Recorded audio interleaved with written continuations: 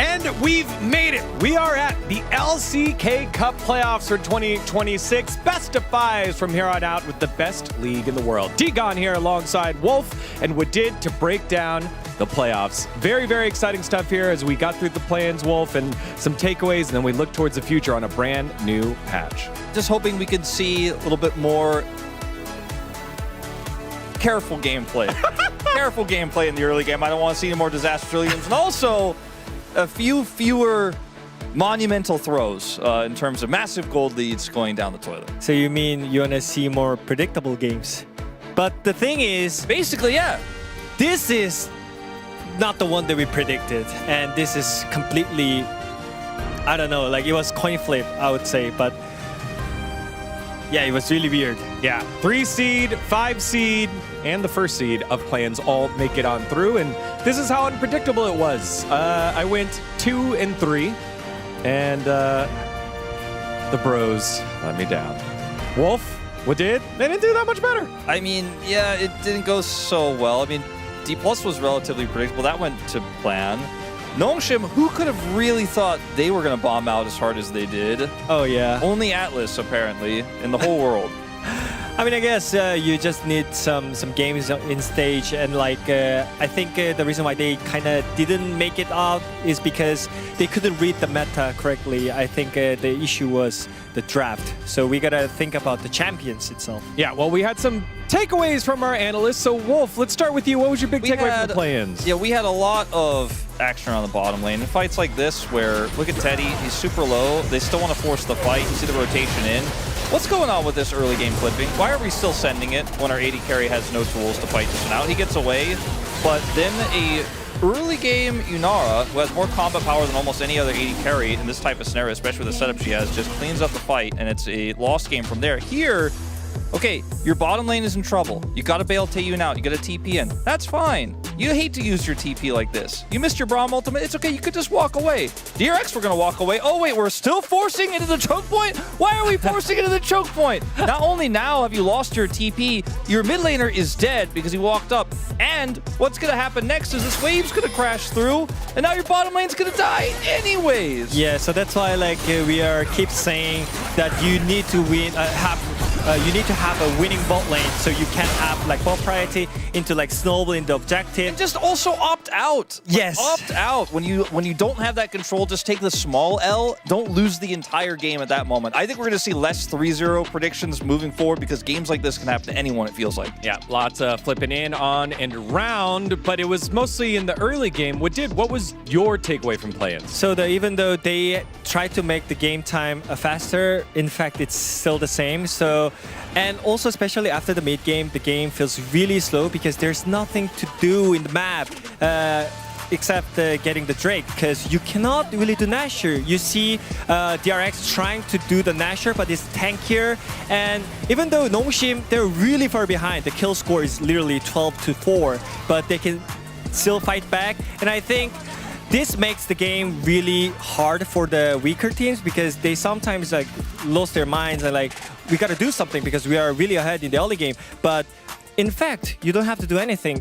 You just need to slowly stack the Drake into Snowball. And that's why Genji or Tion, like those teams are just happy with just farming up and they have the better AD carry, so they just win the late game team fight. So I think you're gonna be really smart on the macro because there's no Atakan, so you cannot really snowball that much. That's right. So what I understand is we have early flipping and late flipping, lots of flipping here in the plans as we flip a new page to the new patch. It is 26.3 that we're on. Lots of buffs and kind of crazy champs that are common here. So these three champions are relatively meta right now. Yone is a little bit fringe, Ari's a little bit fringe. Ezreal is one of the strongest AD carries. He has a massive buff on this patch to his AD growth as well as his bonus AD ratio on his Arcane Shift, his E. That's his little jump. So that, I think, is going to make Ezreal shoot up in priority, especially some of the other nerfs we have coming on this patch. Yeah, I want to talk about Yone because especially how the draft works is because like you normally ban out Azir and the trade-off is banning Orianna. But I think this time around, already like they've been trying Yone into Azir, so we could see more of Yone games in the mid lane. Here's some other buffs coming on through. Vi, Xin Zhao, that feels like those are common. What do you mean? Question marks. I know they added question marks as like a perk in the game as well recently. They're all about question marks right now, but they got question marks for probably our two most meta junglers over the last year and a half. Oh yeah, getting huge buffs here on this patch. Why are we doing this? So where is my Scanner? Where's my Sejuani? Yeah. We're gonna see Vi and Xin Zhao and Zahen every single game, especially Zahen. I think it's a flex pick on the top lane, so I think it's gonna be really high pretended to buff Maokai, but it's not enough. No, I don't think so. Also, shout outs to Nefiri. Maybe we'll get some hot dogs in the jungle in the near future. Champions nerf here. Ryze, Varus, Braum, and maybe now Ryze won't be in every single game. I mean, I think Ryze is still fine because the way how he plays around the early game, you just keep pushing and just get the pressure for your jungler. So I think Ryze is still okay, and also it goes same for Varus, but maybe Braum is not okay. Yeah, I don't think we're going to be seeing as much Braum bullying in the early game because his engage is so weak, and his ability to bully the lanes because of his decreased health and his Q nerf will just hurt lanes like Lucian Braum specifically. I think Varus and Ryze will still have a place. I think Ryze will probably sit in the same place he was on the previous patch, but Varus is not going to be first ban rotation anymore. Also, like, what did Neela do to anybody? What about Riven? I want to see her in the jungle. No. All right, champion Speaking of updates. jungle. See you, Jace. Yeah, we're not going to see this champion in the jungle anymore. No. Because of the nerf to the monster damage you could see there on the Q. This was a pick that was obviously clearing incredibly fast and finding great success in solo queue and in the LPL, but wasn't finding success here. And now that it's nerfed in the jungle, I think right now not necessarily as viable in the top lane. Is probably just straight up gone. Also, the changes to Mel. We've seen Mel come out later in series. Some of the changes to the Q and the Reflect. And now items actualizer, actually even cheaper now. So I think it's a good option for the mid laners whenever you have to build a third item. It's cheaper, it's stronger. So I think even though it's not optimal, I think I can see many mid laners actually building that item. And also for the boots, by the way, take your note, it's only for the mid laners who can empower their boots. So I think it's going to be a available option whenever you want to have a defensive option. I like the Armored Advance buff because we don't see those boots taken too often. I want to talk about Endless Hunger a little bit because of the Ezreal buffs. Obviously, Ezreal was one of the biggest users of Endless Hunger, and it's been nerfed a little bit here. Does get some additional attack damage, but obviously the cost increase is going to hurt a little bit, but I still think this is going to be super viable for him. Dusk and Dawn, on the other hand, feels less abusable, but does get that extra health buff, so still useful, I think, on picks like the Gwen, maybe still on Jax, for example, but definitely not that same big spellblade swing you used to get. And then finally, the Protoplasm Harness. We've seen a lot of these tank players buy it early because it was so affordable. Maybe not the best stats, but it was so affordable to finish an item. Not going to be the case here, as some changes to the item itself. A little bit more thinking out of our tank players. So those are some of the big changes that we've had. I think finally we had some system changes. That's right. Cashback getting nerfed, and then phase rush as well here, Wolf, and maybe that's why we won't see as much Ryze. Yeah, I think Ryze is still in a good place, but is not as inherently safe. This is the bigger nerf to Ryze than the W change that was listed in our nerfs earlier, because the movement speed for range champions is going to be significantly less, as you guys could see here.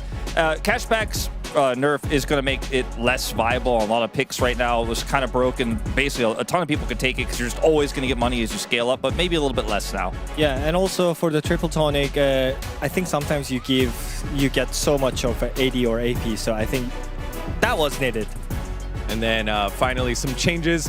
Vision, control wards now going straight to the quest slot, and then also Phalites, not as far as when you initially put it on down. Oh yeah, I mean, it was just so broken, and also for the supports, it's more easier to get the items back because of the extra slot, so I feel good now. All right, let's take a look forward here at this playoff bracket that we have for you now that we broke down the patch. It all starts with BNK Furex versus the DN Automotive Supers, D+ Kia against DRX, and then Gen G will play Saturday, choosing which one they want to play, which winner they want to play, and then on Sunday it'll be T1, all best of fives here with it. So BNK versus DNS, which is gonna happen today, and I think it's actually predictable, but in fact, that BNK didn't really show up their performance that much, and also even though they made out of the planes because they were in the first place, I don't think they are that much better than DNS, and also like DNS had their path in terms of how they draft, how they play on the map. So we're gonna see it. I think it's gonna be really close one. And moving into my expectations for tomorrow with D+ versus DRX, I do think that D+ did get stomped by T1, but they're still a stronger team overall. DRX were looking great in the bottom lane. Both Jiu and Andil had a fantastic series, but at the same time, they were gifted a lot of early leads, and I think their wins said more about the play-ins level than it did about DRX rising up to be able to challenge some of these top teams like D+. So I expect tomorrow's match will likely be one-sided in favor of D+. And when we think about these 6 teams here in the playoffs, you have to take into consideration their bot lanes, because across the board here, this looks pretty solid in terms of the duos. So for me, I mean, I requested this graphic. The reason why I request this is because of the gap between Genji and T1 bot laners and the others. Because for me, Ruler, Duro, and Pace Carrier is just so much better than rest of the bot lanes. So I feel like we keep saying getting the bot lane priority, winning the bot lane is so important, but I think this is the first priority whenever you have to like try to play against them is to win the bot lane. But for me, like they're just so much better. For the 80 carries who get those leads from lane, they're the ones who are able to carry, so they have to be able to perform well. That's why you're looking at players like Smash, you're looking at players like Diablo, but it's the supports who often make or break how that laning phase goes, and if you fall behind there, you fail that, you don't get to scale, you don't get to showcase how good you are. If you're Diablo and you're one of the best up-and-coming 80 carries, same with Smash, but your support fails you on the day, it just doesn't matter. Yeah, well, with that, let's see what our predictions are for the top 3 teams. You guys believe, yep, Genji, T1, and someone, both D plus Kia will be your top 3 heading on over to the LCK finals. So K-Cup finals. I'm going D plus over BNK because while I do think Kellen is a more stable support player right now than Career, obviously has a lot more experience, I think the difference between the mid laners in Showmaker and Vikla means that this team is a stronger force to be reckoned with. I think the mid jungle is much stronger for D plus. I think mid is incredibly important when you're talking about snowballing and impacting the bottom lane in particular. So I give them the edge over BNK. I mean, especially after that Cassiopeia game from Showmaker, I mean, I trust him so much. And also, you didn't mention about the bot lane, but I prefer Smash with Career. Even though like Career didn't feel like he's much better than Caitlyn, I still think Smash is better AD carry than Diablo. And also, when it comes to prediction, sometimes you gotta trust your feelings, you know? And I trust DK for this time. All right, clip it. Also, you know, it's kind of funny that you both here trust the D plus side because our friends over on the Korean side of the broadcast, they trust BNK Fear X, BNK, both of them. I find that really interesting. I'd be willing to bet that if BNK go, that we'll buy not only the KR analysts, but also all of their production staff coffee. And if it's BNK and not D plus going to Hong Kong. And you know what? I asked them and they said yes. Oh, you already asked them? Yes, so we are going to do the coffee bet. Wow, you're so bet. forward-thinking, Wadid. So we are going to do the coffee bet. All right, coffee bet between Helios, Prince, and Wolf and Wadid for the whole production. Y'all wonder why we have great production? It's because we have great camaraderie like this. Speaking of things that are great, it's time, everyone, for this week's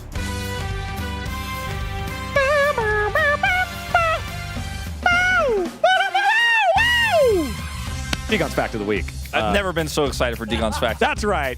All right, competitor number 1. He's been here before. You know him, you love him. It's Mr. #GirlDad, Wolf. Competitor number 2. Likes long walks on the beach, working on his forehand. That's right. It's Wadid. Now, this week's fact comes from the fact that both of you had Genji and T1 as 1 and 2. But did you know the last time that neither T1 nor Genji were in the top 2 was in 2020 summer? So the question is, which 2 teams finished top 2 the last time there was no T1 or Genji in the top 2? Isn't it Genji and DRX? I don't know. No, there was no Genji or T1. Oh, neither of them. Neither of them. 2020. 2020. Actually, when back in the day, I was DRX Dom casting. one. DRX. DRX Dom one. DRX Dom one. DRX Dom one. I'm going for it. Yeah, I gotta say Damwon. Oh, actually, it's DRX Damwon, yeah. Too slow, Wadid. Too slow it did. But I Wolf gotta say- stood on business and got there. Did you know what 4 players were on those 2 teams that are currently on T1 and Genji? That we're both on. Yeah, 4 players. There's 4. Area. Yes. Harry, Chovy, Chovy. Chovy, yeah. Deft, and Come on. You got it. I'm blanking. 3 seconds. I can't. That's right. Canyon and Oh, Doran. true. Canyon and Doran. Oh, Those that's are the right, 4 Doran was players on that that were on roster. those Yeah, you're right, 2 teams. All right, there you go. Not a bad fact of the week here, and a good way to kick off our playoffs. We've got some great best of 5s action for you. It is going to be a good one. We'll see you after game number 1.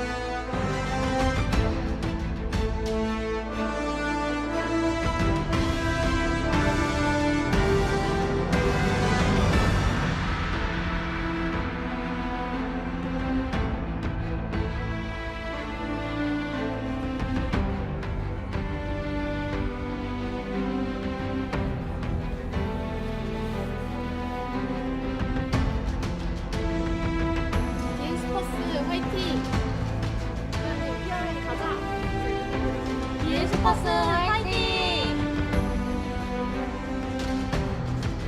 홍콩가자 화이팅! PX 화이팅! BFX 화이팅!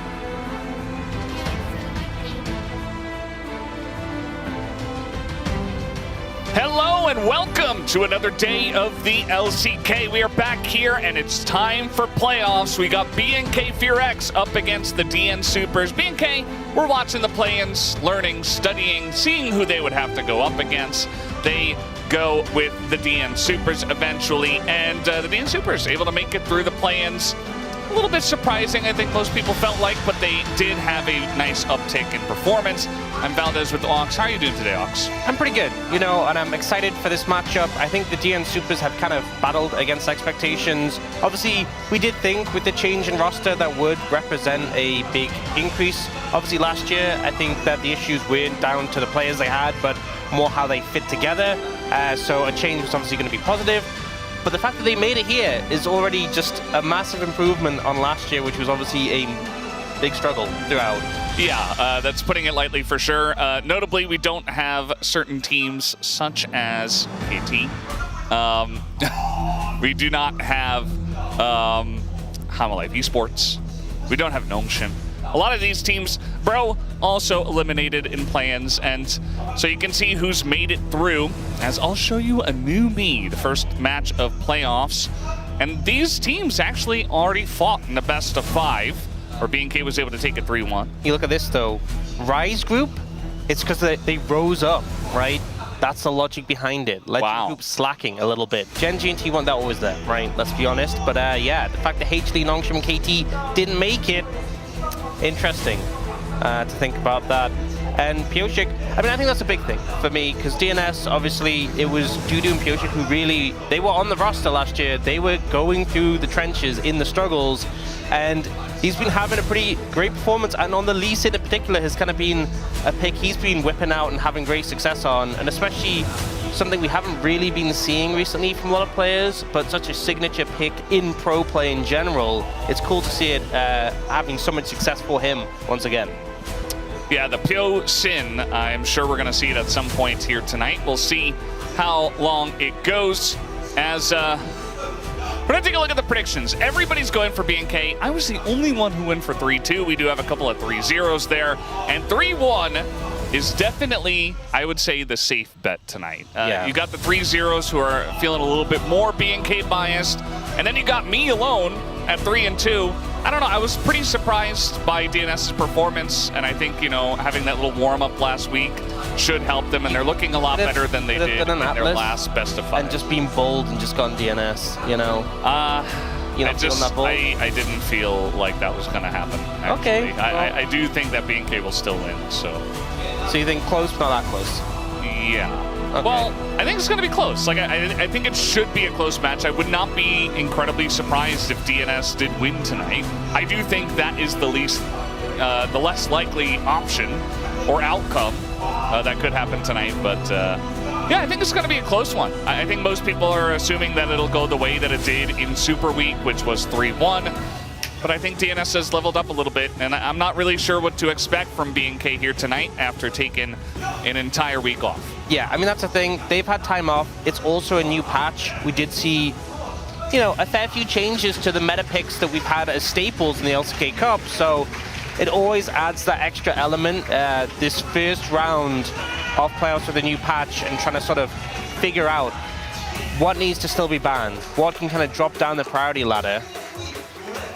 Yes, that mascot is phenomenal, Brendan. You keep pointing to it. I keep pointing at it. It's so cute. It is adorable. It's a giant fox. BNK FearX, represented by the fox. And yeah, I mean, everything you say, you know, new patch, team is coming in off of breaks, even, you know, even almost a week for the side of DNS as well to come back and try to get back into the swing of things. And when you look at these rosters, I feel like BNK does have the upper edge just because of how they were able to play during the group stage and the play-ins. Yeah. I think something that's interesting to me is we kind of saw the changes in mid lane to the defensive boots. Particularly, the intent there was to make it so, squishy champions would get less value from, the upgraded plated steel caps and merc treads. You have to build more HP because it's bonus health now to get the value. And also phase rush being nerfed for range champions. And so these are two things that I feel like mid laners were getting a lot of safety from. And when you think about our mid lane meta, the really high priority picks, you think of like, Ryze was a big rely on phase rush and also would go these defensive boots. And it also kind of makes me think, who doesn't need defensive boots and who doesn't need phase rush? Azir. Azir was already super high priority, but when I think about like, we have Azir, Orianna, Taliyah, Ryze. Yeah. I feel like with those changes coming in, Azir's the one who doesn't care about phase rush and also cares the least about those defensive boots. So I think he might be heavily prioritized, especially in a series in which Vikla is playing. Yeah, I think Azir is just going to be banned every game. It would be my expectation, but the way the meta has been to ban it for a couple of games and then leave it open, or if you're going to leave it open, you have to make sure you get Orianna. So you kind of like say, okay, I'm going to take Orianna, you can have Azir and whatever jungle. So it really does depend, but maybe now just that ban priority is going to go up on the Azir. Yeah, does that change with, does the nerf to phase rush and the nerf to the defensive boots make you feel a little less safe on Orianna? Or is the matchup still playable? I guess that's what we're going to see today and see how the players feel about it. I mean, Orianna definitely a champion who has other keystones that she can go, or maybe the players just deem that, it's still fine to go there that he is. Regardless. Did the staff behind him like poke him in the head? Like, you're on camera. Smack him in the back of the head, like, start dancing, Fox. That's kind of what happened. I don't know. So B&K, they have the right of first selection here, obviously. With being the higher seed, waiting here in playoffs, and they're going to choose first pick. So no big surprises just yet. Yeah, I think the other thing as well is the fact that Jace got completely gutted out the jungle does mean that I expect he won't be banned. We did see him nerfed, and then he was still banned, but I think now I expect him not to be banned at all, so we'll see how that goes. B&K FearX banning Nico, they did this a lot in the last series they played. The Cassante as well, these are very targeted bans, getting rid of the Nico that Peter's been so good on, and obviously we all know about Dusante, whereas the DN Supers just seeing kind of standard bans here. The Varus did get nerfs to his AP build and a bit of armor, but Poke Varus still pretty much the same. It was only AP ratios on his W that got nerfed in terms of his damage. So B&K has realized that it is the year of Dudu, in fact, and not the year of Vikla. So they've banned away 2 of Dudu's champions already. Notably, what we were just talking about, Azir and Orianna are up, and they pick Azir. Yep, so they're going to go for the trade. Honestly, if you're going to let it go through, just let it go through game 1, and then at least it's gone for the rest of the series. It is a best of 5, and they do secure the Orianna Nocturne. This was something that the DN, well, last year when they were the DN Freaks, they played heavily.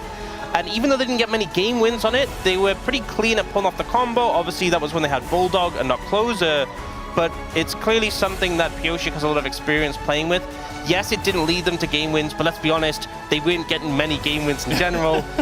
They were having some success there overall. This is what I'm concerned about, though. Jarvan, Azir into Orianna is not fun to play, especially when your defensives have already been nerfed. Wow. A Bard too. If you're playing in a mobile mid laner, you're just going to be crucified by this. I think for the DN Supers, securing a more mobile AD carry is probably going to be important. Corki, potentially an option here that you'd often see picked up on this third pick. Actually going for the Yunara instead, so does have a dash, but you have to use your ultimate to get it. And also shorter range compared to the Corki. Who can kind of just operate a distance with rockets, then move in a little bit later. I feel like, Yunara needs to be up close and personal a lot more, so... Yeah. At least you get a hyper carry with Orianna, which means that you're going to have a good front line. You got a shield. Obviously, the support will come in, and hopefully you can ban out the bottom lane as much as possible. Lulu taken away. Corki will not be facing Yunara this time. Yeah, I think it's a good ban coming out from DN Supers. Corki priorities being pretty high throughout the tournament. And the Lulu as well, especially following up on the Nocturne, going in, a lot of value. Do see a Renekton ban come through. It is first pick was for BNK FearX, so they're going to have to end up blinding something in this situation. And I do feel like there's a lot of picks that you can just punish Renekton with, but obviously not want to deal with clear on that one. And now we will see final ban here for BNK FearX. You'd imagine it goes support. There it is, the Nautilus. Yunara, Nautilus, definitely a decent lane, but it's not another Enchanter. Yeah, interesting, because I feel like Nautilus into this comp is a bit uncomfortable. Into Jarvan in particular, the Cataclysm really disrupts what you're trying to do. A lot of terrain there. Oh. The Ambessa comes through, kind of adds some context for the Renekton ban, but this is kind of weird to me because the Bard was already open and available. You could have just picked support here and left the top lane pick for counter pick at the end. Clearly the thought process was like, we really want Ambessa, you know, we have the Renekton gone, we have the Gwen gone, which, you know, we see a lot of people pick into the Ambessa. We really want to secure it here, but it does give the opportunity for Clear to pick something into it that's going to give it a hard time. There's a lot of laughing and discussion over there, thinking about the Aurora, and that is going to be locked in against the Ambessa. This is kind of the concern, is that you've ended up giving, like, your top laner a situation where he's playing into a ranged top, which just isn't going to be a fun time. You didn't have to do this. DN Supers could have saved their top pick until last. And Clear is a player who does play, you know, we think about his Kennen. He is definitely someone who is proficient on those ranged tops and will punish the matchup. Now, Ezreal, I think, makes a lot of sense, has that safety element, did get some buffs on this patch as well, but pairing up with a Bard can roam freely. And I feel like for BNK FearX, all three of the carries, not only do they have 3 carries, so if you do take one down with a combo, you know, you have other carries available, but they're also just slippery, right? They all have dashes available. They all have ways to disengage from the situation. If you mess up the combo, the timing's a bit off, they can actually pull away from it. And in the end, DN Supers go for Rakan, which does help layer the CC with the engage combo, but you're not going to have a great time in lane. Like, this was a winning bot lane for Diablo and Kellen. Yeah. Top lane matchup as well, really punishing. And we often talk about the importance of side lane priority. Well, BNK FearX have that. They have that in the bag. So I think a good first draft for BNK FearX here. I think they got really everything they're looking for. And on the side of DN Supers, there's a lot of team fighting power, right? If they get that combo off, they have a Yunara who's obviously very strong, and there's a lot of engage. But the main thing is getting to the mid game without being in a deficit, and then landing their engage consistently, because if they mess it up even just once, the game could just be lost to them. Yeah, I think if the game goes even into the mid-game, like, DNS definitely have a shot here for sure. Like, they have fantastic ways to set up picks with the Orianna Nocturne. You've got the Ambessa follow-up, and then you have a hyper carry. But I'm with you. I think that BNK, they just have a lot of tools, and they have scaling throughout all the different parts of the game with 3 carries, 3 damage sources, and they should be winning the lanes.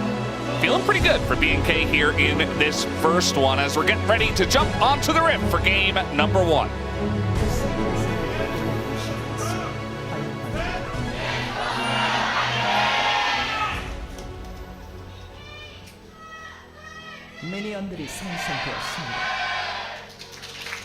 Alrighty, game number 1 of the upper brackets, round 1, match 1 here at the playoffs. And yeah, BNK definitely the favorite. Oh, all wait. 14 votes going. Jabal skilled his W level 1. I assume that's a misclick. That's really bad. That's really bad.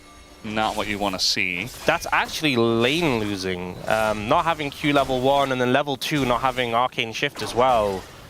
What if he just doesn't tell them? I mean, they're going to be like, why is he not pressing Q? This guy is just, he's psyching me out. Play like Blitzcrank, you know, just kind of walk at them and threaten a Q. Like right here, he's like, oh, I'm going to Q you. Yeah, they're respecting it, but, you know, you'd be getting so much more poke down if you just had a Mystic shot in this situation. Yeah.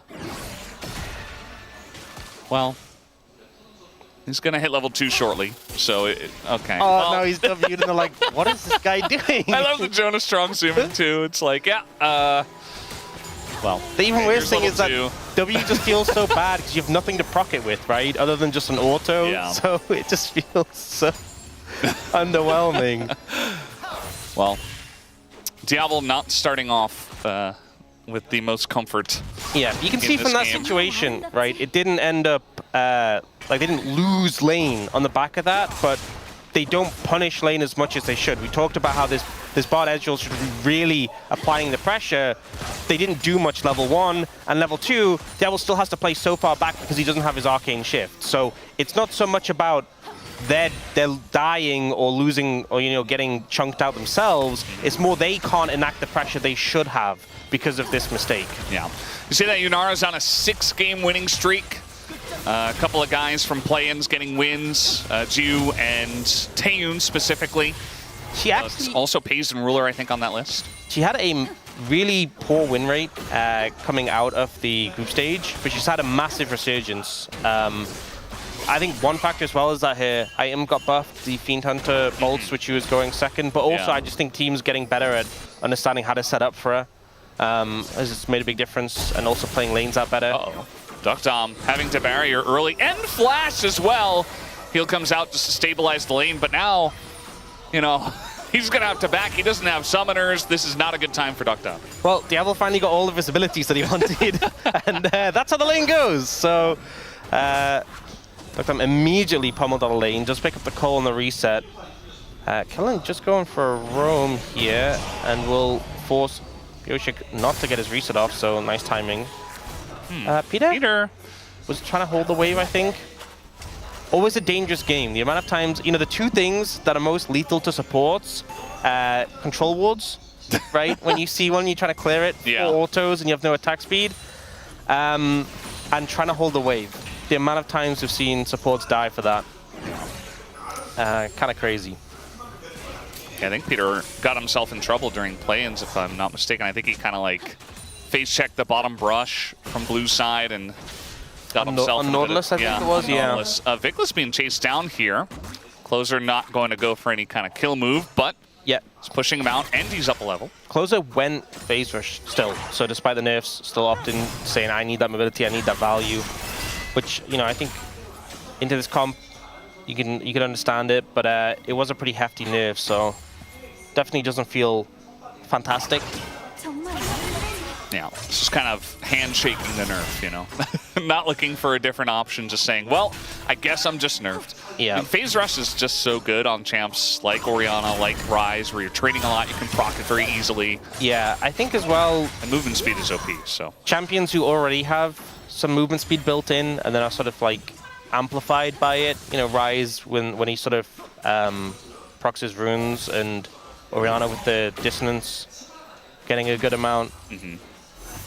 Yeah, we'll see if we have a moment where phase rush is procced, and then Closer's running to try and escape something, and it just, like a bottle, just clips him. I'm like, oh, that was the nerf. There you go. Or the Azir gets in range, or the Jarvan gets in range, or the Aurora gets in range. It's not a fun time for an Orianna from behind in this game.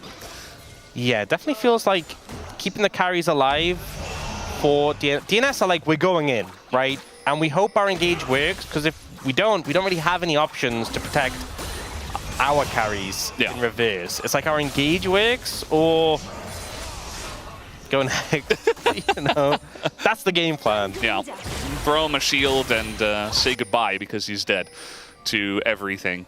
And generally, we used to see, I think it was Gen G would play a lot of Orianna Bard, or maybe it was T1. They would set it up, and you just drop a Bard ultimate down, and then it's easy setup for the Orianna to land an ult. And obviously, they're on the opposite sides now, so you can use it to negate the Orianna ult as clear. Maybe in a rough spot here, but he is Aurora. Definitely not winning this lane as hard as we expected. Yeah, Dudu doing a pretty good job of sort of mitigating the pressure of playing into a range top. Never a fun time, but doing fine in terms of farm. Actually, he can probably... Never mind. I was going to say he can get a plate. A little engaged, but actually the stun goes down on the Duckdom. And remember, he only has barrier now. And the heal comes out from Kellen in the trade. But Duckdom now low. And with no flash, he's got to play it safely as Dudu. There's no TP on this Aurora, so just kind of having a fun time up there. Clear had to reset. Pyoxic's 6 just came in, so it was in a dangerous spot. And I think this is a great thing for DNS. We talked about the bottom top lane potentially being pain points, but Dudu having a good matchup here, getting a couple of plates in is phenomenal so far. Clear does have to be a bit careful. So he's trying to bait something with Raptor coming up, but instead he just takes a giant chunk. At least he didn't use his TP right before that.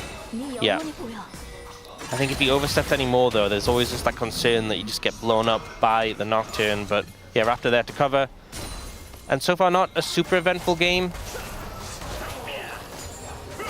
As you can see from Peter, just, you know, Wing Vikla and nothing coming from it. Just kind of hanging out. You know, BNK were able to get the first Drake because bottom lane is winning so hard, and Jarvan's pretty good at taking that down. So a good start for them, at least on the objectives. The gold's still very even with no kills and no big lane leads, or at least canceling out lane leads. As Diablo's ahead, but also Dudu's ahead. We know about Dusante. Do we know about Dubessa yet? As the combo comes in and Vikla's just dead. I mean, he's going to go down to one auto from closer as now the combo comes in from Raptor, but he gets out because, well, he's Rakan.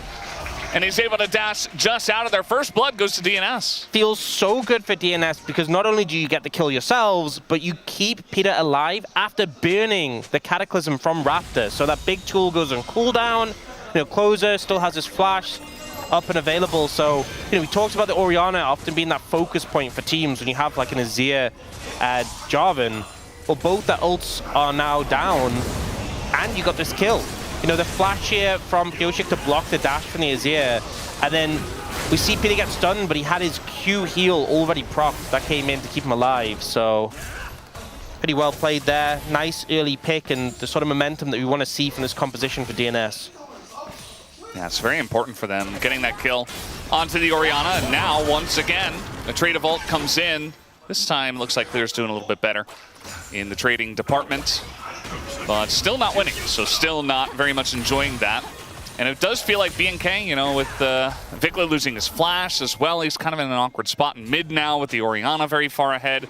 Might have a lot of money on Diablo trying to carry this one. The more things change, the more they stay the same. Yep. And he's playing Ezreal, so he's probably going to enjoy this game quite a lot. As we do have Raptor down on the bottom side, but he doesn't have that Cataclysm. Yeah, and the wave is too small now, and Peter just hit 6, so not really a dive they can go for. So Pioshik just gets grubs for free in this situation. And I think DNS getting a lot from this early game. They're trying to sort of extend this, but...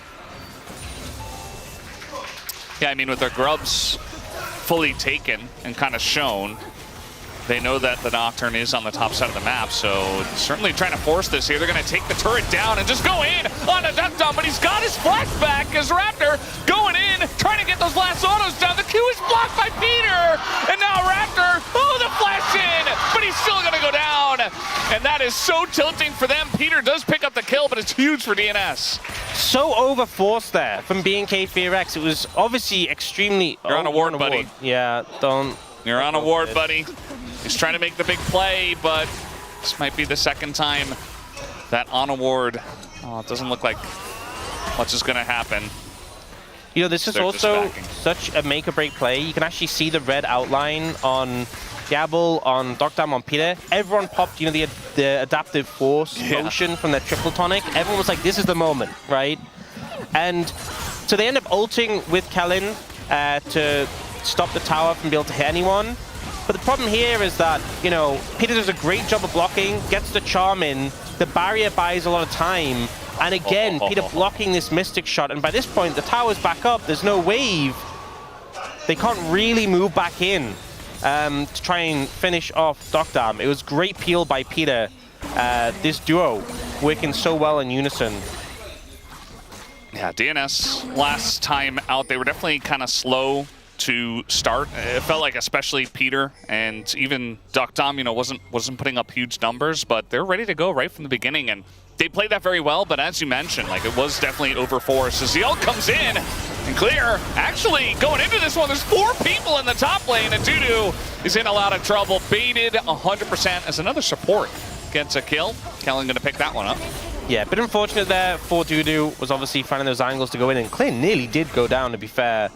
But the kill goes to Kellen, so not ideal. And in the trade, DNS are going to get plates on their Yunara, which is great, and also picking up a dragon. So not too many complaints for them, I feel like, in this trade. You see the replay, and this one was definitely a little bit close. You know, nearly actually took a tower hit there as well. That would have certainly been his death. Yeah. As we got Chaos in the bottom lane. Big knockup, but now Duckdom super low. They overextend for this, and B&K will gladly pick up that kill onto Duckdom. Maybe just overstaying a little bit and not expecting them to return to the bot lane. Yeah, end up getting punished there. So B&K FearX finding some good picks as they're moving about the map. The game's still feeling very even at this point. I feel like people keep getting caught on wards. Like, the vision play in this game has been kind of all over the place in terms of not clearing vision and backing on it. Oh, Dudu has Eclipse now as well, so this top matchup getting very scary. Yeah, he's even proxying. I mean, he's putting on the pressure. Absolutely. He's not even that far behind in terms of gold, but as you mentioned, that item completion is going to make things really difficult. As we got the Diablo Stripe. A little bit for Raptor there as well. Very even with Pyosik, at least, in terms of the gold.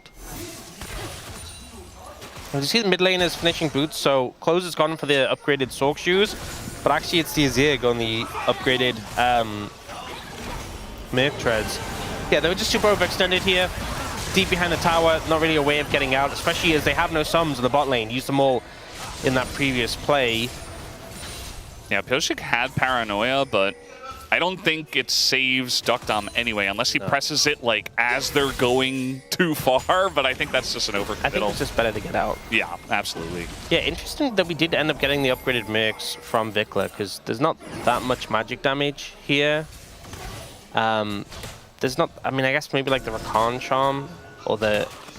I just don't see that many situations you're getting feared by the Nocturne, so... and the change is basically... Oh. All right, trying to go in here. Closer does take a big chunk, but he's okay. The change is basically if you do build health, you can sort of either have the same or more value from the boots, but if you're not building any health, it's going to be weaker than it was before. Yeah. Because it's bonus health now, so...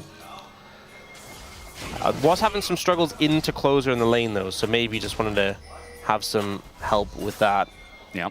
Supreme safety from Vikla. Could have gone for a different kind of defensive boot, but elected not to. As could have gone offensive. Yeah, he could have done that as well.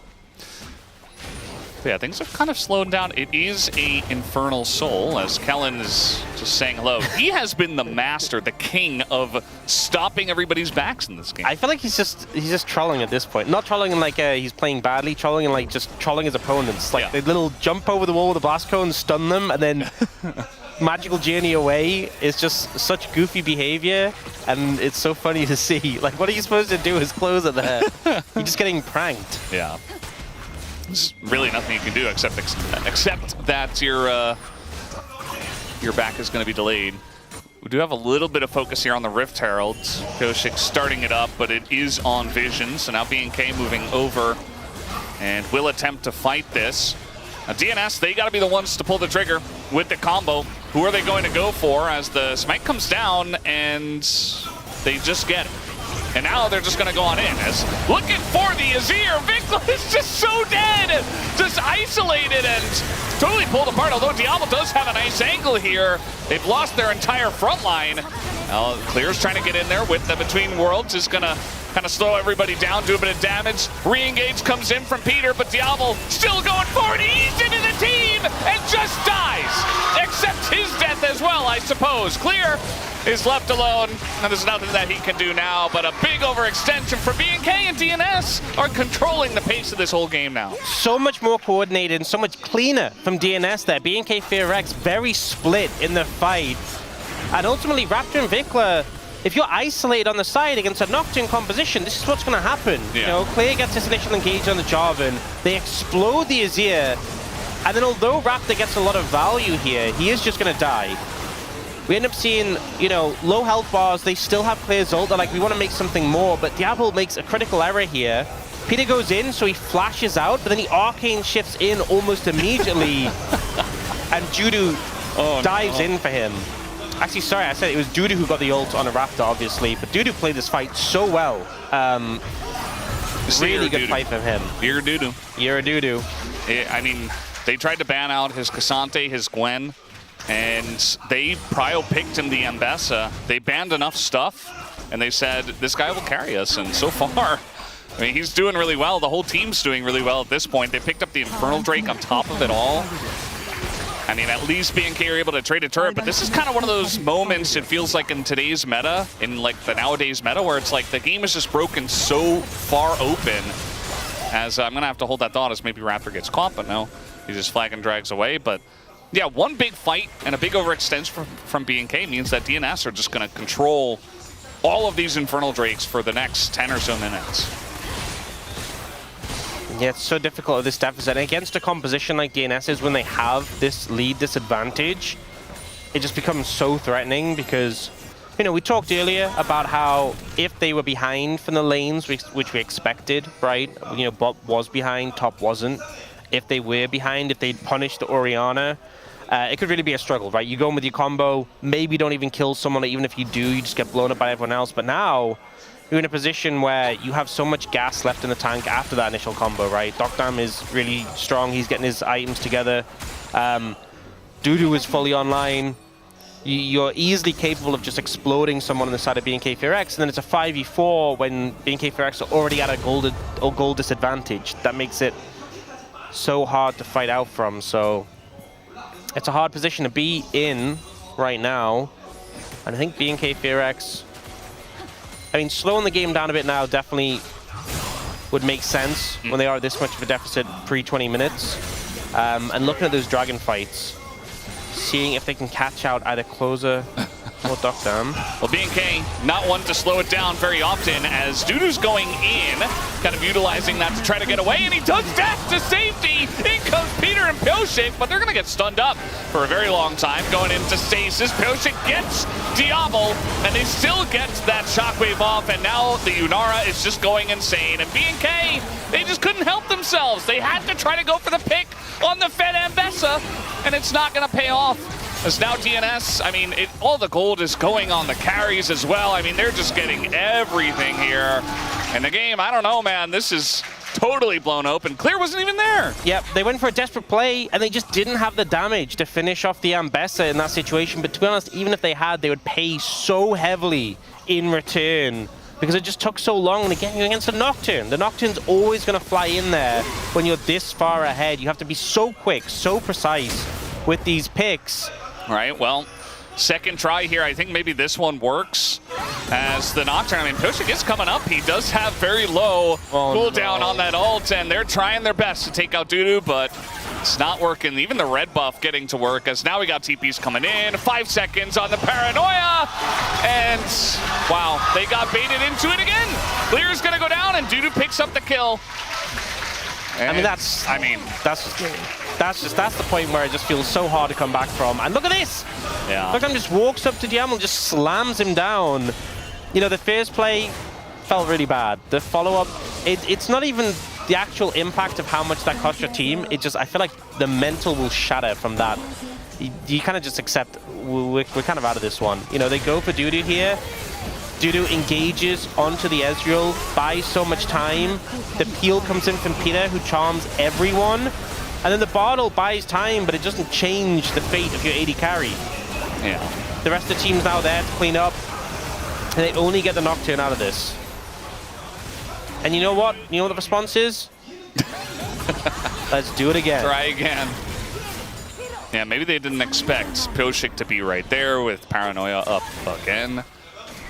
But Ultimate Hunter stacks, he's got the Hex Plate done. Also Home Guards. Home Guards just mean people get there so quickly. You can see Pioshik running out of base, speedy, with the little, you know, the golden trail. Yeah. And now, I just don't think you can contest this dragon at all. You just have to give it up. I mean, I'm certain, I am 100% certain that BNK FearX will try and contest this dragon. And you know them very well. I'm just as certain that they'll lose it. but I don't think you can. We've seen some games where it's a kind of a bad soul, and the team that's ahead isn't able to really push their lead, but BNK, they tried to push their lead, or they tried to come back very early on, even before the Drake was up, and it has come back to bite them, and now they can't even fight for the Drakes. And if it were Chemtech Soul or something, maybe you say, okay, we can give it up, we can try to play for the late game, but that's not going to happen. On top of the fact that they're 7,000 gold behind. Yes, it's more difficult to end games nowadays, but this is almost a insurmountable lead. So just waiting for the Infernal Drake to spawn is Pioshik. He'll pick it up. And BNK looks like they'll try to fight for the soul fight in 5 minutes. Yeah, well, I think that's a good call. I guess I was too certain of BNK FearX and was wrong, but you know, maybe if they didn't go for the crazy bot plays, they could have fought Dragon. That's probably what they would have done, yeah. Yeah. Maybe that would have been possible. Now, though, they're setting up mid, but they don't really have a wave.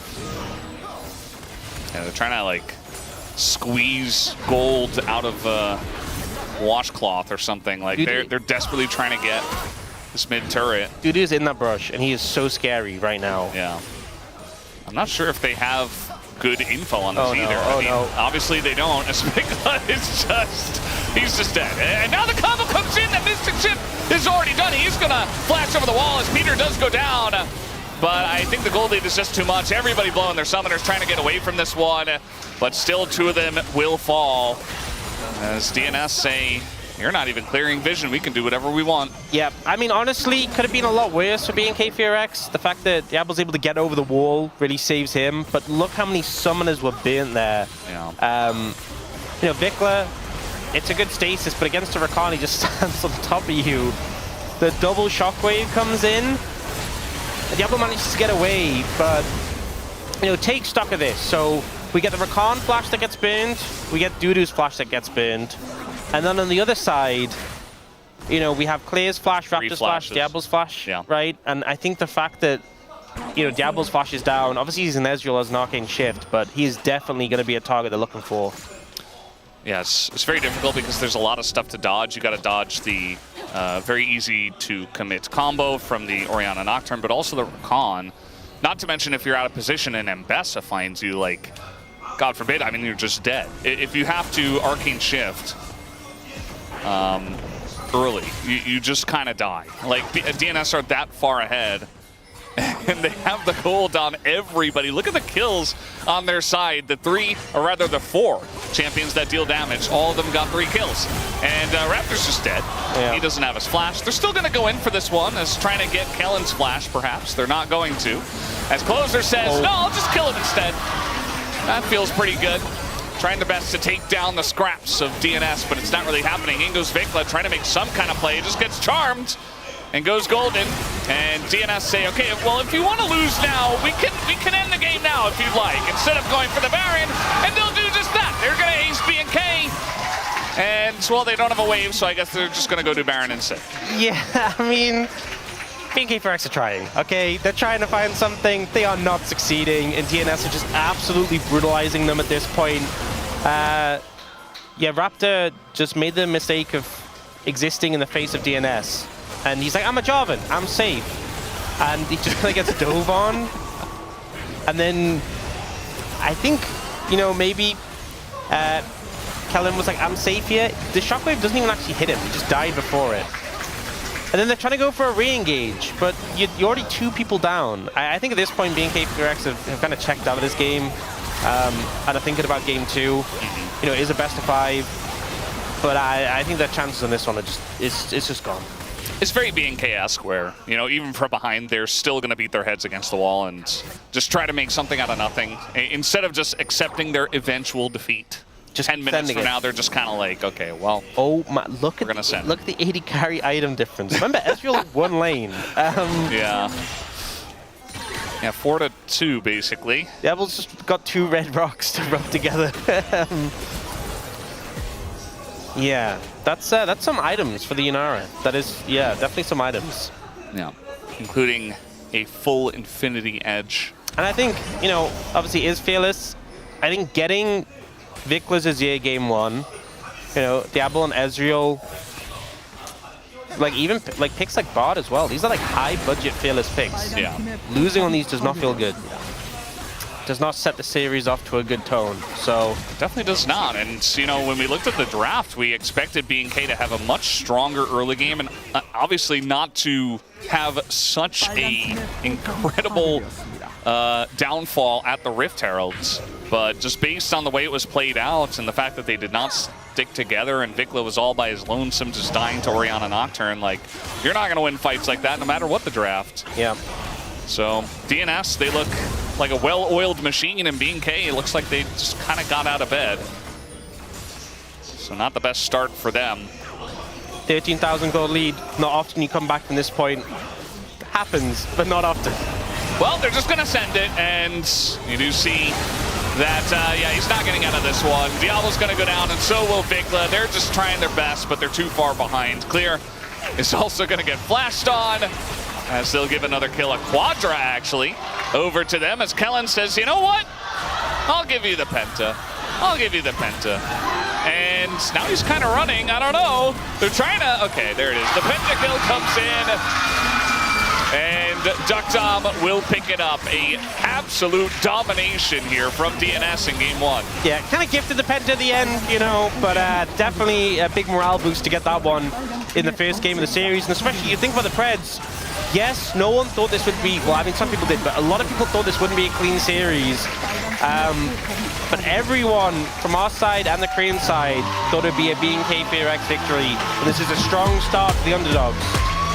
Yeah, I mean, it was not even close, this game. Like, the only time it was kind of close was the bottom lane early on, and it was like, hey, Diablo's ahead.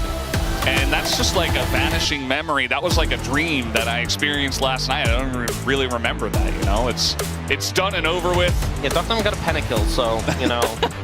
Yeah, I think they forgot about it as well. And it was just so one-sided. And you know what? It was the battle of the years, and it's feeling like it's the year of doo-doo.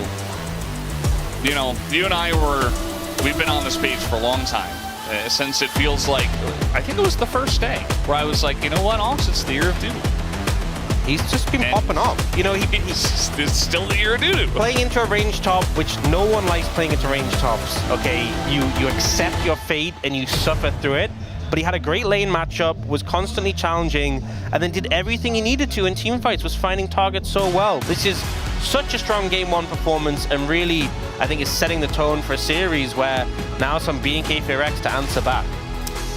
Yeah, I don't know. They looked pretty deflated at the end of that one. Obviously, it was very one-sided. Definitely hoping that they can bounce back and make this an interesting series, but so far, it's all about the DN Supers, who are up 1-0. We'll have a break in the space. We'll be right back.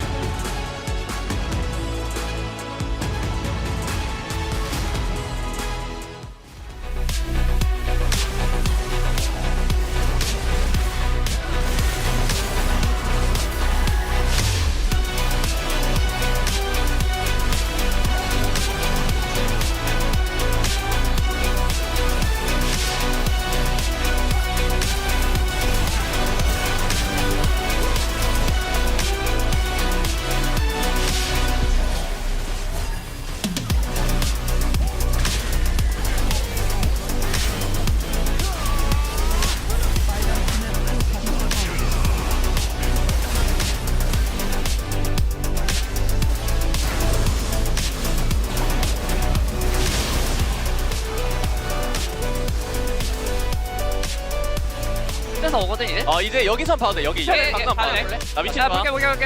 봐도 돼. 이제 볼게 이제. 이제 공포.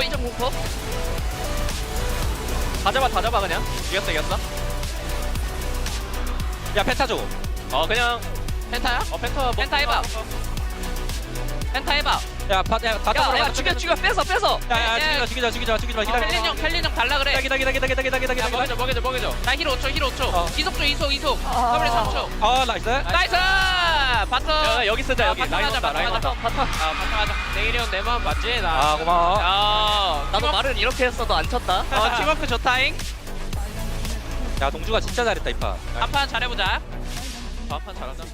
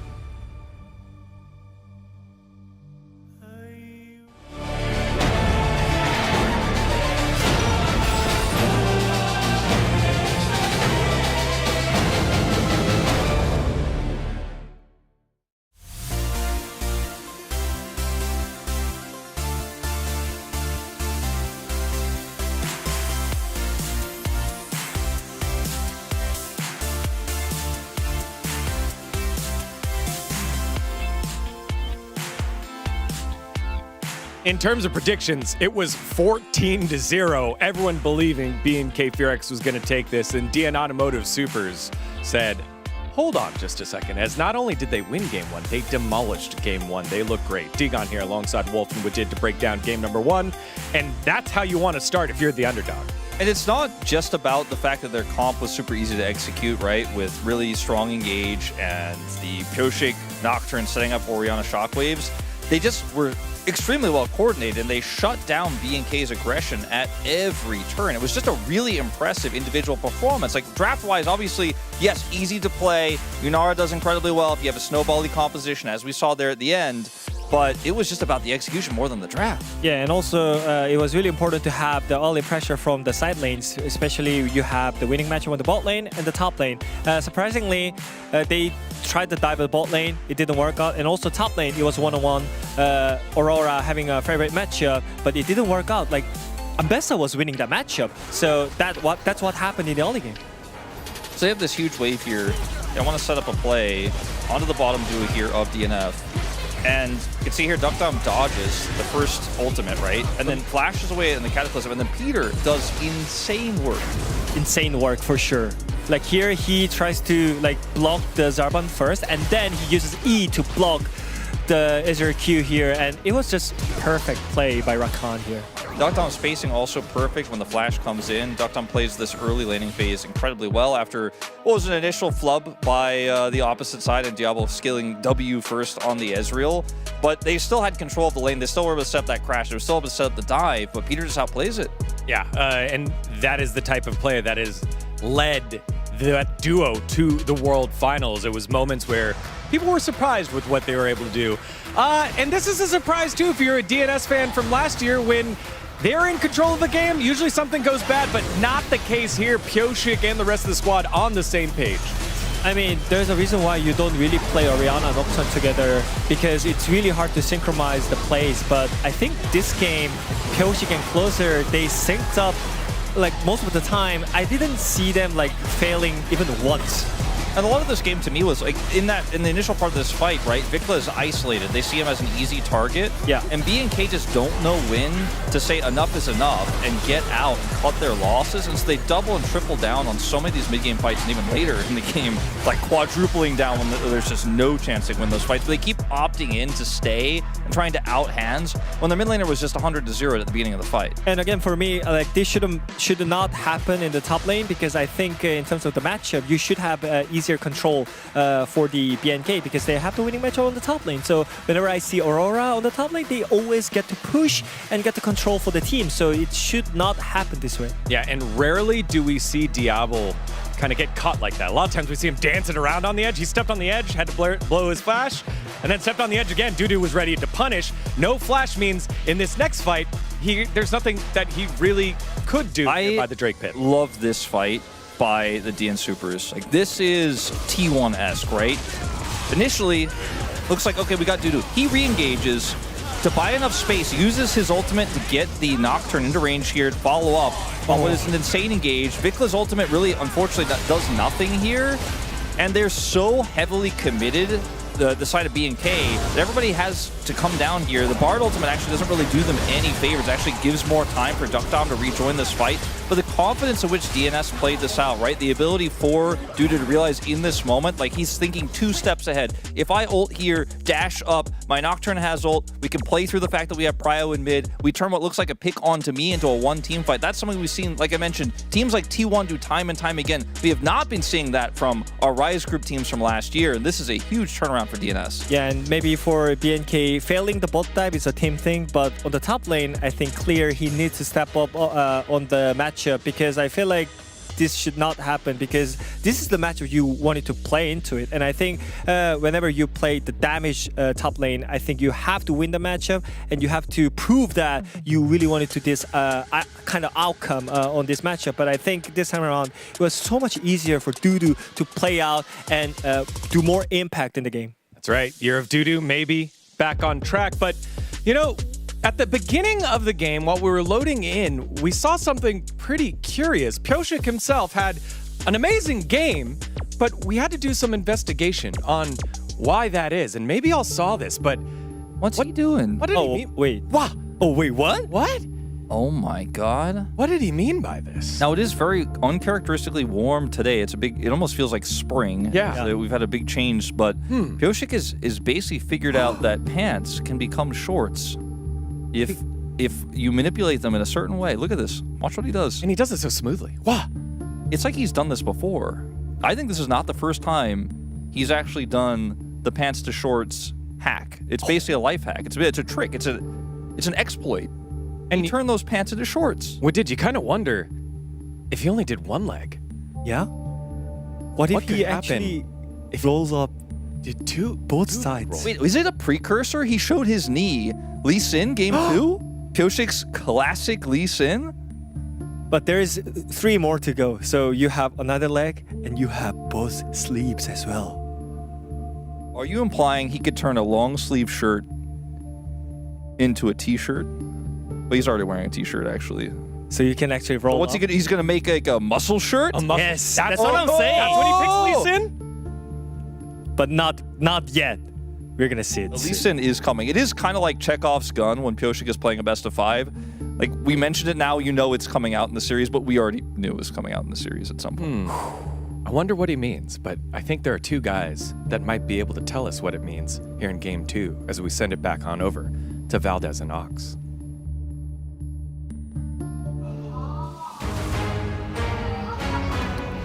Thank you, guys. Yeah, we're gonna have to dig deeper into that to find out how shirts and pants work. I'm still a little bit confused. You know what I was thinking when I saw that? I was like, that is such a Brenda move. What? That is totally something you would do. I mean, I do wear shorts pretty often when it comes to LCK time. I know exactly, but also I could just see you just doing like a little trouser whip up. You know, I don't want to claim that I invented it, but I did do it before Pyosik.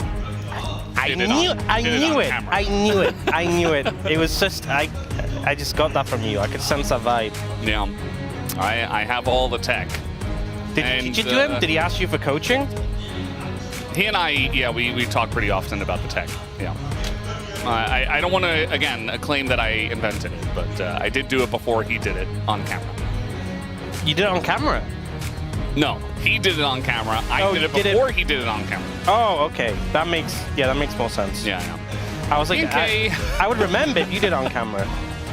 DNK are going back to first pick after they saw the first leg revealed here by Pyosik as we're getting ready for game number 2. And the well-oiled machine of DNS looking great.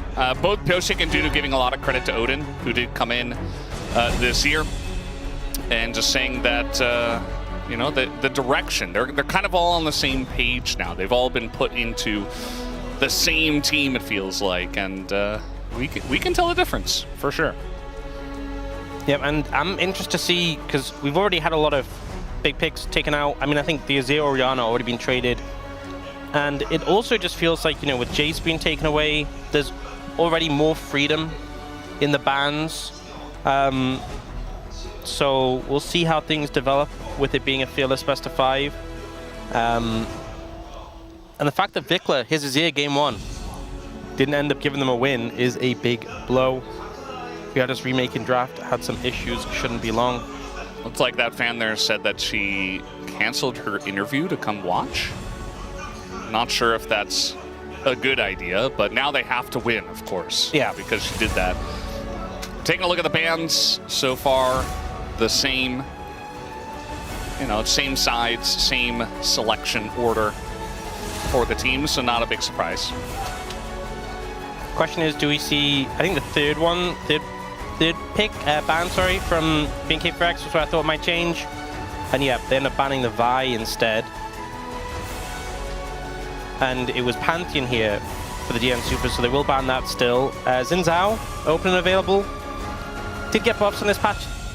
Not the craziest buffs, but actually just going to go immediately for the Rise. A pick that did receive some nerfs and suffer from the phase rush nerf, but obviously actualize it is cheaper, so that is a bit of a benefit in that regard. And DN Supers immediately grabbed the Corki, which was banned by them in the second rotation. And closes like I'm bringing Cassiopeia into the Rise. I feel like we've seen a lot more Nivea into it recently, but he's taken the Cassio side of the matchup with no hesitation. Remember Showmaker on the Cassio just last week, making a fool out of some of those teams. He was very good on that and had one of our highlight plays of last week. And now Closer's gonna try his hand. And the thing with the phase rush nerf is when you think specifically about the matchups into, you know, Cassiopeia and Anivia, the movement speed from phase rush combined with the slow resistance was what helped you kind of evade, you know, the fact that like when Cassiopeia threw Miasma down or when Anivia put a Glacial Storm down. So it'll be interesting to see if the nerfs really hit in this matchup more than just, you know, we necessarily saw from the Orianna in the last game. Be interesting there. Clear grabs the Renekton very early on. Oh! Lee Sin denial by Raptor. So no Pyosik Lee Sin today, and he finds that very entertaining. Maybe a bit of a caster curse from our spacers today. They said 100% we're going to see it, Chekhov's gun and all that, but you know what? what if they just take it away? Yeah, I mean, I think with the solo laners you have, both of them have point-and-click CC. Very good setup for the Lee Sin. They land their CC, you land your Sonic Wave, it's guaranteed. But it is 3 short-range champions funneling into a Wukong, into a Cassiopeia. You know, the lane setup is great for BNK FearX, but I'm a little bit concerned when we get into the fights. Yeah, and I mean, they had winning lanes last time, and they weren't able to push those leads, and now this time, like, yeah, maybe you can make some plays with your jungler, but if that doesn't go well, you're kind of falling behind and maybe hoping for Rise to pick up a lot of the slack later on, but already liking what the DN Supers have into BNK feels like it counters them a lot, as Lulu going to be taken away. Yeah, they banned the Lucian out. They want to deal with that lane pressure with a lot of combinations. And interestingly, they banned the Gwen. I was thinking, because they banned the Nami, they stopped Corki Nami, but I'm thinking, you know, you pick Renekton, you're concerned about, like, Gnar, you're concerned about Kennen. But instead of opting to ban away the Gwen in this situation, I mean, I feel like here... I think they're scared of the year of Dudu. I think Gnar is such a solid pick. There's already so much disruption on the team. You can just slam that one and feel pretty happy. You know, we've seen this matchup a lot of times in Renekton. It is Gnar favored. Obviously, we've seen some Renektons find points where you can challenge, you can find solo kills, but as the game goes on, it just becomes more and more miserable. Yeah, there's definitely opportunities, you know, against many Gnar for Renekton and Lee Sin to do work. And even, you know, maybe even find dives, as we're going to see Sivir Karma in the bottom lane. That can be very difficult to deal with. Let's see what will go with the Corki here for Peter. Yeah, so a lot of mobility to sort of set up these bruises that you have on the top side of the map. But it does mean you are kind of locked into trying to really get ahead in this lane. And we'll see what Peter's going to go here. Yumi. Oh. Alistair, okay. Honestly, I would have loved to see him go for an Enchanter to sort of just outscale the Karma and sustain through her poke. The thing with going Alistair in this situation, we've seen a lot of Corki Alistair, you're going to get bullied out of lane. And you have limited recourse because so much of the Corki's damage can be mitigated by the Sivir. You know, you can spell shield the Phosphorus Bomb and then just kind of disengage from the trades. So I think this Sivir Karma is going to have a great time in the bot lane. I think for the DN Supers, their 5v5 feels great. That's where they really feel fantastic. I think I'm just a little bit concerned about the bot lane. The solo lane matchups, though, are good for the DN Supers, so they're definitely happy there. It's really on Raptor on this Lee Sin to get the ball rolling. If they find momentum, they have the speed up from the bot lane. The bot lane should naturally win out and get ahead, secure some early dragons, and then take over the game for the mid game. But I think if you start to make mistakes, if you start to fall behind, the game becomes very difficult. It absolutely does, and you know, I know we just finished the draft, but we do have to go back to the execution of Game 1, where DNS absolutely dominated in terms of just the gameplay. And you know, they had a losing bot lane last time as well, and it didn't seem to matter as they handled the dive perfectly. And Alistair should be able to handle it very well. Alistair, by the way, is so good against all of the melees in the top side of the map as well. So hoping to get through the lanes and do what they did in Game 1. Let's see if it works in Game 2.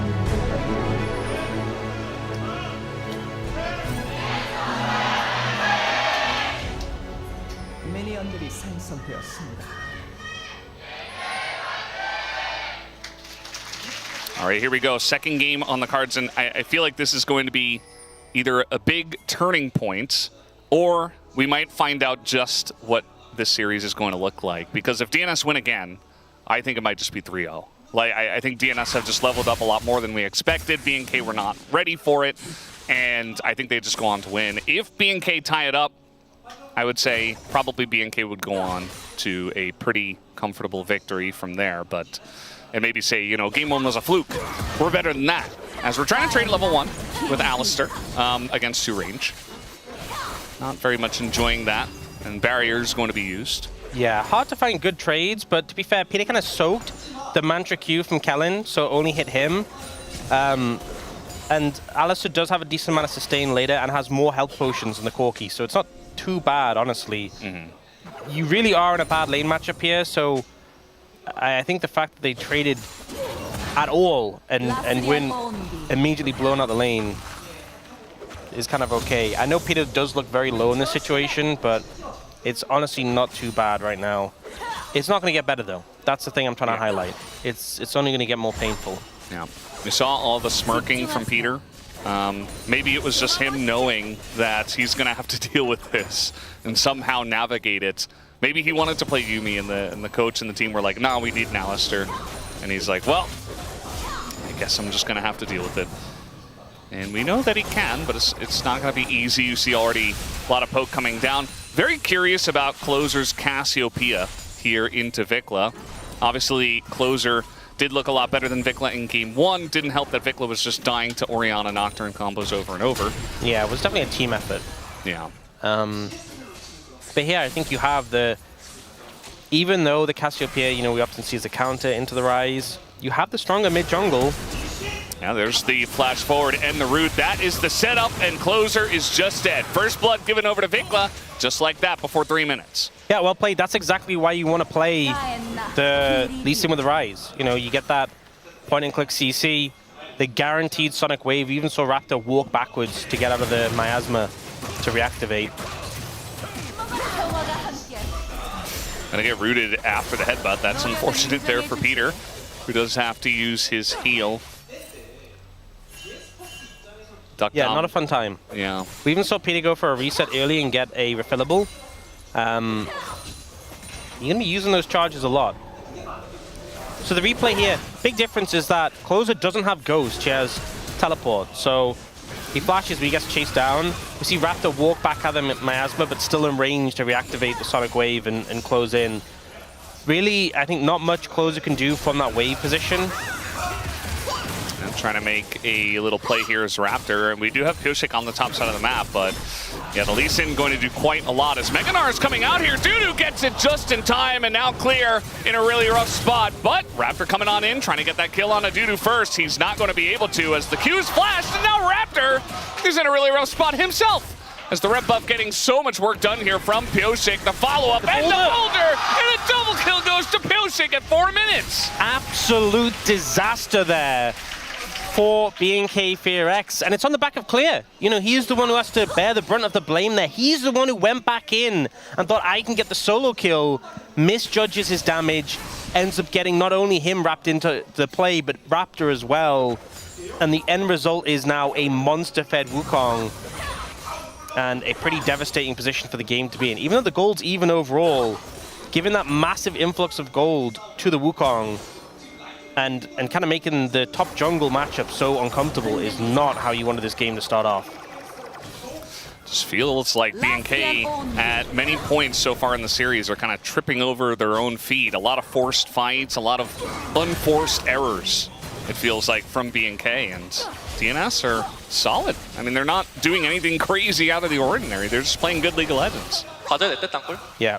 Super close to having his Mega, and just look how close it is. One more auto and he would have had it there. It was so close. And then the problem is, there's no energy. I'm not even sure, he might have had the cooldowns available, but he didn't have energy, so he autos for the passive to get his energy back. We got a fight in the bottom lane, it looks like. The Alistair almost dying. He should be okay, it looks like. Very close trade down here. And by the time he got his energy back, the wave was in the way and he could just flash it. But yeah, Peter not having a fun time, but jungler here.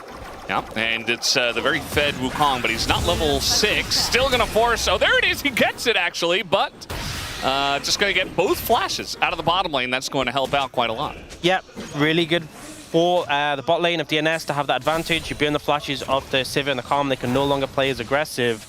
And this is kind of a bit of the fallout from the top side. Pyosik being so strong, already level 6, able to come in and make an impact. Feels like it's just going from bad to worse for BNK FearX right now.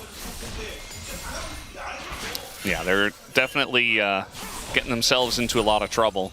And DNS are right there to punish. Saw that Closer also. He could have easily died to a follow-up gank here from Raptor, but he played the lane very well. Had the wave pushed, or rather pulled a little bit, was playing on the right side of the lane so that the Lee Sin couldn't quite get onto him. Also, obviously, no flash or ghost for Vikla makes it much more difficult to set up.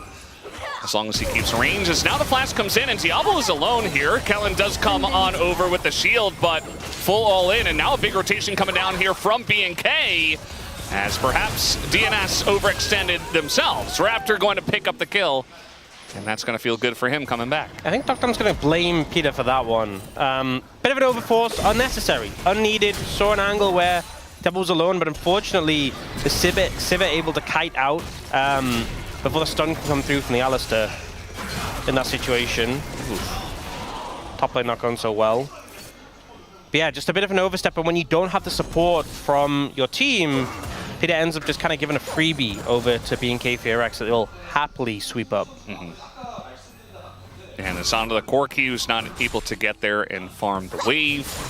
You give that kill over to Lee Sin, who's coming back. Yeah, so it's a flash combo, and then Devil uses a spell shield a little early, but the movement speed from the Karma means that Diablo can actually get away before the stun can come through, and then the squad comes in, and it's like, okay, goodbye.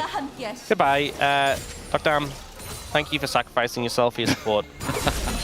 I mean, to be fair, he also did fully commit with his own Valkyrie, but at that point, really trying to make the play happen when they were already so overcommitted. Pyosik looks like he should be able to get this first Drake, actually. I thought maybe they were able to, would have been able to reset and just pick it up themselves, BNK, but Devil not was the case. so low, and Pyosik is so strong, and also home guards are so powerful. I think because of all those factors, they couldn't really do it.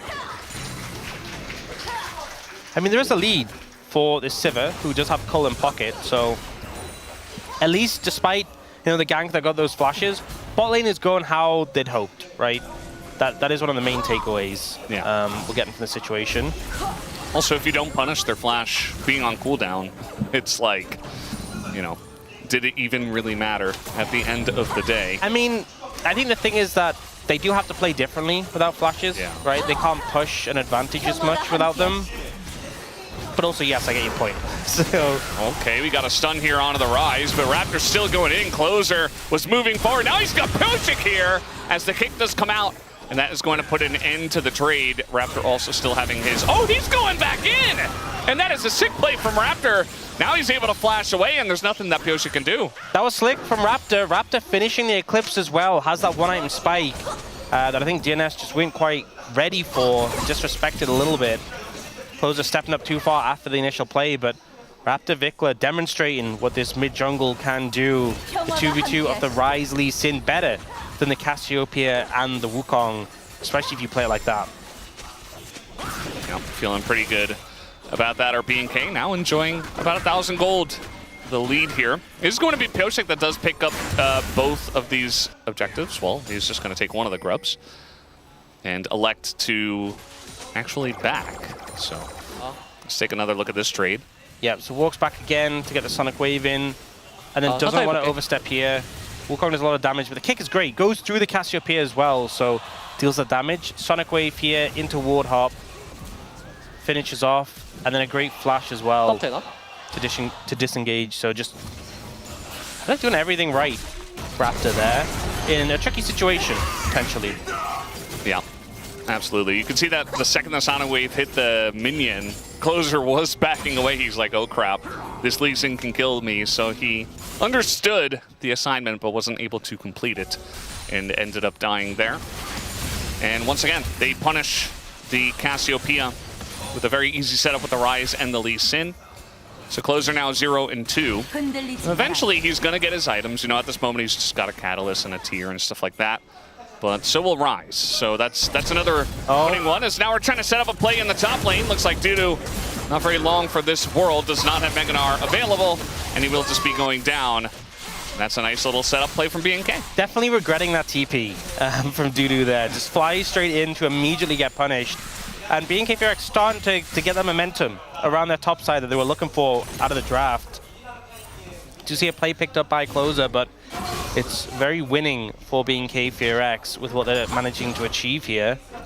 Helen and Diablo just playing a little bit safe on the bot side, respecting the fact that they didn't have any support from their team. Yeah, honestly looking pretty stable so far for BNK FearX. There's some mess in this game, don't get me wrong. Yoshi getting the 2 kills is big, but with how the game state is now, looking like they have restabilized, and going into the mid game, this is how you want things to be. See that Pyosik trying to take short trades here with Raptor. As Peter with the Unsealed Spellbook ghosts up to join the fight. As now we do have the Petrifying Gaze coming down. Closer just trying to take a good trade on the backside of this, but he's very low. And now trying to make a play on the blue buff. Stolen away by Pyosik, but he is going to be rooted down. They're not able to punish him just yet. Duckdom able to frontline here just a little bit. There's the engage from Peter. Gets the stun down on a Raptor who does get away. And now the re-engage here from Pyosik. Closer and him trying to burst down the mid lane, and they do that. Kellen in a lot of trouble, but Peter's going to be the one who does go down instead. And now low on health, low on mana, and the chase potential of these guys is so strong. Triple kill comes through for Raptor. And Closer, maybe he gets away with the Q movement speed and the minion wave, but that is another big fight here for BNK. Big fight there, and I think a factor here is actually Kellen had just picked up the Echoes of Hellier going into that fight, and the amount of value you get in an early fight like this is actually kind of crazy. The constant healing coming through, and it was such a close fight, like so many people surviving a little bits of health, being able to sustain back up. We'll see here. So initially, it's BNK getting a lot of damage down onto the Wukong, and it's DNS kind of backing away, Closes low on mana, Duckdom's low. Peter goes in aggressively, but like they're just not able to follow up really on top of it. They do manage to take out Vikla with the burst, but then Wukong dies, Peter gets taken out, and they're able to push forward once again. And the constant healing, shielding value from the Karma in this extended fight is just so valuable. Yeah, it's pretty gigantic. Not to mention the speed boost to catch up to them so that the Corki couldn't get away.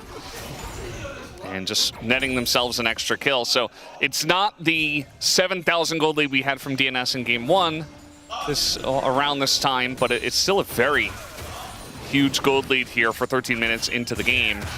BNK will take their very well-earned first Drake of this one.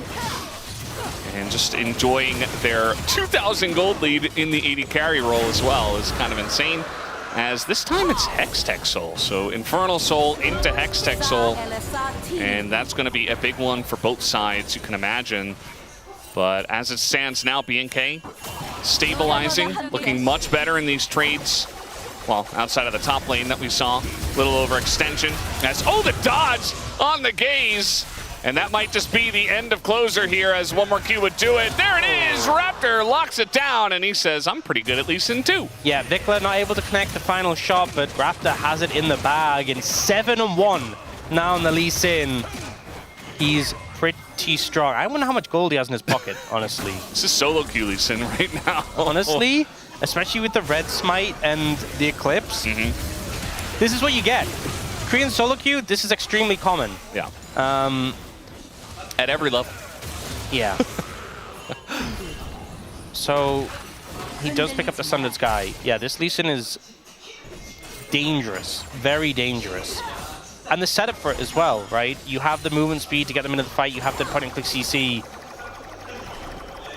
I also feel like Lee Sin, when you're this fed, just kind of... I know they have the main announcement and they have a lot of CC to deal with it, but he will just kind of... If he hits like a Sonic Wave and a Duckdown, he will just kill him. He'll just one-shot him, basically. Yeah. He's such a huge threat. I mean, Lee Sin that's this fed becomes an assassin, essentially, and there's not really a whole lot you can do about it because he's so mobile and can get out of dodge very easily. And yeah, I mean, BNK kind of just own everything at this point. Like, the only sore spot for them was really the top lane matchup, but Clear's playing Renekton, so at the end of the day, he's like, well, this was always going to happen. And everybody else is just winning. They're in a good spot. So Dragon needs Hextech Soul as well with their comp. Feels really good. They can stack that up as a win con. So they are definitely fine there. Oh, do. So yeah, trying to line this one up. This is the power of the Renekton and the Lee Sin. They're not quite able to get the kill because the Mega Gnar was coming in. But Raptor's ready for round 2. He's on the chase. The Q not going to miss. We do have the Gnar coming in, but it doesn't matter as the E is buffered. And he cast that first, so that's the end of the Gnar. It's a lot of damage, you know. That's a lot of damage. Now they're going for the Rift Herald because Lee Sin was on the bot side, but BNK Fearax are like, are you allowed to do that? Well, they can get the kill. It does look like they are backing off because there's a fight happening, but Raptors just taking a turret and bottom Honestly, we were talking about the solo queue Lee Sin. This is the most solo queue Lee Sin sort of thing. Guys, are we gonna fight Herald? No, I am taking bot tower. Yeah. I need more gold. 8-1, I don't care. Yeah. I need more items. Actually, this isn't solo queue. You haven't played it still caps. No, not solo queue Lee Sin, no longer. Yeah. Well, we had it going there for a good 17 minutes. Yeah. Need more damage. Diablo's gone the Storm Razor first on the Sivir. So, even more movement speed. But not something we commonly see. Normally it's like you either have Yuntal or Essence Reaver. Essence Reaver's been a lot more popular recently.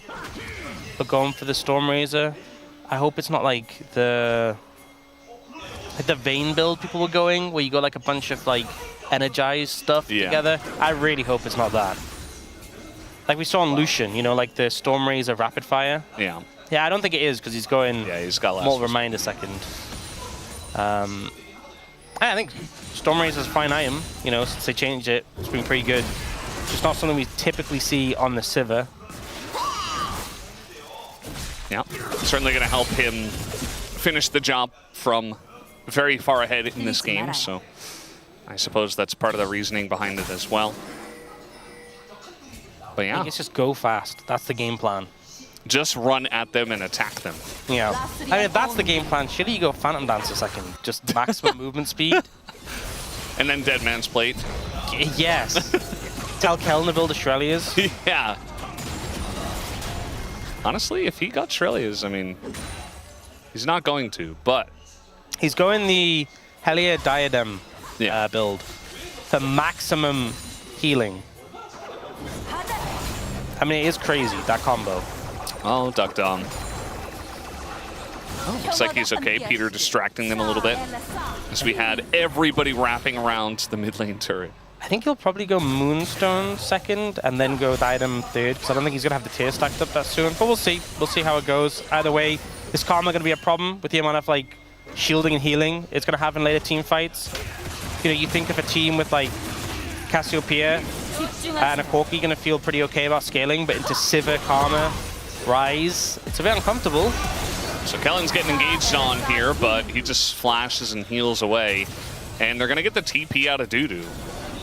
And look at the Dragon as well. Herald can come down mid, and there is overgrowth on it, so this won't be enough just to one-shot it, but with a bit of effort, it will go down.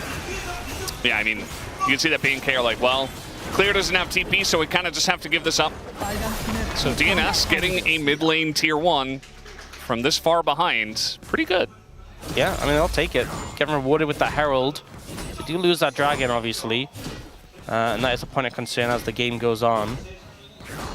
But I think right now, you can't really think about Soul. You just have to kind of think about, how do we survive the next 5 minutes? Yeah.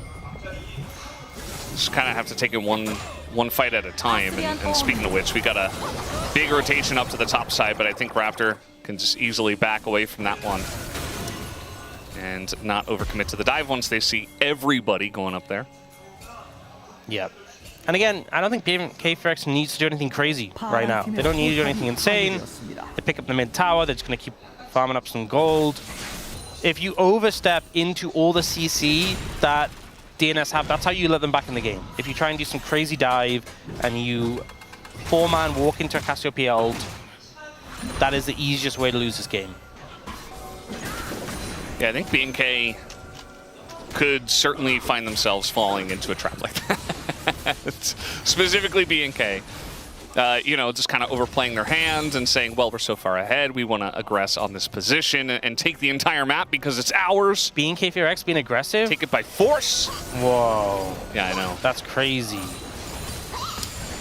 They're really good at that. You know, they kind of know where their strengths lie, and they're not one of those people that's like, I'm going to work on my weaknesses. They're like, no, I'm going to become the best at doing this one thing.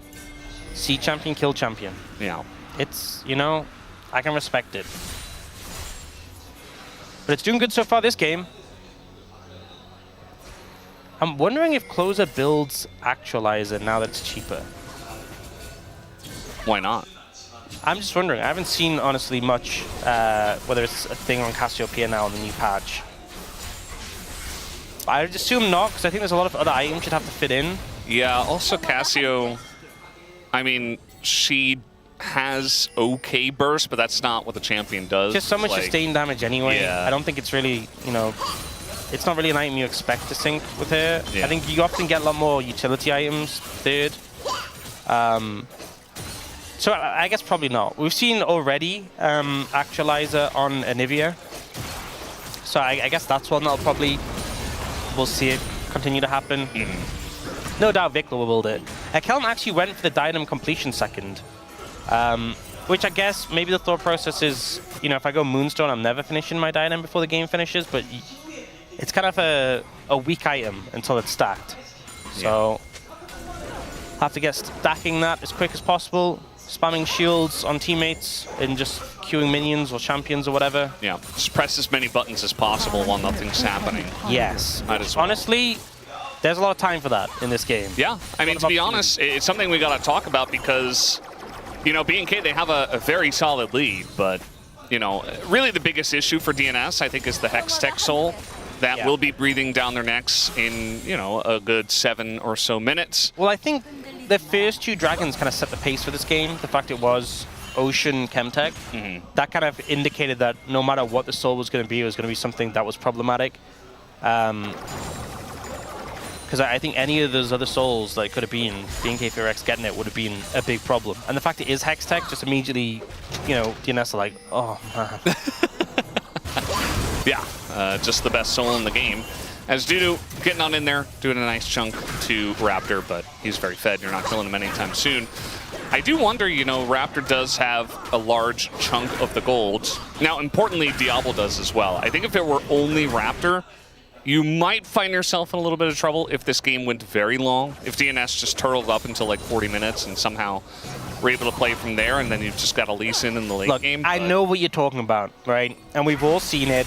You Sonic Wave in, suddenly you get CC'd by 7 different people in a miasma, you instantly die, and a massive chunk of gold is wiped off your team. Yeah. I've seen it before. You know, we're talking about those solo queue Lee Sins. That's normally how the game ends. To them very often. So often you see... Or they go 19-1. You see an 8-1 Lee Sin in solo queue, and you think this is a 1 game. Deceptive. Don't believe their lies. Yeah. Now set up for the dragon now, though. Yeah. DNS trying to push through this bot side, get some control of the vision.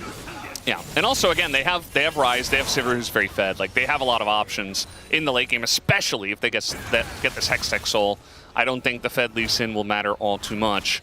You can see that DNS are actually trying to fight for this one. They're not going to give away free Hextech Drakes.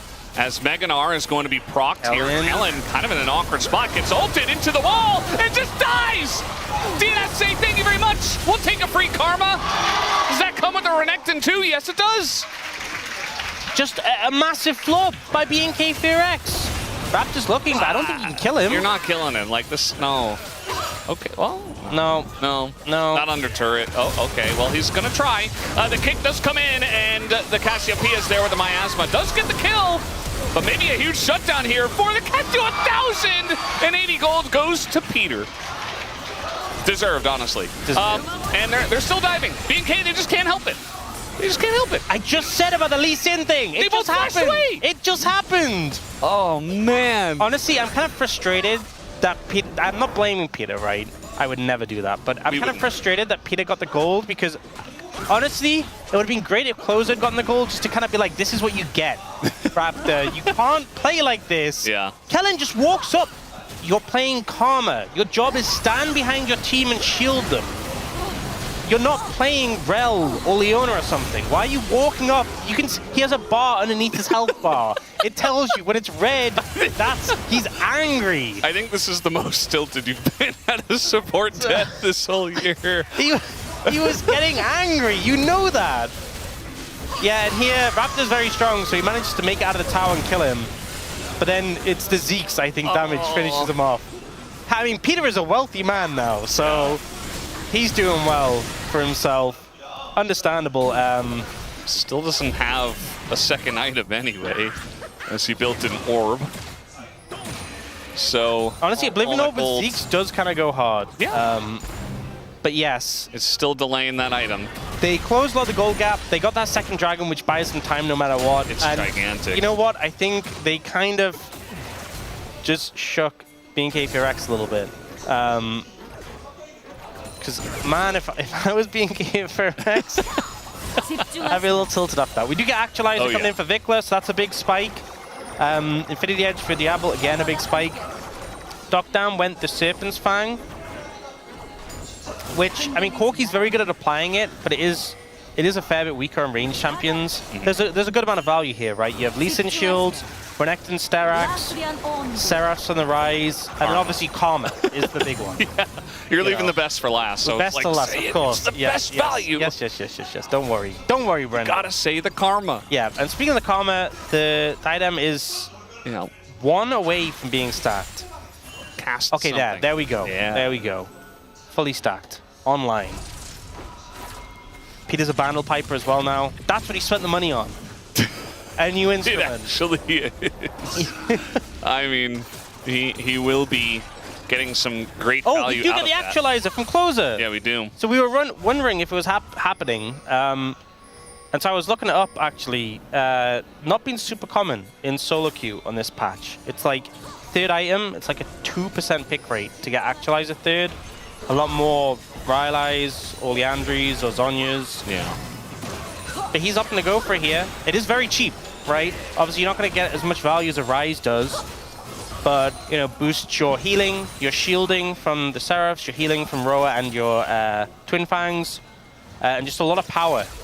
I think the big thing is that getting the max, like if you ult and then you just have it up and you just maximum DPS during that time period, it's crazy. Yeah. But we'll see. We'll see if we get a lot of value from Closer with it. Obviously, Vikla, we know what a Ryze can do with it.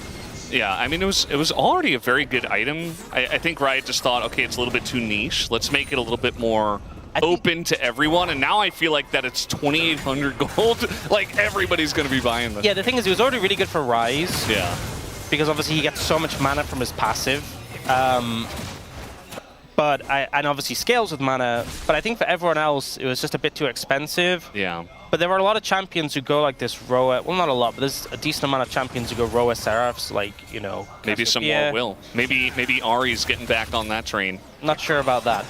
And even if she went Roa, she wouldn't go Roa and Seraph. Yeah. Oh, Raptor's going in there. He finds Duckdom, who just kind of flashes away. But the re-engage does come in, as Pyosik is on the chase, but he's just going to die instead. Oh, not dead just yet. Finally does go down to the W. As now Clear is being taken down by Closer on the bottom side. Very messy fight. But a 1-for-1 for now. I think we just saw Actualizer on display. Because both Pyosik and Clear kind of just got 2 hit. Like, they absolutely got decimated. Yeah. That's disgusting. 2,800, by the way. It does the boom boom. Yeah. Damage. I think as well, obviously, our LCK mid laners are going to be so good at using it at the right time and getting value from it. That was kind of disgusting. Dragon now up in 5 seconds. We're going to slide into a replay. So here, I think the big thing for me was just look at Pyosik's health bar when he goes in, and look how quickly he just gets nuked. Wow. And he's just dead. And then look at Clear, who just gets like, he gets solo killed by Closer, by the way. He's just trying to walk to the fight. He can't. That was a get there. reaction with ult, and he just got shredded in seconds. Yeah. So BNK got the dragon during the replay. Looks like we didn't really have much of a fight over it, but maybe we'll get a replay of that as well. But yeah, seeing as we didn't get to see it, I think it was just kind of taken. But yeah, still a very close game. I mean, BNK are a dragon ahead. They're still 2,000 gold ahead. They still have a pretty fed Sivir, which is really what I'm looking at more so than the Lee Sin. Yeah. But the mid laners are even, and Dudu's ahead. So I feel like DNS definitely have some good outs in this game. The Cassiopeia does absurd damage. That is the big thing, right? You get a big Cassiopeia ult, you can definitely bring it back. It's coming down to execution, I feel. We do get double going the Woori. now, so quite late. You know, often see that second item with the Essence Reaver build. But we'll get that cooldown reduction, which I think is just so core to Sivir, getting that. Obviously, you get some from when your ult's active, but having that just means you have your W up so much more, which represents so much attack speed, so much AoE damage, and your spell shield. You've pointed something out to me that is a little bit hurtful. Yeah. Dr. is building a 4th item collector. Yeah, I mean, he's already behind, and it's 32 minutes into the game. A little bit late in the game for that one. 4th item collector. I don't really get it. I think I'm not justifying. I want to be very clear, Brendan. I'm not I'm not justifying. Just call me Burger. It's easier. I'm being very clear, Big. I'm not justifying this. But I think his thought process is, I want to go my big crit items, but I don't have much crit. So I need to build something crit first before I can go like Infinity Edge. I'm assuming that's a thought process. What I'm going to tell you, Brendan, is that is wrong. Okay? Wrong thought process. You could have just built LDR, right? Yeah. At this point in the game, look how much armor there is on the enemy team. What he should have built. He should have just built that. But at least he completed it right before a potential fight. So he's got that going on for him. He should have just built LDR. Everyone on the other team is going to have... Yeah. Lee Sin has 206 armor, by the way. And he is level 16. Like, he's pretty fed. I mean, to be fair, the Wukong is as well. They're just going to start up the Baron. As the root comes down on a Dudu, he is mini at the moment. As Peter's getting in there, he's creating a ruckus. Another Sonic Wave going to go on to Dudu, but that's a kill on a Peter already. Clear, going a little bit too far, but he's got GA. And that's a lot of low health bars here on the side of DNS. And so they're going to push them away, but the Baron at least is stopped. Will they restart it? Yes, they will. They have to find a way to reapproach. Dudu has TP. Yoshik's trying to heal up the Grom and move back in. They still have the Cassiopeia ult. Yeah, trying to set this one up onto Closer, who just goes gold, and there's the TP. Duckdom gets over the wall. And Dudu, no Meganar, and another TP coming in. This is looking good for BNK. The ult is pretty good, though. Tons of damage. They get Diablo just like that, but Duckdom goes down as well. Closer super low, and they're just able to burst him down. But Dudu, maybe he's the carry. He's got Pioshik as a frontline, too. And now what's coming in from Alistair? All right, re-engage. Meganar coming in. And they're trying to go for Vikla, but he is very slippery. A lot of roots coming down. The Gnar is terrible. Does a little bit of damage. And Dudu, I think, eventually just gets rooted and killed. And down he goes. Well, at least they stopped the Baron. The thing is as well, Kellen is just getting so much healing and shielding throughout that fight, and the fact he stayed alive, the value he's getting is kind of crazy. This one didn't start off too well. Peter kind of just goes in early and just dies. And we also see Dogdam hitting clear and just, considering how strong AD carries have been this season, not doing too much damage, you know? Not really doing that much shred. Saying the Collector isn't doing too much. Not an optimal Renekton killing build, I would say, is my interpretation. Closer gets a massive ult here, by the way. Catches Diablo in this situation. Oh. Look at him, just on the edge. Dead. Unfortunately, his AD carry just, I don't even know what killed him. He just vanished, I'll be honest. And Vikla's still alive, and Vikla is just the main character, I feel. And also, look at all the healing that just keeps coming through. Look at these little things from Kellen that are just healing clear. Look at these numbers. It's like 20, 40, 33. 30. Yeah. 26. This has been going on all fight. 23. Just these constant little green numbers. Yeah. If this is happening, this is a long fight. If this just keeps happening over the course of a fight. Look at that, it was 154. Yeah. The value the Calm is getting. Die to Gnar at the beginning. Yes. Don't die to Gnar right at the start of the fight. That is a good strategy. Pioshik's here. I mean, it's against Elisa. No, the fight is early, but he's not able to get into the pit. It's Hextech Soul, and now the engage goes in on a Diablo, but it's a little bit half-hearted, as it's only really Peter who gets in there. Raptor trying to make it happen on the front line, and yeah, Closer goes down. This is looking good for BNK. And Dudu trying to run away from Raptor. The Q nearly going to hit Duckdom. And he's just essentially playing with his food. But yeah, that's a giant fight now for BNK on this Drake. They got Soul, they won the fight. Oh my, the Rise is here. Vikla's running. Oh, he won't get him. But I think the base is going to suffer a heavy blow on the back. Dude, go to base. You do not have the health bar to be hanging around. Yeah, I think this might be it. they might not end the game this second, but they're gonna definitely do a lot of damage to the structures. And they're certainly going to try. I mean, with closer down for 20 seconds, they're going to stick around, get some mantra. I think the Inspires there. Wave, yeah. So just a little bit of extra chip, but okay. Yeah, he's going to be denied, and then R catches two. Vikla, basically a bajillion gold goes over the Duck Dom, goes over to the Corki. And now they're trying to fight here, trying to get Raptor out. The stun comes down, and the damage from the Sivir is actually insane, as Pioshik is just going to melt, and the entire team melts. At least Peter and Duck Dom get away for now. And the ult this time not quite going to land. Closer not very long for this world, so the staying around actually does work out for BNK for now. yeah, we'll call it a bait. Yeah. Well, Sonic Wave on a Duck Dom. Raptor wants it. He's going to go for it. Is able to hop over to his teammate. The wave once again cleared. And they're still here. I think they just end. I think, you know, Karma's still here. I think it's time to end the game. It's time. Get us out of this one, BNK. And Duck Dom. Duck Dom, you can go in the fountain. Trying his best. He's trying to get those damage numbers a little bit higher. Oh, nice. Not gonna matter. Nexus goes down. It's 1-1. We have a series on our hands. Okay, well, I think this was a scrappy game. Definitely not the cleanest. A lot of back and forth. A lot of BNK FearX moments, right? We had the 8-1 Lee Sin that definitely had some over-aggressive tendencies. That's now wiped out of Pioshik for the rest of the series. Not able to play it. Yeah. Yeah, I think this is certainly more the vibe I imagined for this series compared to that game one. It was definitely a little bit chaotic, a little bit hectic. Also, the Karma value was kind of crazy. You know, they opted into this Alistar to Karma, the lane went terrible, and the value in the team fights was kind of just crazy. You know, I'm interested to see how much healing shield and Kellen got. He also did more damage than the Renekton. You know, like, nice. The value's insane, and that's considering one of the fights he did just kind of... He died first. Died at the start for no reason. Yeah.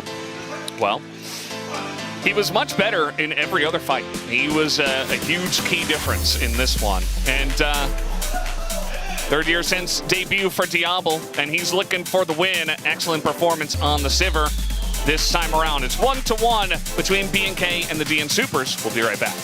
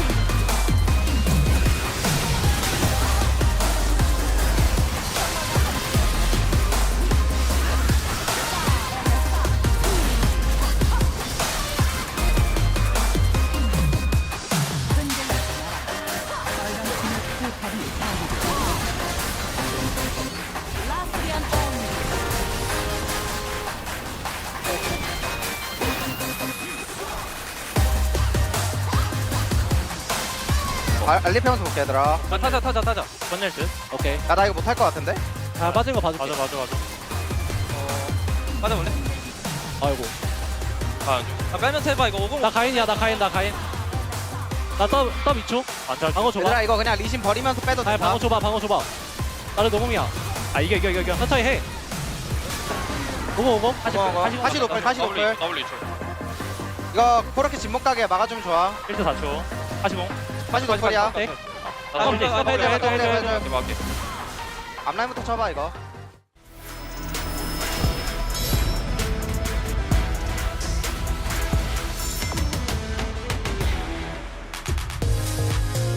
But Tatum's not even hitting the Baron yet. Lehans is also looking for a flank angle as Ando Doesn't seem that this ward is here. Rich is now moving over. They spot the hands as Jiu looks to get himself to safety. Decides to be shoved, done nothing. And Quilla finds everyone with the flag and drag as Rich looking to get into that backline onto Taeyeon. The arcane shift is good, but the flash is there. Rich doesn't hit the Q though. Taeyeon survived for a long time, but Scout's dead. The damage is gone. And Nongshim just invited DRX to the Baron pit. 야 나이스. 아 딱딱이 형이야. 아 딱딱이 형 지리는데. 아니 그 상태 지리는데? We're just gonna start it. They say we cannot wait. We have to make something happen. They're looking. Oh, the kick! It's gonna get onto Taeyeon as well, and he's dead! Milsing finds the angle and puts them in the crowd. And Scout is still alive. He finally goes down, and that's both parries out of this game. Ducks out full health, red buff, full build, and this game is over. DNS will win it 2-1. Kills because now they have some extra time. Gideon doesn't find the vault breaker, but there's the Weaver's wall. Willa will be able to get away from that. Does have to use the flash though in order to avoid it. As now we've got the quickness coming in. They want to take down Gideon, but he flashes away. Grand entrance is fantastic. The knock up with the flag and dragon. DRX team fighting looking so good. As the Feather Storm tries to keep Jiu alive, and there is the Feather recall. Teddy tries to go ballistic, and he does so. Picks up the double barrage. Doesn't take down Rich as he manages to be immune. And Teddy just missed the shot for Jarvan. Vision now down on the Drake. Big flanking teleport angle though for Dudu. If he can get in here, that is going to be Cuz denying the soul. And now Dudu's possibly finding a triple knock-up. Gigantic here, but he's taken out. Pyoshik's going to go down, and the Magnet Storm collects them all. Ducked arm to pick up a double as Peter will get knocked into the sky, but the fight is already over. 2 on the floor here for KT. Rondo to miss that hook, and now they're going to continue on the trade. We have TP coming in from UCal. Showmaker's already here. The flash by Asma just secures the kill onto Andil. He couldn't flash away from the grounding. And again, we're fighting over an early scuttle. And Jiu goes over the wall, and they're going to commit to this one. They want to get on top of Smash. Where have we seen this before? It's Showmaker with full health and full mana, and they're all running away from him. As Willer's getting low, Showmaker can kind of do whatever he wants, although he's in a less comfortable spot this time. Still going to get the kill on a Jiu. Still looking for the kill on a UCal. 야 지금 뺐다. 야 잡았어. 야, 왔는데? 쇼메이커 무빙 보소. 아, 지렁이야!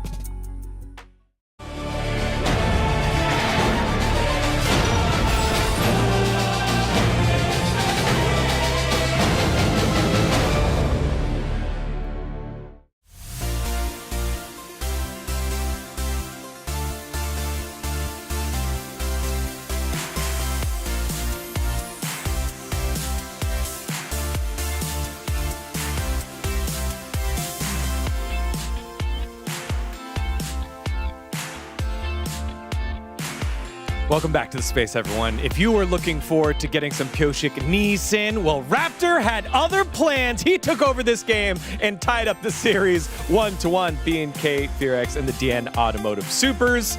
And it was a game of solid junglers. We did not get the Lee Sin that we expected, but we really enjoyed it. But I want to talk about a little bit of the rest of the draft as well here in this one, because they prioritized the Corki. They got both counterpick for the Soul lanes in the mid lane with the Cassiopeia counterpick for the Ryze and the Gnar into the Renekton, and yet they still opted for the Alistar, right? Because they didn't have a traditional strong front line. And I thought they were going to pick this, but I kind of almost wish that Peter just played the Yuumi he hovered, because this lane was so unplayable, and the scaling power of this Karma with this new itemization just was too big to fail here later on in the game. But I kind of want to blame the mid laner here for DNS, because I feel like you should know that coming, and also I don't think they have that much of setup, but I think it's only Ryze and Lee Sin making plays on the mid lane. So I think he should just play safe, and I think he should not just give Lee Sin that much of free kills here. Yep. We don't have it in this real package, but the early first kill came on here on the closer, and then Raptor just gets to run the game after that. Yeah, I mean, for me, again, like, this is the only way that they can actually snowball the game. Like, the mid-jungle synergy, we all know Lee Sin and Ryze together, they're just so strong. So even though closer, yes, you have the counter matchup on the mid lane, you should just play safe. And afterwards, this happens. They have Realm Warp, and it's right after TP, and he just got to try to run to the other side of the map, buy as much time as he can. Fortunately, gets stunned here as well. He would have died no matter what there. Raptor ends up taking so many of these kills as well, by the way, but they ended up using it quite well. Here's another gank in the mid lane as Closer tries to use his ultimate to buy space, but is unable to do so. And this one, the fadeaway. Oh, look. And it is painful here, unfortunately, for the side of DNS. They just got completely thwarted by this Lee Sin throughout the entire early mid game. Yeah, I mean, also especially, like, I don't think Lee Sin can kill, like, Nard this easily, you know? Like, he's just going side, collecting kills. Again, I think Closer shouldn't let this Lee Sin this fat in this game. I think also that's kind of connected from the bot lane matchup, because his support Peter, he was struggling in the lane, so he couldn't really help his mid laner that much. So that's why he mentioned about the draft as well. The only person who was relevant in this game for DNS was Dudu, the top laner, who had a better game than his opposition in Renekton, but they were just too far behind when we ultimately came down to that final dragon fight. Yeah, let's take a look at that one here. Although Dudu has had 2 solid games leading the way against Clear, really just not a bunch of great ways in here for DNS. And like, a lot of the dragons here were pretty sloppy, to be honest, from BNK. They didn't often play around vision control. This one came down to a 50-50. Look at Dudu trying to find this angle here as the rest of the team retreats. Yeah. At this point, I think this is the best fight you could hope for as DNS, but they're just so far behind. Yeah, I mean, I think if it was not this far behind, I think they could actually win this game. But again, if Lee Sin gets 8 kills in a row, then I think there's nothing much you can do. Like, Lee Sin has tons of armor, tons of damage. So even though you have Karma, lack of setup, it doesn't matter. You just go in, win the fight. And yeah, that's what happens. The other thing about this to consider is, we talked about it earlier, it was kind of a joke. The Nisa and Pyosik pulled his pants up.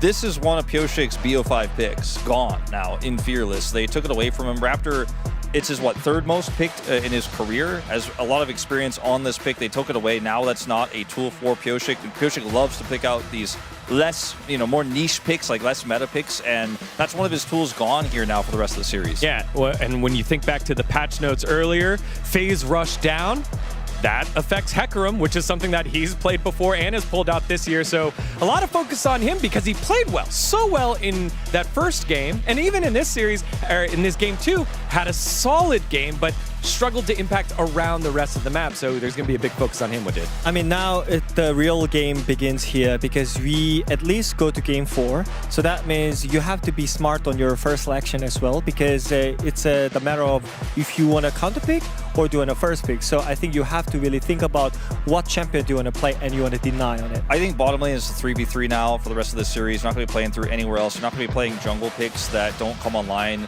until level 6.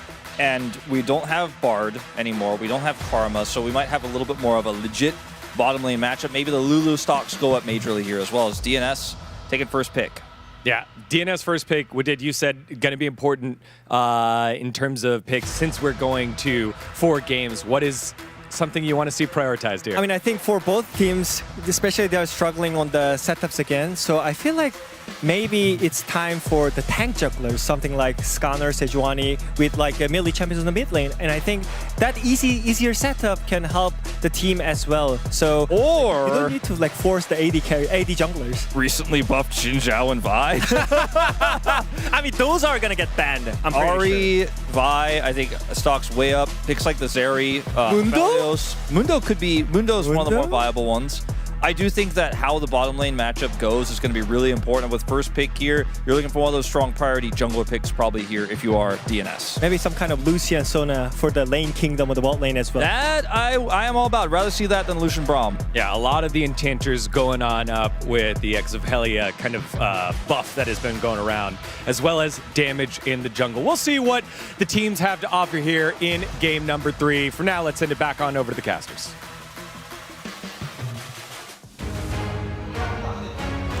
Thank you, Spacers, for that great breakdown as we're getting ready for game number 3. I actually have some great news for Degon. Hecarim got buffed on this patch, and the Phase Rush nerf was only for ranged champions. Yep. It's just as good for melees. So, Hecarim is there for the taking for Pioshik. And you know what would be the ultimate insult? If in this game 3, Raptor picked him. That would be just such... And then you know what he did next game? Pick Sejuani? No, picked Kindred. Oh, well, yeah, I guess. That would be a move. If Raptor just took every single signature champion away from Pioshik, that'd be pretty funny. That'd be a pretty baller move. But not sure that it's going to come down to that. Lee Sin, though, you know, had some, as we said, solo queue tendencies, but it was, you know, I think Raptor had some great vibes in that game. He's having a good time. He was having a great time. I think that Pioshik was having a great time in game 1 on the Nocturne. Just kind of press R onto random dudes that were just by themselves. And yeah, a bit of a fight of the junglers already happening here in this series. So very curious about the jungle matchup as we head into the draft here for game number 3. Just kidding. We thought about it for a moment, but then... Yeah, that Fox is pretty buff. Yeah. Been working out. I was trying to look for the big mascot, but I can't actually see it right now. That's like if Degon wore a fox mask.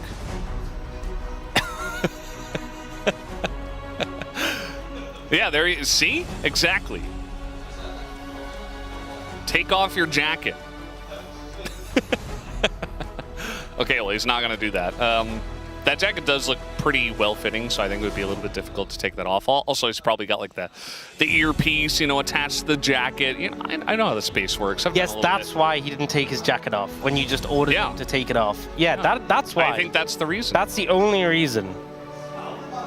That's what I'm going to go with. You need to simmer down a little bit, Brendan. You know, we're only you know, one in the series. And all of a sudden, we're only 1-1 in the series, right? You need to calm down a little bit. We had like one tech delay, and all of a sudden, you know, we're just going crazy.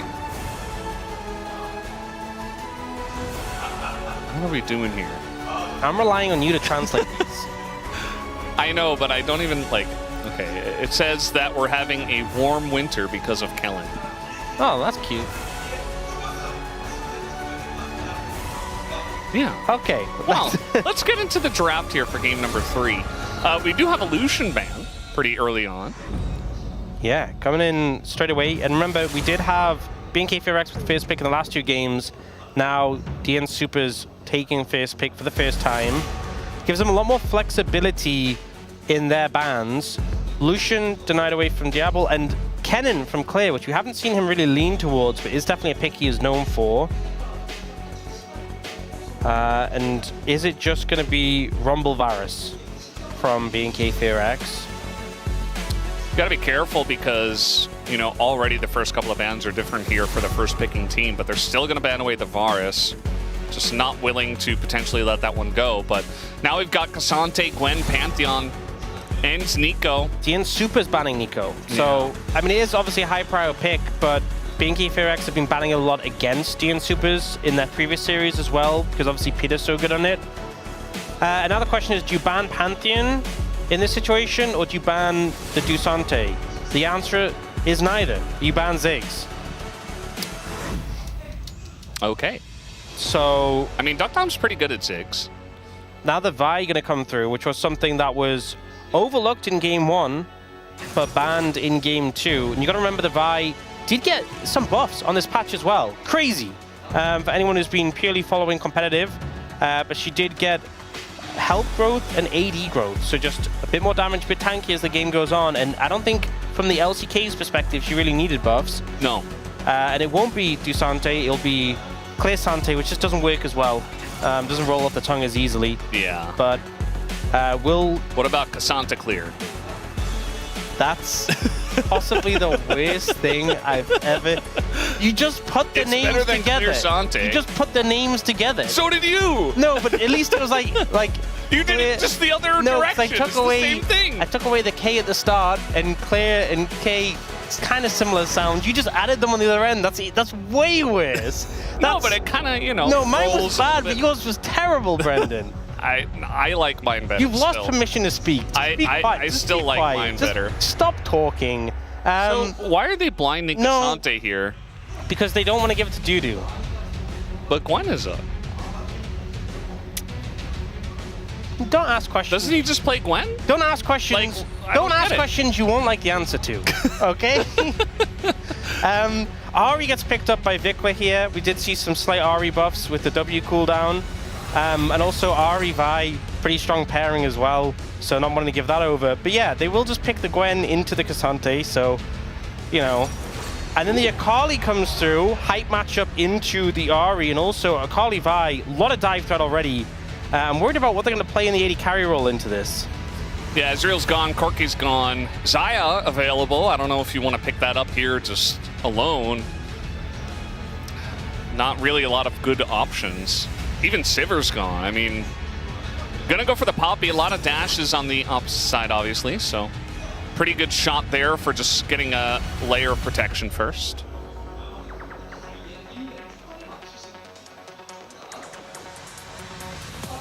Yep, so stopping the dashes, obviously a big aspect of it, but I still just feel like DN Supers have such an edge so far with how this has panned out. Nautilus ban comes through. We often see the Nautilus when Poppy support was a big thing. Nautilus was one of the better picks into it, as even if you pop the W, you still get CC'd with the Dredge line, which kind of indicates it might be a Poppy support, but DN Supers aren't falling for it, and we're like, no, we're not certain. We're going to get rid of the Renata, as that would be a problem for our very dive-focused composition. The thing is as well is that if you look at BNK4X's composition, they have a tank top laner. If the Poppy's jungle and Ahri's like one of your DPS threats, and you have an 80 carry trying to survive against Gwen, Vi, Akali, it's just, there's no chance. Yeah. DN Supers even banned the Lulu. They're like, we're cutting down protection tools for your 80 carry. We don't want you playing a hyper carry.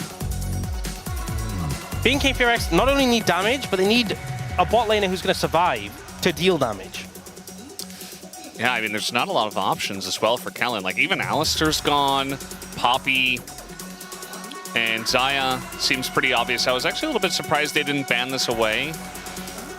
As for this, for the 80 carry role, this seems like the safest pick left. Honestly, I think DN Supers in this situation should just pick a bot lane 2v2 that just really punishes BNK4X. And you might even force BNK4X to flex the Poppy into jungle to have anything remotely salvageable bot lane. Pick like a strong winning 2v2. They end up going for Jin Leona. Not exactly what I was talking about. It's a strong 2v2, but not sort of like the Sivir Karma we saw from last game. The ult from Jin does follow up well on what the rest of the composition wants to do. And there is obviously, it fits with the theme of the comp. Is he gonna play like Nami? I mean, there's just really not a lot of good options. I think Pantheon, and he's gonna be playing the Poppy. Yeah, I think this makes more sense. I think having Poppy in the jungle would just make your composition feel so flat. It already feels a little bit like you lack damage. I think if you had a Poppy in the jungle, I just would have so little faith in the composition, because if one of your carries dies, there's just nothing left. Ahri is one of your 2 damage sets, doesn't feel inspiring. And the big thing as well is you need momentum with an Ahri in fights. So how are you going to get momentum if you only have 2 damage dealers? If one of those damage dealers dies, it's just Ahri trying to get resets for herself. So now you got this Pantheon that unlocks the Ahri a bit. You've got a very strong 2v2. You have more damage threat. Makes a lot more sense. And Pantheon was banned the first couple of games too, and we know he's very top tier in the jungle, so kind of just getting ignored all the way until the very end. I mean, even in the last series, DNS were very often banning Pantheon against BNK4X. It feels like a pick that they've relied on heavily and wanted to get their hands on. They finally do with this flex. And I think the fact that it is the Jin Leona, I think the Poppy feels a lot better. You whip the Poppy out that early in the draft, and there's always that sort of concern that what if I just end up being useless? What if I just end up not being able to do anything in lane? And sure, the Poppy's always going to have value against the top side of the draft, but you know, if you get bullied out in lane, does it even matter? But it's the Leona, you're fine. So I think things worked out relatively okay. Well, looks like we're ready to go as both drafts are set. BNK versus DNS. Game number 3 starts now.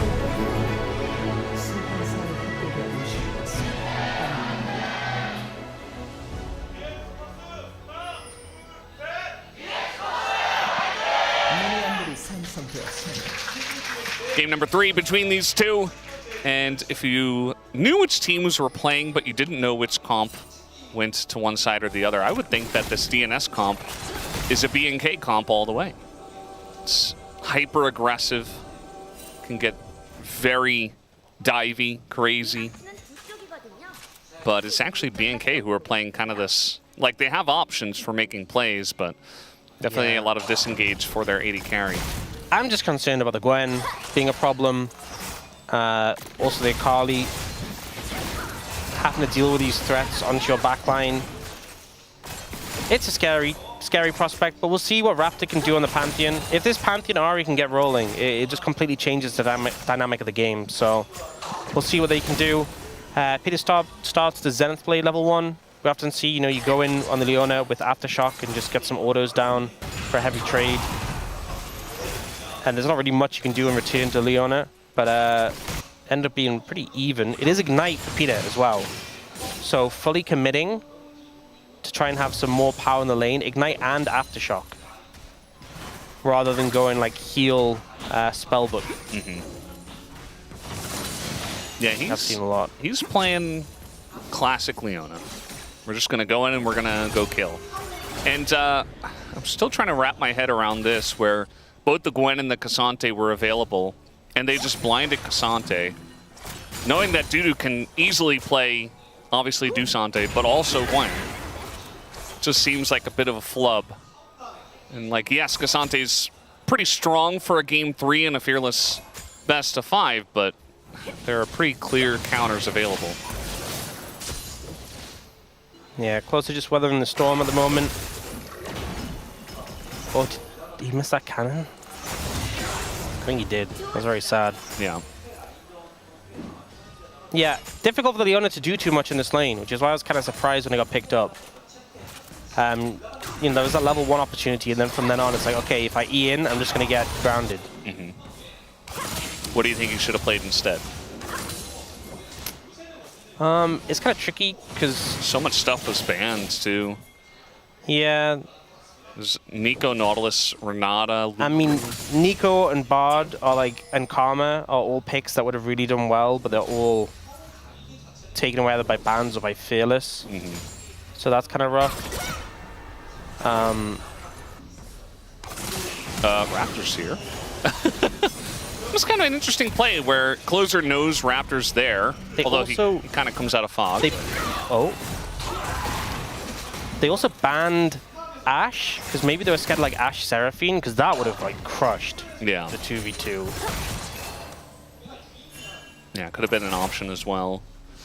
It also, I mean, it just kind of depends, because I know someone like, maybe Lehens would even play something like Elise.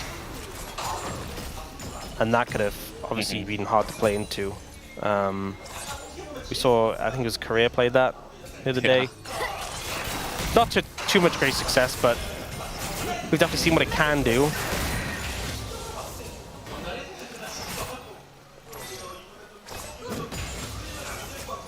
We're just kind of hanging out down here. A lot of trading, not really anything getting done all too much. Kellen using the backline minions to taxi in, land a Q. Looks like clear's okay for now. We'll see how it goes. Yeah, being down this much farm already. Not great. Because don't get me wrong, this matchup you are going to get outscaled, and especially if Gwen gets wave access, stacking up the Q, it does a lot of damage. It's not fun to play into. But when you are falling behind this farm early, it's such a bad omen for the general state of the game. And I think Clear's just had a rough day so far. really been struggling to have an impact. Or in some situations had a unfortunate impact, like when he went for the Renekton all-in and missed out just slightly. Yeah, I think Dudu, you know, we talk about the year of Dudu, and we like to meme it a lot, but it's real. I mean, this guy is having a great year so far. Even in matches where they're losing, he's putting up big numbers. He's sometimes getting close to solo carrying them, even if they're behind. The team is very obviously willing to give him carry picks and picks in the top lane that can actually take over games. Unlike, you know, other moments where top laners are just given Sion or Cassante in this case. I think that's the thing. It's a lot about the faith the team has in him, because I feel like it was a weird thing that happened with Nongshim where like Kingham was just being put in like bad matchups or not being given carries, which he typically does well on. Whereas Dudu, they're like, you know, we trust you, and it's really paid off. Now, might get a fight here over this Scuttle Crab. Yeah, just going to go on in. I mean, level 6, this is about as telegraphed as it gets. First blood going to be given over to the Pantheon. You can see that there's nothing really that Pyosik can do about it. Yeah, just well played there by Raptor. Instant CC, the follow-up is there, and what's important is Closer doesn't get a chance to use his second ult charge. Where are we going with this? We're going all out, I suppose. Needles going to be good on the trade. Action all over the map pretty quickly there. Yeah, win. Oh, yeah, that's how it goes. Peter just wants to play the game, but he's not allowed. I mean, he picked this matchup, you know? I don't feel any guilt. Oh, hey, it was on cooldown. They got the flash at a kill. Yeah, Kellen stepping up a bit too far when he doesn't have his W available. A little bit of a mistake. Leona with very short cooldowns in the kit. So we'll see the replay here. And Closer doesn't actually have flash. Not sure when that went. Actually went down earlier, right? In lane. Yeah. And didn't get time to get the R2 off, which would have certainly killed Raptor. Like, Raptor is squishy at this point of the game. So the fact they just instantly burst out Closer and Pyosik not having ultimate there, that's the thing with the Pantheon. 3-6, super strong. At 6, the global pressure is there. You do get the armor penetration, but in fights, you just don't have as much power as like a Vi. You don't have that ultimate, which just gives you that immediate lockdown, which can make 2v2s a little scary. If you're going against like an Akali Vi, they can definitely just lock someone down and blow them up. So finding that window when the junglers are both level 5, getting that early kill onto the Pantheon is huge, and now you have your ultimate which you can sort of control the map with and look to sort of find angles where maybe the enemy jungler isn't there. Yeah, it's definitely a good look. It shows off the power of Ahri Pantheon just to get a pick target as well. You know, if somebody's out of position, be it Akali or Jhin or, you know, even a Gwen or a Vi, if there are more people there later on in the game, you know, you land a stun, you land a charm, the CC chain will be there to get some kills. So something to be wary of. And Closer not really enjoying his time so far in this lane. Understandably, the Ahri can be very annoying, range versus melee. But the kill on top of it gonna make it even worse. Yeah. I mean, as long as you keep it up in farm, I think on the Akali you're normally okay, but he is starting to fall behind a little bit. Definitely seen some of our matchups go better than this. Perhaps they're gonna be able to pick up the grubs, not be challenged here, but it's gonna be a trade for the Dragon. Chemtech Dragon first for DNS feels pretty good. Just to know that you're not getting the soul. What if it's Ocean again? We go. Okay, it's Hextech. Okay, so no Hextech soul. So you know, the technology is out of the way. Yep. Kellen. It's just Kellen. It's just doing Kellen things. That's the way it goes sometimes with them. Well, it's just to be a little careful because he has no flash, and Leona, you have a lot of CC. So if she gets on top of you and gets a second Q down, she can then just ult Ignite, and you might just be dead. They are looking for Vikla. Yeah, Vikla. Now it's time for the burst to go the opposite way. He did not get to play the game perfectly executed from Closer and Pyosik. I think the only sort of saving grace for this is that Vikla didn't burn anything, because if he tried to there, he was just dead, right? Once they connected the CC and Closer got that shuriken onto him, there's no way you're escaping. Akali has too much mobility. If you burn your cooldowns, you're just going to die if you survive the initial burst. So he still has his cooldowns at least, which means he's going to have some safety. But yeah, it was really well executed by DNS. And just goes to show what I was kind of talking about. The whole power of the Vi comboed with the Akali is such a threat in a 2v2. That's pretty huge. Give them a taste of their own medicine. Very nice setup here from Pyosik. Understanding the vision. Once he lands the Q, it's over. Yeah, there was like a tiny window at the end where he had control of his character and he could have pressed buttons, but the shuriken was connected, so it's just like, he's just so incredibly dead. Yeah, bit of a tough one. Yeah, so he was pretty frustrated with that, but really there's nothing you can do. He's got Spirit Rush, he's got Flash for the next time. Okay, Vikla gonna take a ton of damage actually, and the Spirit Rush and the Flash not gonna help out too much if he doesn't flash and Closer just blows him up. I'm gonna be honest, I was kind of saying like you still have ult, you still have Flash. There's no way you're gonna die to like anything. At least not until Pyosik and Closer have their ults back. You should never be dying to an Akali as an Ahri with ult. When the Akali doesn't have ult. Yeah. Like, that should not be happening. The Shuriken connects here, and the Charm is wasted by Vikla, and then he just holds ult for so long. Like, you need pressure buttons. Last time, I was like, okay, you were dead anyway, hold on to them. And then you just press them and die. Maybe he thought he was dead again. Well, he was, but for different reasons. Yeah. And the thing is, Closer has the Hexagon Blade, this huge spike, and Akali is a Closer champion. Okay, they're trying to punish Dudu here. And he does have Flash, but I don't know if he's going to get to use it as the CC chain. Once again, this game is all about the CC chains. And Dudu doesn't get to press anything, so... Not get to play the game, and now they're looking for more. Clips about to go down. Well, they got the Flash. Dom down here just getting plates. Yeah, so one thing is that Diablo still hasn't finished his bot quest, actually. It's close, though. But delaying that slightly. But I think swapping here to try and get the kill, get the plates here, makes sense. A lot of gold actually picked up from this tower. A lot, in fact. Yeah.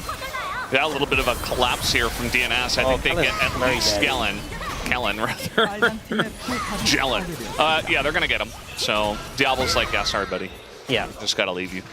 And Diablo's quest does actually come in the end, even with Iron being in the bot lane. Still gets enough progress to finish it out. Kellen ends up a little bit overextended and goes down. Oh, here we go again. The Shuriken lands this time, and now he uses everything and dies anyway. Although Closer at least does go down. Oh. But he had to use everything to at least trade even. I mean... Oh, pulling the Jhin over. Dom kind of like, whoa, this is unfair. Does have to flash the wall. I think of all the 80 carries to get grabbed by a Cassante, I think Jhin feels the worst, just because what are you supposed to do? Honestly. Put 4 shots into him? Yeah, that's going to do anything. Closer is a problem. I will say Vikla getting the trade back kill is massive. It's shut down as well, so Vikla does feel good about this in terms of gold, but this does not feel good in terms of he's kind of getting wiped. This does not feel comfortable, and Closer demonstrating his mastery with the champion quite heavily. Yeah. I mean, I was actually expecting maybe Closer to go on to something like a Taliyah. You know, you've got Taliyah Vi, you have excellent lockdown. Taliyah is often kind of like the just handshake matchup with Ahri, but instead he slammed down the Closer pick so quickly. I'm like, oh, that makes a lot of sense because it's Closer. A lot of people favor the Ahri into the Taliyah, and also with Phase Rush being there. Dom doesn't have Flash because he lost it to Cassante, and now he's just dead. Diablo, free kill for him. Nice setup from Raptor. Yeah, I think with Phase Rush being nerfed as well, hitting the Taliyah, I think people wouldn't. I think it makes sense that he opted into also, Kali. Taliyah's been kind of like not very good. She's Obviously, been struggling. It's been picked into Rise a lot, but yeah. Yeah, just in general, not having a good time, Taliyah. But this is good setup from BNK, right? They get the kill onto the Jhin. They should be able to pick up Dragon here. They have both side lanes pushing pretty heavily, so I feel like DNS have to respond to these. They just won't have a window to contest it. It's just second Dragon. It's not the end of the world, but it's a good proactive play from BNK Fearex, using that Pantheon, getting the value from the ultimate. Just slide on in and destroy the Jhin. Yep. And it's Ocean Soul this time, so a little bit less valuable. Yep, it's not like the lowest Ocean value game. There's some champions who definitely will take a bit longer to cut through, and the healing will be valuable. But Ocean Soul never feels that good. It's a pretty weak soul in the grand scheme of things. So definitely means this one could be in for the long haul. Peter, what are you doing? Okay, well this time there's 3 of them, and they're gonna get revenge for their buddy Jin. Or so they're gonna try. Clear trying to dodge everything meanwhile, and just kind of dying at the same time. He's just trying to convince someone to stand near a wall so he can like drag them over and get away, but no one opted into that at all. It's a good idea not to opt into that, Yeah, logical, smart. We've seen a few too many examples where it's a 3v1 against Cassante and then it turns into a 1v1 half a map away because he just took someone, kidnapped them, and solo kills them. Remember Cassante before he was nerfed? Like 3 times? Do you know what's crazy? In the LCK Cup, he's the most picked up laner. After all the times he's been nerfed. He just kind of reminds me of like the top lane version of Azir, you know? Like, obviously he's not a control mage, but he kind of just does everything, right? Like, he can go in, he can kill you, he can be very safe, he can be a tank, he can do a ton of damage. It's kind of like old Ornn as well, where it's like, oh, he just does everything, he's a tank, he's unkillable. Also, he can get kills, and he can go on Sealed Spellbook for Ignite, so he can have more pressure in the lane. Also, he can upgrade your team's items so you can scale. There have been some champs like that, just never seem to go away. Azir and Cassante being a couple of them. And Corki now is back. Champs that are just too safe, too reliable. LCK loves those. Yeah. All reliable. And you actually have to gut them to stop them from picking them. Yeah. But then they have like a 40% win rate in solo queue. We do have Peter in a rough spot, but he's Leona. So I think he does get away, but now DNS are like, huh, we don't have Leona, we don't have Solar Flare. What do we do? Do we fight anyway? Do we want to channel a little bit of BNK ourselves? Oh, they're going in. They're going in, yeah. And now the Vi is just kind of going to have to flash the wall. So he does at least get out. And now Dudu with the needles getting some damage done. And Closer's getting into the fight as well. Rift Herald does go over. But there's the Featherstorm and there's a dead Akali. And that's why you pick the Xayah. Now Pyosik baited into this one. He's going to go down. And it's Diablo who's riding the Rift Herald in. He doesn't have any health. Doesn't seem to care. Gets the extra knockup. And has that shield. And this is all just getting very messy. So many kills going to BNK. And just like that, this game is blown wide open.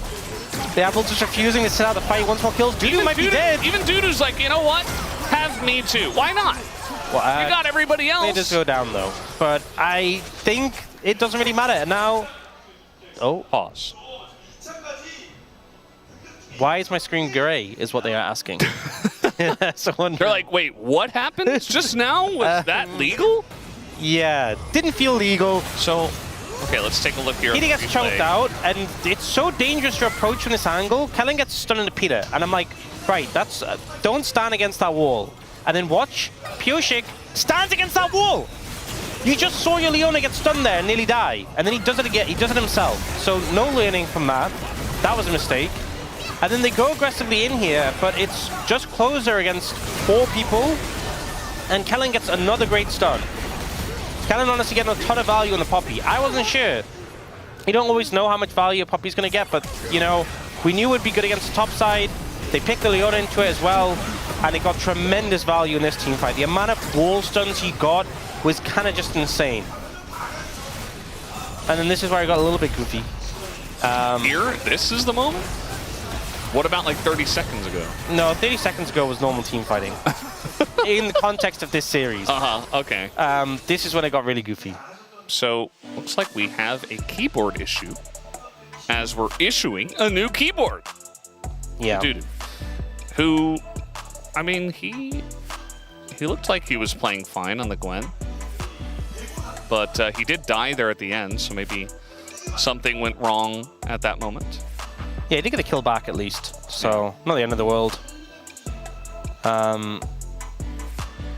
We'll see what comes from this. Obviously, the fact that he did go down, wasn't able to defend the tower, a little bit unfortunate. But just a massively rough fight for the side of DNS is generally the takeaway. Yeah, I just feel like when you're going like, the team has to go all in, sure.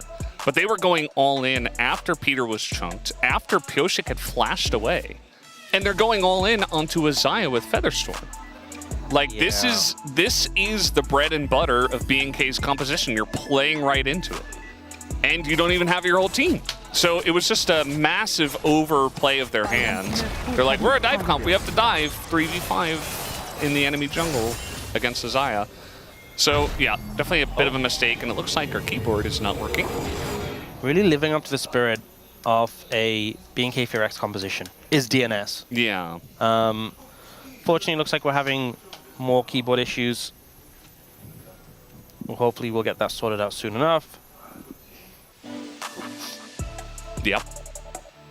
That is definitely the current problem once again. So I would assume that maybe the typing works, because he was typing, he's like, yeah, okay, it works. But then he went back in the game and it still doesn't work. So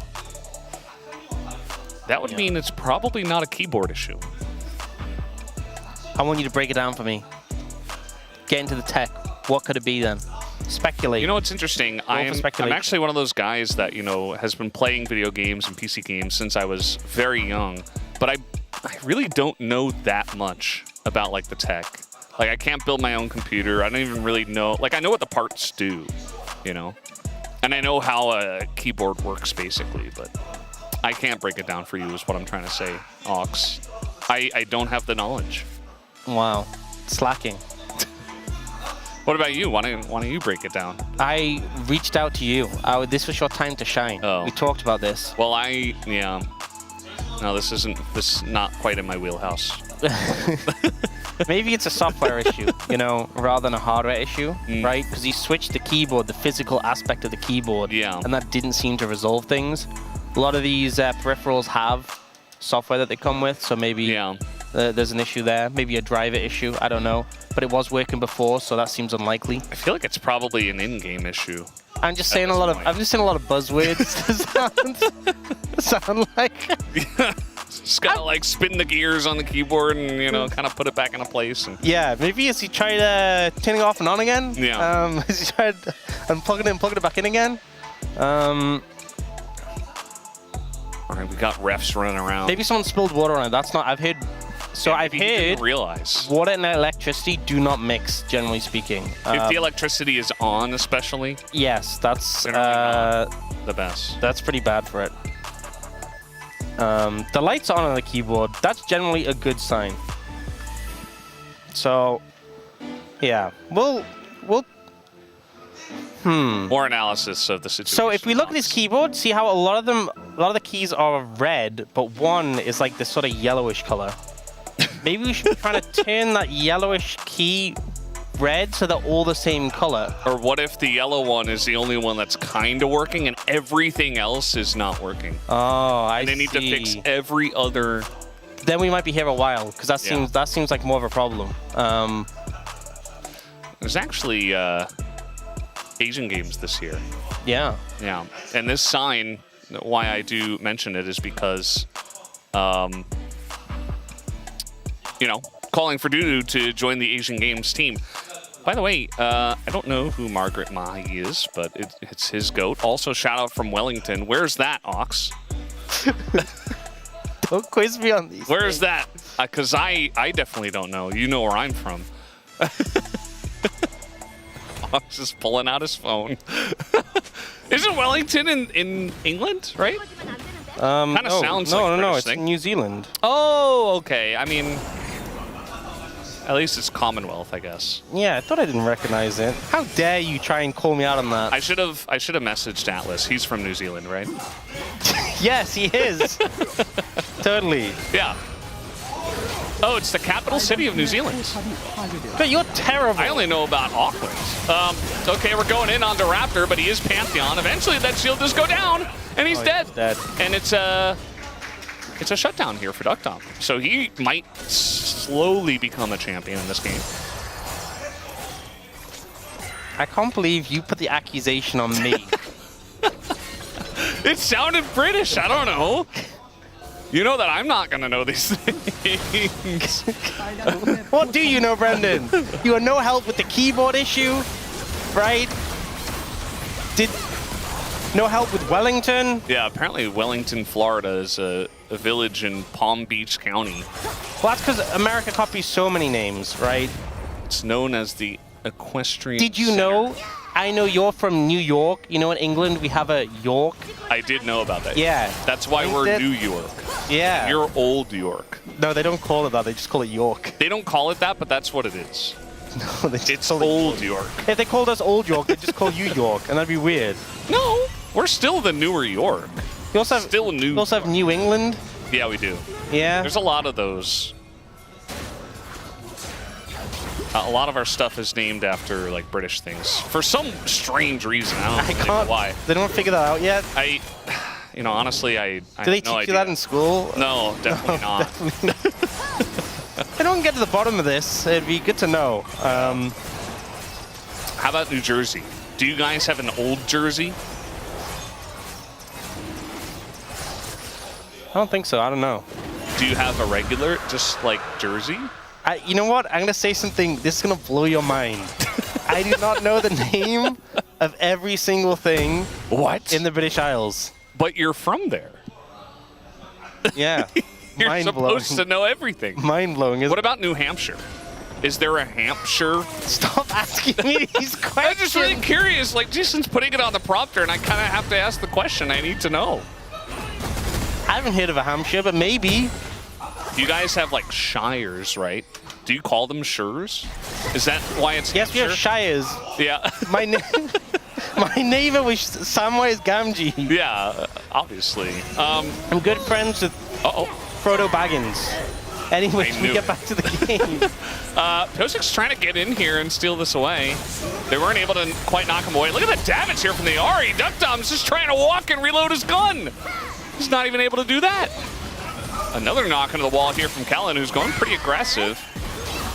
As Zing goes closer, he wants this kill, and that's going to do it. The exhaust comes down, the dodge on the feather pull, but eventually he does go down. And so it's essentially just a trade of mid laners, and I think as BNK, you'll take that. Yeah, I think you're pretty good with that. But does this give them window to start the Baron? Not really. I think Close just has been trying so hard to find angles in this game and it's just kind of getting denied every time. It's kind of him against the world at the moment. See a replay, setting up for the Baron here. They do manage to get the TP from the Gwen, which is decent value enough itself. And Vic was so close to taking out Lockdown here. But it gets a little bit crazy here. Obviously no cooldowns on the Ahri makes it an easy pickup. The exhaust comes in. Closer kind of ulted to get away from the Poppy before the Steadfast Presence was there, but it was just, you know, you're kind of in, but there's no way to get out again. Kellen, by the way, did pick up the Smite as well, but more importantly, Hampshire is a ceremonial county in southeast England. Well, I can see from the map, it's at the very bottom, and I'm from the very top of England. Yeah, but isn't that kind of like close to where London is? Yeah, well... Shouldn't you kind of know the things that are a little bit close to London? You know, this is crazy to say, but I don't live in London. What do you mean? You're British. Yeah. We're just going in. We're trying to kill a Jhin, and Duckdown doesn't have his flash, but Clear doesn't do a whole lot by himself, so Raptor's going to send it too. And eventually they will kill the Jhin, and the rest of the team is catching up as the Ahri goes over the wall, and the entire team is dead before Closer gets to press any buttons. And now he's going to try once again to take out the Maya. That's not going to work. And that might just be game from there. BNK, clean ace into Baron.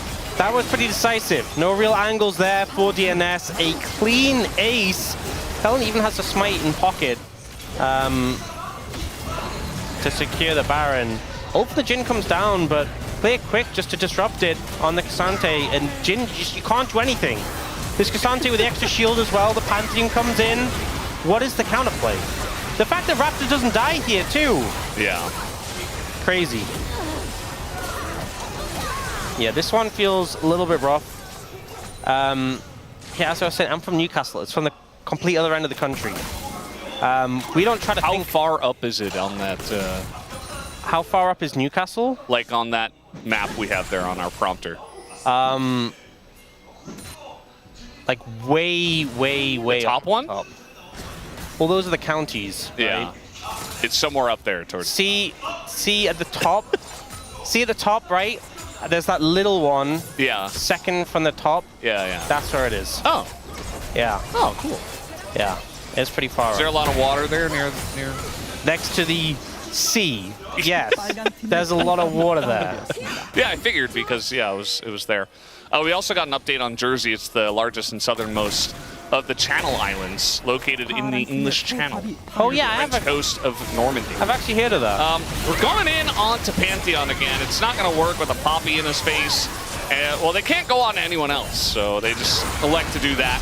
Stun comes in, Duck Dom's like, why am I playing Jhin?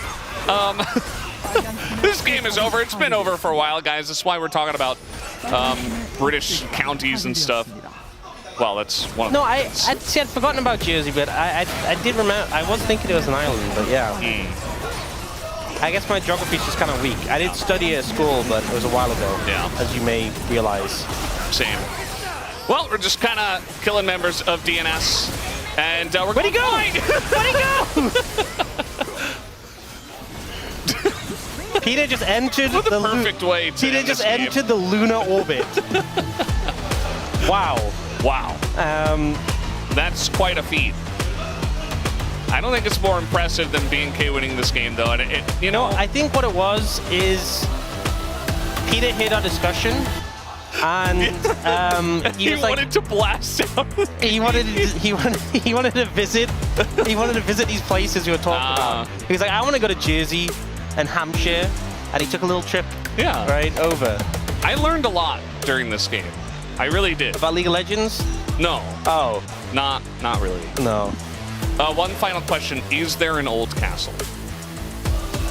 I don't think so. Since you're from Newcastle. It's just, yeah, and it's pretty old at this point. Yeah. There's also 2 Newcastles in England. But you're the Leeds one, right? Or What? not the... Isn't there one on Leeds or something?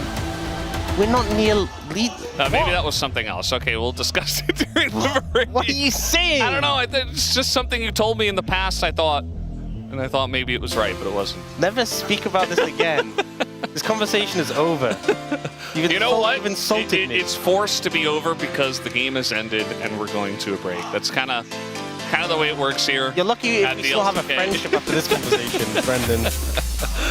Well, I guess Ox doesn't like Leeds very much, is what we can take from this. Either way, I've got guys, nothing against Leeds, and I got something against you, Brendan. 2-1. B&K are ahead. We'll take a break.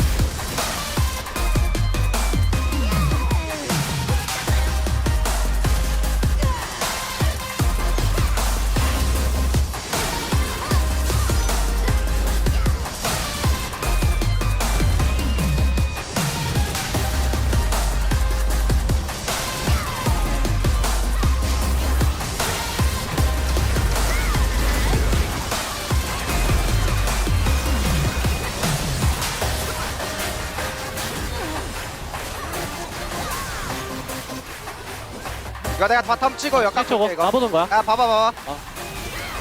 나 이거 잘 씹었어. 앞라인. 야 아리 아칼리메오. 야 앞라인 시작. 야 이거 진 볼래? 노플이야. 노플 저기 나온다. 진 잡았어. 그냥 끝나면 될 듯. 라인 막자. 야야 라인 들어가 봐. 탱대 나 탱대. 나 탱대. 아칼리 노공. 아칼리 공 있어. 들어가는 거 더블 볼게 이거. 아 이제 집 누르는 거야. 아칼리 공 있다 얘들아. 다 쳐봐. 있다. 호피 있잖아. 이 드론 볼게. 라인 지우고. 라인부터 지워줘. 타워. 다. 나 아칼리 더 해줄게 오면. 나 그웬 더 해줄게 이거. 그웬 더. 구엔 볼게 나 구엔 볼게. 아 들어오는 거 봐봐 들어오는 거. 끝나긴 한데. 뭐야? 갑자.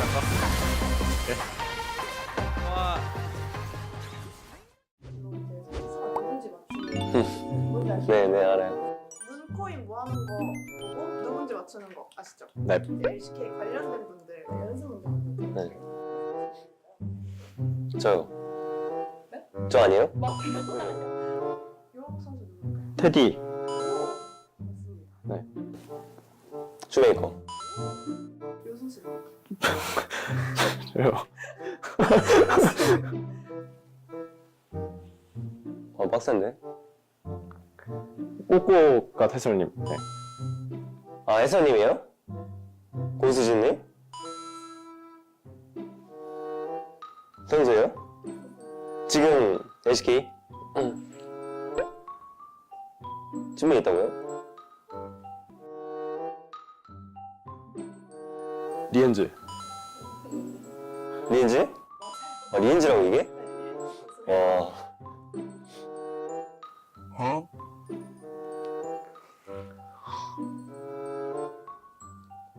빡센데? 은퇴하셨다고요? 패스. 아! 칸! 맞습니다. 피부가 너무 안 좋았어. 아, 동아형이구나. 고스트? 피넛. 아, 피넛.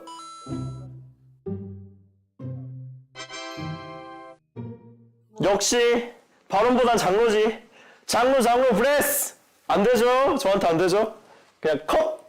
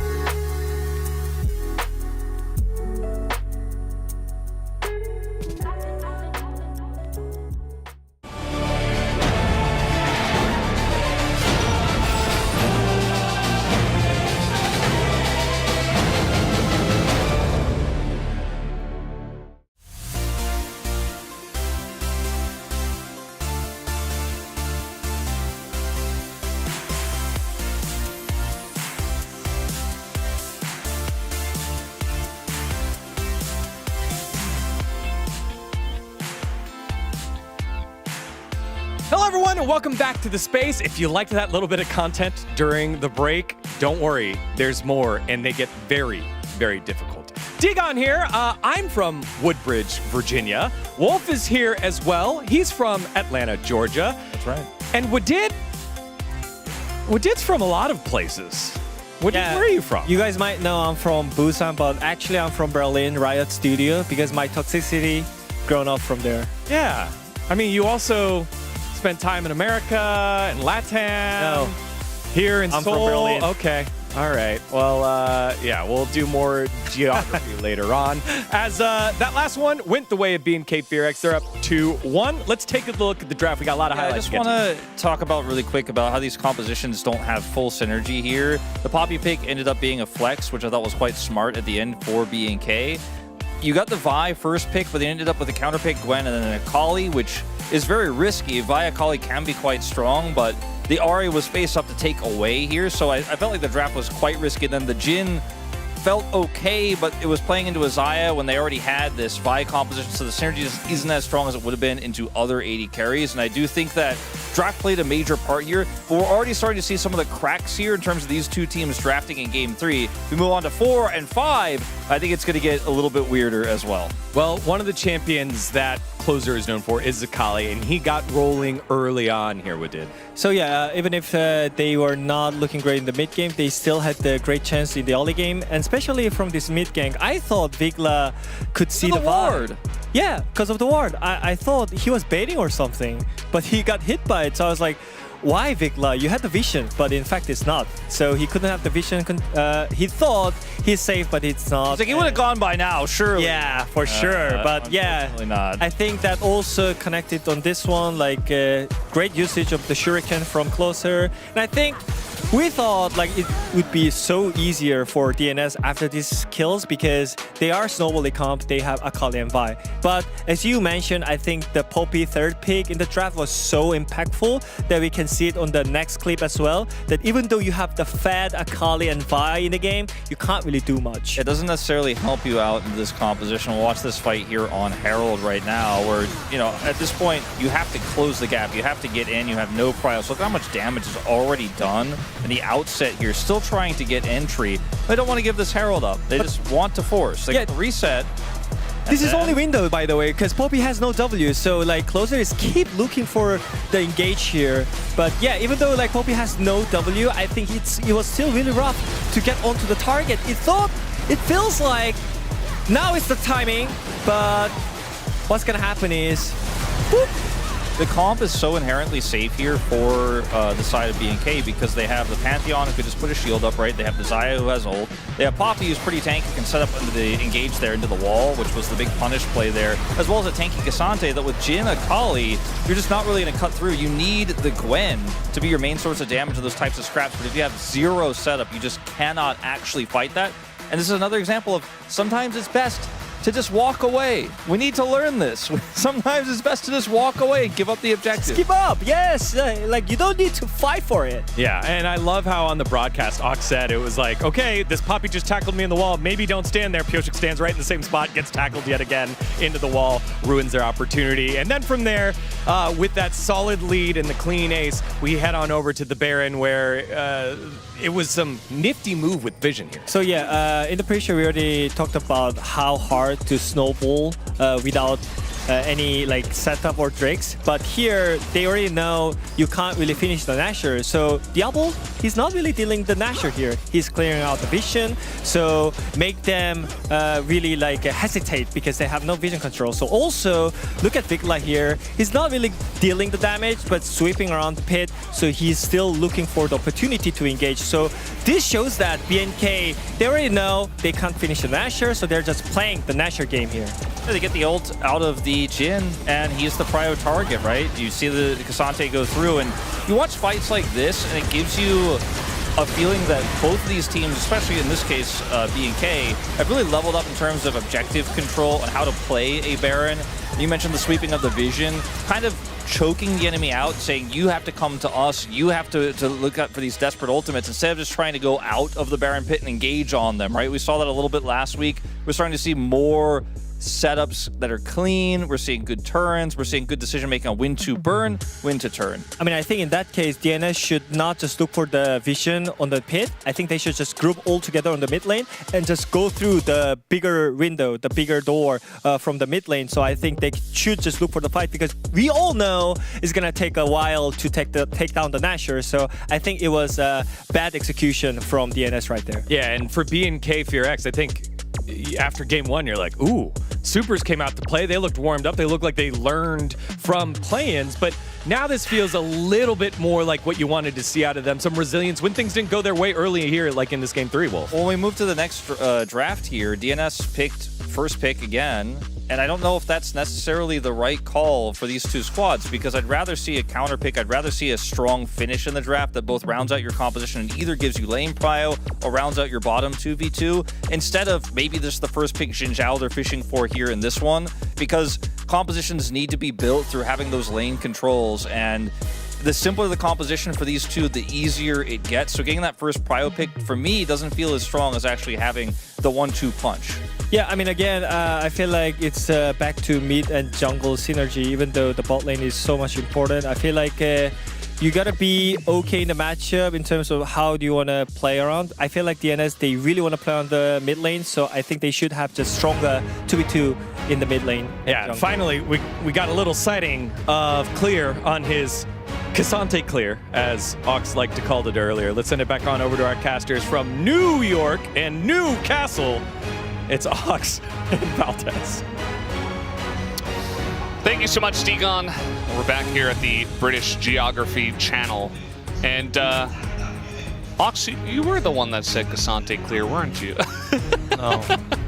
How did you feel when Degon said that you were the one who said that? Insulted. Yeah, I figured you would be. Offended. Almost as offended as you. I thought it was great. So good job, Degon. Yeah, I got to the bottom of what you meant, because you said Newcastle under Leeds, but they're both... Actually, I said on Leeds. Oh, Newcastle on Leeds. It's because there's two Newcastles in England. There's Newcastle upon Tyne. Tyne's the river. Very close, and there's Newcastle honestly. under Lyme. Lyme is another river. Leeds Which one do you like more? Newcastle upon Tyne. The one okay. yeah. But Leeds is another... yeah, I knew Leeds was another city, but I swore for some reason I got it like and the yeah, wires we've crossed. been doing some digging. We found some old castles. There's one in Ireland, actually. Yeah. It's a town there. And also Canada. Yeah, there are some old castles out there. I wonder if there's any just castle, you know? Like I'm from Castle, Kentucky or something, you know? Could be a thing. Probably not Kentucky, honestly. Are there many castles at all in America? I know there's not many at all, but are there any? I don't think there are many. Because like in Europe, there's so like in France, there's so many castles. You can just buy a castle. There's that many. Like there's just a lot of castles around. Man. This is my pitch, Brendan. We should go all in on a castle together. Make it a gaming house. I mean, yeah, I guess. We could own a castle and just hang out together. We could just own a castle. We did get the first pick, Nico coming through. Pick that Peter has had a ton of success on, so snapping that one up quickly. That did get through with the bans. And the Jace got banned, surprisingly. So even though it's been nerfed out of the jungle, DN Supers did opt to ban it out. And now we're immediately getting the Kalista and the Xin Zhao. I feel like the Kalista might be a little bit of denial, not wanting to play into Kalista Nico. The Xin Zhao, though, a pretty powerful pick. And will this be Zehen jungle coming through? We get Xin Zhao against Zehen in the jungle? That would be hype. That would be pretty hype. Zehen feeling pretty good about this patch. And by the way, there's actually a new Castle, Kentucky. I was joking about Castle, Kentucky, but there's actually Newcastle, Kentucky. That's crazy that that exists. So Zehen is locked in, and it is flexible. Thinking about Caitlyn here. Caitlyn, Nico would be pretty hard to play Kalista Renata into. And I'm not sure what else you would really pair together with the Kalista. So have BNK FearX put themselves into a tricky situation here is the question. We know Renata is one of Kellen's best champions. One he has had some fantastic performances on. Yeah. But your AD carry gets outranged, and you're going to get poked pretty heavily by the Nico. So do you opt into that? I'm not sure what real alternative you have. And they will just go for it. It still represents threat in the 2v2 if Caitlyn or Nico misstep, overstep, and they get caught by a handshake. The sustained damage, the all-in from the Kalista, Renata has the threat, but the poke, the harass, the range trades are definitely in favor of DN Supers right now. Yeah, they definitely are. Trundle. Very common answer into the Xin Zhao. Yeah, they're not convinced it's jungles ahead, which, you know, it may not be. It may be top lanes ahead. Kind of the power of picking it early. You have this flexibility, this option. Keep your cards close to your chest in this situation, especially because the jungle pool obviously been thinned out a good amount. And we'll see what ends up coming through here. In the top lane, we still haven't really seen, you know, like Sion still available, Rek'Sai still available. A lot of these sort of tops you can just pick up quite stably. Really hammering home, we want Xin Zhao to have a good time. Yeah. Because they're banning the picks you take in a Xin Zhao, which is Jax and Trundle. And a reminder, Xin Zhao to get a slight buff in this patch. Yeah. So the main one was the healing on the passive, got a little increase. The other one was attack speed on his E, but it's only at later ranks. And typically we see that, I mean, it kind of varies. Some people max it second, some people max it third. But it's something you only really get later in the game, so not as big of a deal.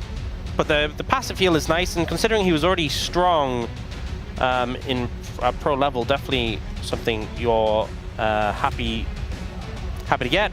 Today going to come through for Vikla, and with no Ahri to match into it, feeling pretty good. Oh, this would be very hard for the BNK FearX composition to deal with, because you're lack engage so hard already. Like, you're engaged, it's like you run at them, and you just hope Xin Zhao can dive on someone. You're just going to get poked out from a distance every time. Yeah, Zoe, as long as he can hit things, I do think that is going to be huge. Now, I haven't seen a lot of closer Zoe. I don't know if I've ever seen it at all. I can't recall specifically, as we're thinking about Graves. He did play a Zoe game in the LCK Cup, but I can't remember if it went well. Mundo, something our spacers mentioned during the pre-show that Pyosik could eventually get to. Yep, a lot of bulk, and can kind of just soak damage for the rest of the team. And it is going to be that Rek'Sai coming through for clear. Definitely something that can find good flank angles and hopefully be a threat in the backline, which is important, because right now, I think the DN Super's composition, you know, assuming bot lane plays out well and Zoe gets some momentum, I don't think they have a good answer to the Zoe. Does this comp even deal damage? Like, I guess if they are on top of them and the Kallista's like hitting the Mundo and the Zahen, and yeah, sure. But like, I don't know. I don't think damage... if it does damage. I don't think damage is the issue, because I think if they can hit a target for long enough, they'll kill any target, right? It's a Callista. Can they get to that target? I think more the issue is that reaching the backline. Because if you're just hitting the Mundo, while Zoe's firing trouble bubbles, Nico's searching for a flank. You're running through traps and stuff. Caitlyn's autoing you. Yeah. That's more the prevalent issue, is that you don't have time. If you get on top of the backline, though, you'll blow them open super quickly. But it's getting access to the backline is the more pressing problem. So that's what I'm concerned about in this situation. Also, the fact that the bot lane matchup is not too much of a fun one. We'll have to see how that one plays out. Also, close on the Zoe. See if you can have a performance a bit more like BDD. Yeah, I mean, if BNK can pull this one out, they deserve the win. Let's see how it goes as we hop on the rift for game number 4.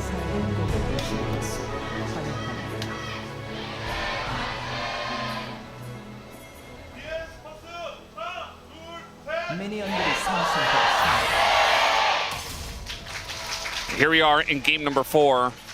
And to get back to the topic on hand, Jisun had a very important question. What if you're actually from the Kentucky Newcastle and you're faking the British accent for concept? You're just pretending to be this Ox guy from that area of the world. But you're actually, you love soccer and cookouts and the Super Bowl. And burgers as well is another one we have to mention. What if that's actually what you're into and you're from Kentucky?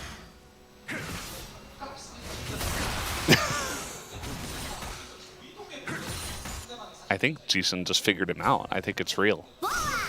Based on your reaction. I think our relationship has changed, Brendan. We're now purely co-workers, no longer friends. Oh, were we friends before? Maybe we're maybe I didn't realize. Maybe we're associates, but now we are merely co-workers. I like that play from Kellen. Aggressive level 2 flash handshake. Yeah, looking for the angles. I think you have to when you're playing this 2v2. Try and find opportunities for the all-in. Oh, does catch Peter here. Yeah, and guess who's on the way? It's Raptor. Level 3 gank with red buff. Duck Dom.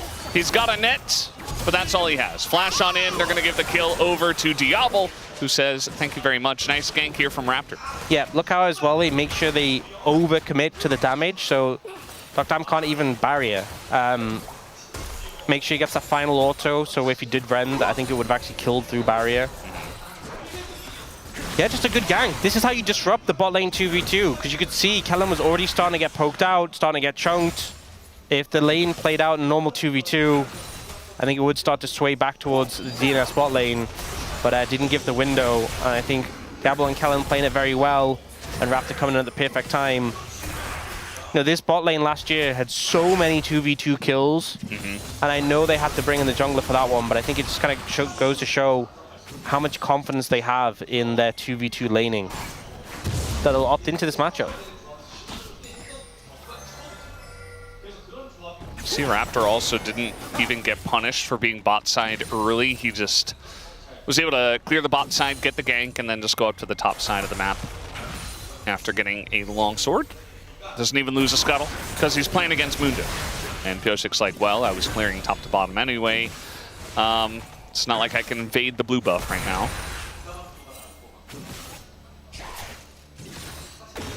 Yeah, and it's kind of hard for Piosik's to have too much of an impact early. It's kind of just like, I'm Mundo, I farm, I'm going to be tanky later. If someone's overextend, I can gank them. This is getting pretty rough. Yeah, they're really starting to fall behind. I mean, it's a big item advantage already for the Kalista.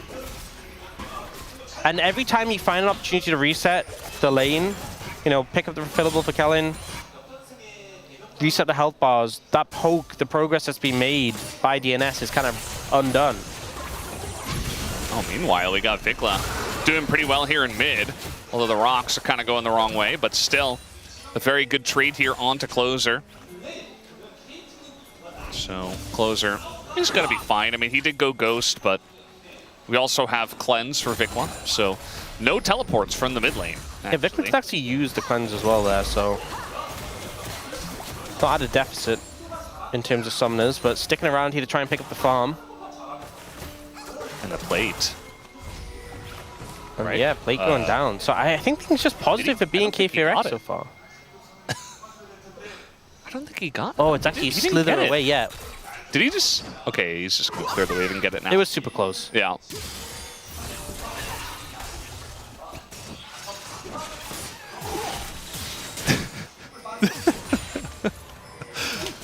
There are these, the covers to these great chairs we have. I sometimes like to play with them, and it just fell off. So Ox was not happy about that. Raptor's going in here on a Pioshik.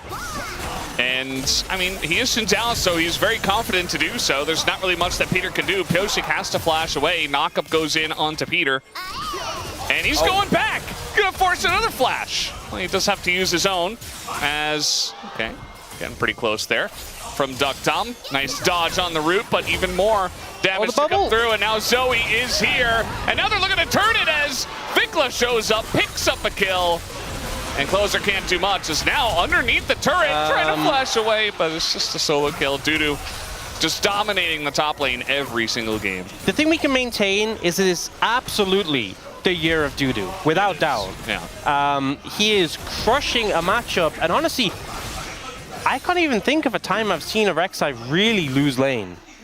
It's kind of just been like, no matter what happens, he just weathers the storm, and it's impossible to really shove him out. He just out-heals, but Dudu's crushing it. Here, though, Raptor went so aggressive and was really feeling himself on the Xin Zhao, super heavy in this trade, just kept going forward just when you think, okay, well, he's done now. Okay, now he's done. Unless? No, he's done. Okay, he's done. And then the fight continues because Closer's moving down, little dodge here, little dip there, little sidestep on the bubble. It was a very extended play, and then, yeah, Peter just dies. So, very crazy. Here, though, oh, he gets pulled in, then the ult hits, and he sticks around. Yeah, this looks like Rek'Sai overconfidence to me. Passive as well. Oh, this is a replay of me dropping the, yeah. You can see Ox was not very happy with that. Yeah, I was... Very important replay to get. I was like, what are you doing? It made such a thud as well. It made a really loud noise. It's not even that heavy. It's just, I don't know. Just damaging everything. Yeah. You broken it? No, you can reattach it. Okay. It's magnetic. We're fine. We're a lot of animosity going on in this cast. Yeah. Ever since I just thought maybe you were from Kentucky, that was the beginning of the end. Peter, Hey, maybe trying to set some. I got nothing against Kentucky, but I'm not American. Yeah. Well, Vikla. And I don't say soccer. You said it earlier today, I remember. This Zoe's already getting so much value down, by the way. He is kind of missing everything, though. As Raptor gonna go back in. And they just don't quite have the damage to get through Pioshik, though. And this Zahen is a big problem. He's proxying.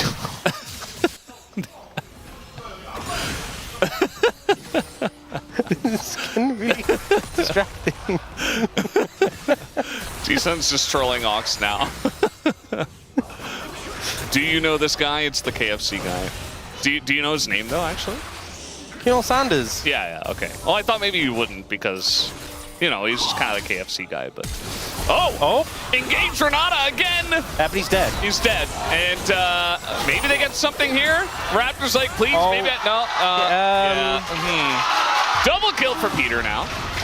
And Vikla's like, hey, what's up, guys? Wait, the rocks are going the wrong... Okay, doesn't matter. It's okay. We still have Mundo here, but I think at least Raptor does get that kill. And eventually... Vikla will just die. Really, the question is who gets the kill. They should give it to Closer, and it looks like they will at the very end. He's just outside of tower range there. Yeah. That certainly was a play you can make. Not a play you should make. So they flash in, and I think Kellen didn't have mana to ult. Maybe was going for the ult after that. Didn't have the mana. Backfired massively.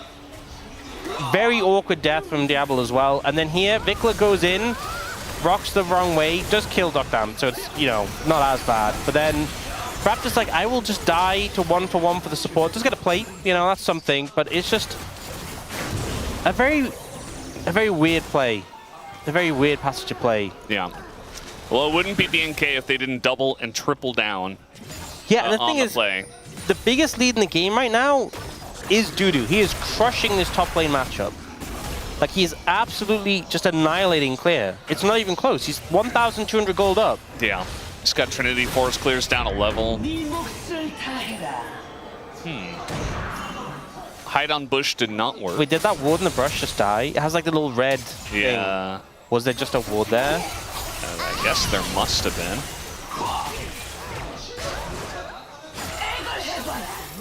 I like how they're continuously forcing these short trades, Diablo and Kellen. This top lane is a disaster. I mean, he's going to lose his turret at 10 minutes. He got it. First turret just went down at 10.5 minutes.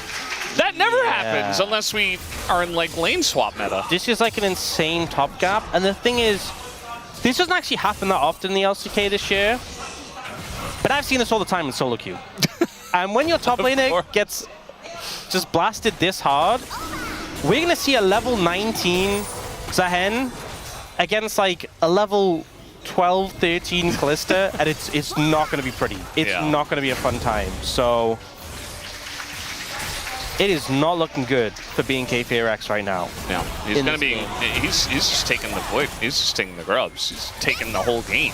Dudu has declared it, not the year of Dudu, but maybe the decade of Dudu. He's like, okay, I'm just taking over all of the LCK. Oh, they also buffed his damage to monsters. We're talking about, you know, in the pre-show as well. He's a jungler now.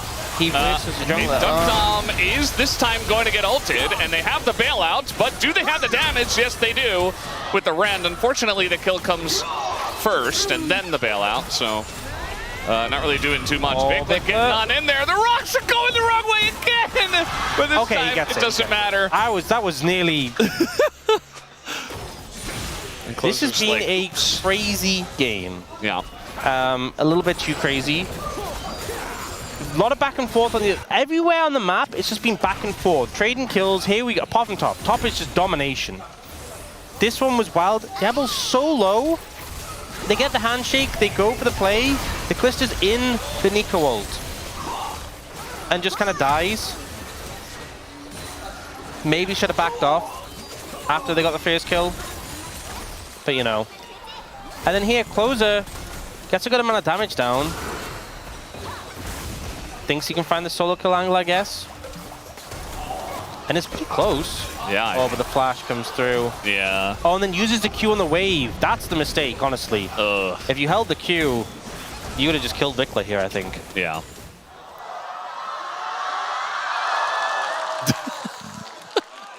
We're losing our minds here. And that is a really good play there for Vikla in the 1v1. I wonder what they're going to do bot lane. No, I don't. They're going to all in. They're going to all in, yeah. They're going to trade. This top lane, this just doesn't happen. It's crazy. I keep remarking on this because, I mean, he's going to take the inner turret here soon. It's only 13 minutes into the game. This is ridiculous. And Clear is, you know, he's down a couple levels. It's almost a full 2 levels. Yeah, he's only just finished his quest. Also, I know I said about the jungle monster thing, but it's actually really relevant in a situation like this, because since Dudu kills monsters quicker, he can just dip into the jungle and just kill jungle camps really fast. Yeah. As they buff Zahen's monster damage. So, like, he can just... Obviously, not right now because Raptor's there, but if Raptor's not careful, his camps will just get stolen away constantly. Yeah. And maybe he could die as well, I mean, or at least be forced to smite, which is what's going to happen here. That's old Xin Zhao against new Xin Zhao. Yeah. The lore battle.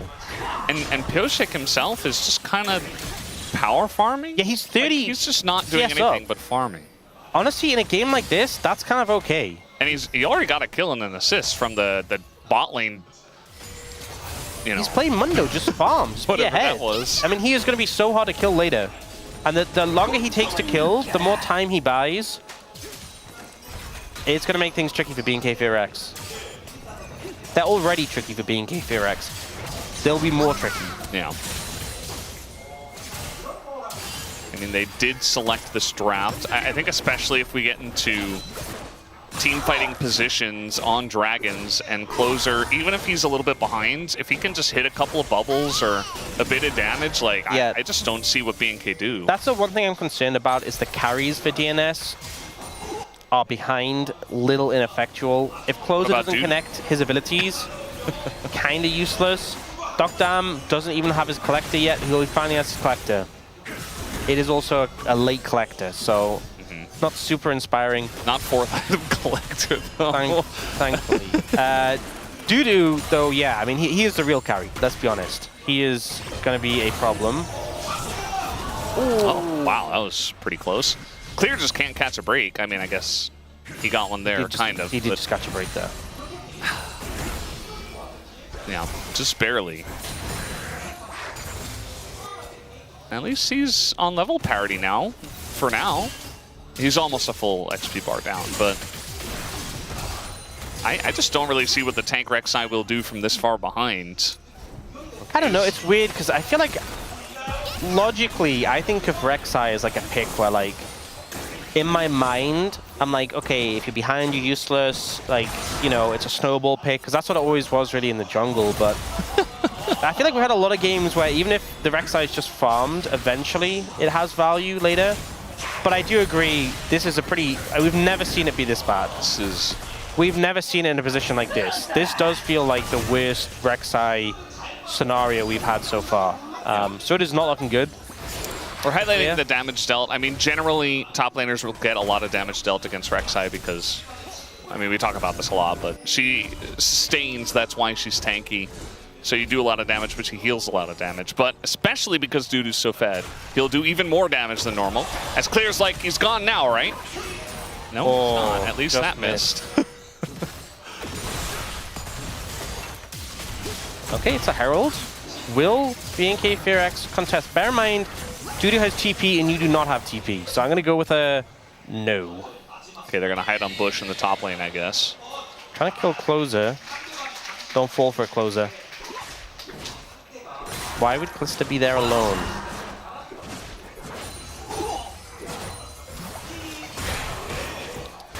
Why would Callista be so aggressive?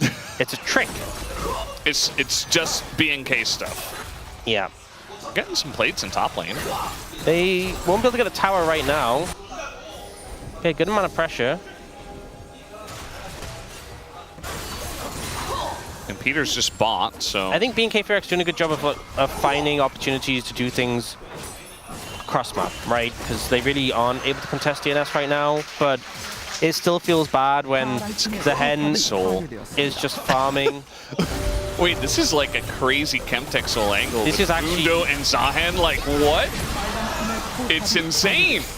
And Vikla, he just has to abandon ship, so... Yeah, I know we're Chemtech haters, but this is actually insane Chemtech value. It's almost as good as it can get. Closer, kind of an awkward spot here. Actually, a very awkward spot. He is going to just run away because he's Zoe. And Dudu's here, so I don't know if BNK can fight at all. You can see that Raptor's trying to deal damage to Mundo, but still is not able to. Just gave him a stack of Heartsteel. That's about all that does. Tower picked up there. A little scary for DNS, but you know, they survive. It's not a big deal. We'll see if a cam push can come in from BNK Fearx, but I don't really think they have time. Just gonna collect some waves as the resets come in for DNS. It's a 1-level lead for Dudu right now, so not the craziest, but still very scary. And we haven't even seen Dudu actually join in fights yet. It's going to be a problem. Yeah. I foresee it.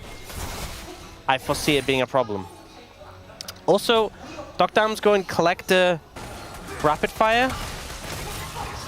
That doesn't deal damage. That is not a high damage output build. He's really taken the trough to heart. He's like, I am the trough. Let me make the trough deeper so I can zoom out of it even faster. That's not how physics works, but you know, I guess that's what he's trying to say. Because it's going to take a little while until he actually does real damage. At least he's got Dudu. And now I guess we're trying to just posture in mid. I mean, Diablo is going to pull in, and he's got the bailout. Peter in a rough spot, and there is the bailout. Picks up 2, and Pyosik finally able to take him down, but Dudu is kind of untouched at this point. Can he take down the entire enemy team, literally, is really the question. Closer's going to go down. But yeah, nobody can really touch Dudu here. He's going to flash on in, gets the pullback, and Raptor's down. That's a double kill for Dudu. And this just looks straight up like solo queue. Like, this is finally the top laner joins. And he's going to be hand shook back, and it'll just be only a double kill and only 3,000 gold ahead here for Dudu. I feel like the limiting factor for Dudu is his speed. I feel like if he actually reaches a target, he just kills them and they cannot kill him. Yeah. He's like, you know that thing people talk about, the snail? Have you not heard about the snail thing? Have you not seen that post online? Would you accept $100 million, but there's a snail chasing you forever? Yes. The immortal snail? Yeah, I have. Dudu is the immortal snail. Look at him. Look how he just, apart from his little dashes, he just feels quite slow moving around the fight. But he is coming for you, eventually. Like, look, he's trying to reach Raptor here. He has to flash to get to him, but he's coming. He can't reach clear here. He's so slow. He is quite slow, but he is a problem. If he gets to you, you're dead. So watch out for the immortal snail that is Dudu. It's the year of the immortal snail. The immortal snail.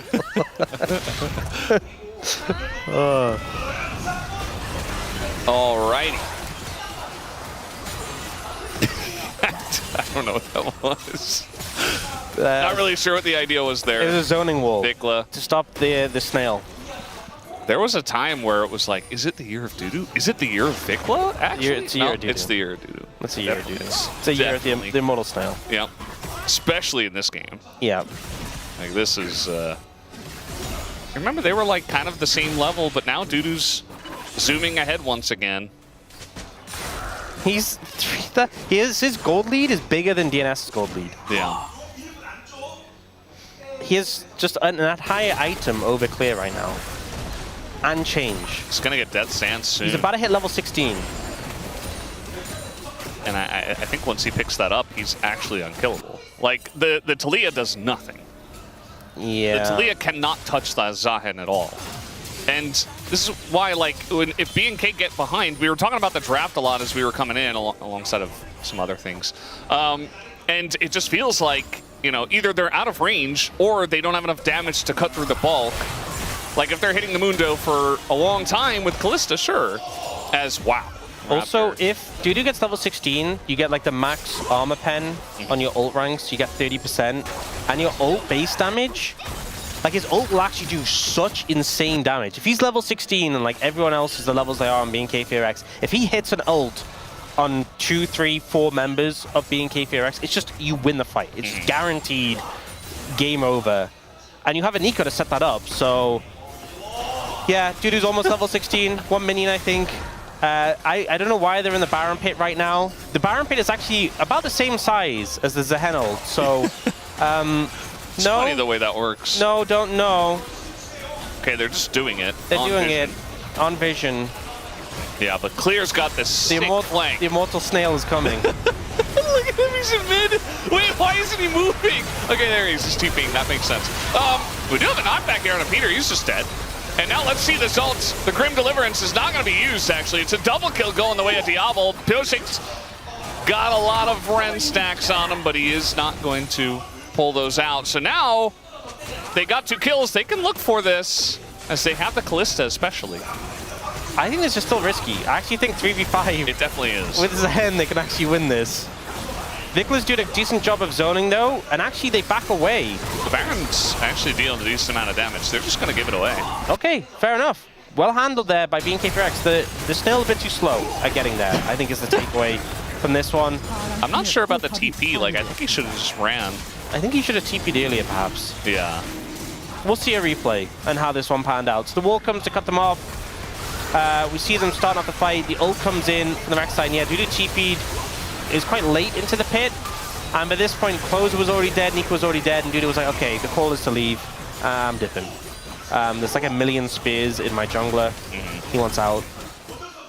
So we didn't even get to see the level 16 ult. And BNK FearX got a ton of XP from that as well, so things not looking so bad. It's actually pretty even in gold. DNS nearly have soul, but it's still 4.5 minutes till that, and BNK FearX is going to knock down some structures in the meantime. Yeah, it's definitely a lot of comeback mechanics all happening at once, it feels like. Get a couple of kills onto some of the members of DNS. You pick up a Baron, you pick up some turrets. You're catching up in gold, XP. I'm just going to say, like, Dr. is just not doing damage at all. Yeah. Like, his inventory is just anemic. It's so sad. So, like, what? You compare that to a Kalista who has Renata with 3 items, including Terminus. Like, Diablo just puts his face into the enemy team and does not care. Yeah. And that includes Duckdom, who's like trying to put down traps and stuff, and Diablo just like hops around them. It's just pretty ineffective. So yeah, like Dudu's really fed, but it's only Dudu. Like Closer, Zoe hasn't had a lot of opportunities for setup because we had that really awkward fight near the Baron and they just kind of rolled over and died. And now it feels like the whole game is broken open and the Zoe from behind is definitely a lot less effective. But I haven't seen Closer just have that much impact. Like, I felt like the Zoe into this comp, you're going to struggle to reach it. If you hit in the big bubbles, it's going to feel so oppressive. We've had so many games where, you know, a Zoe's to suffocate a team out. When is the last time you can remember seeing an impactful bubble this game? This isn't a trick question. I'm genuinely asking.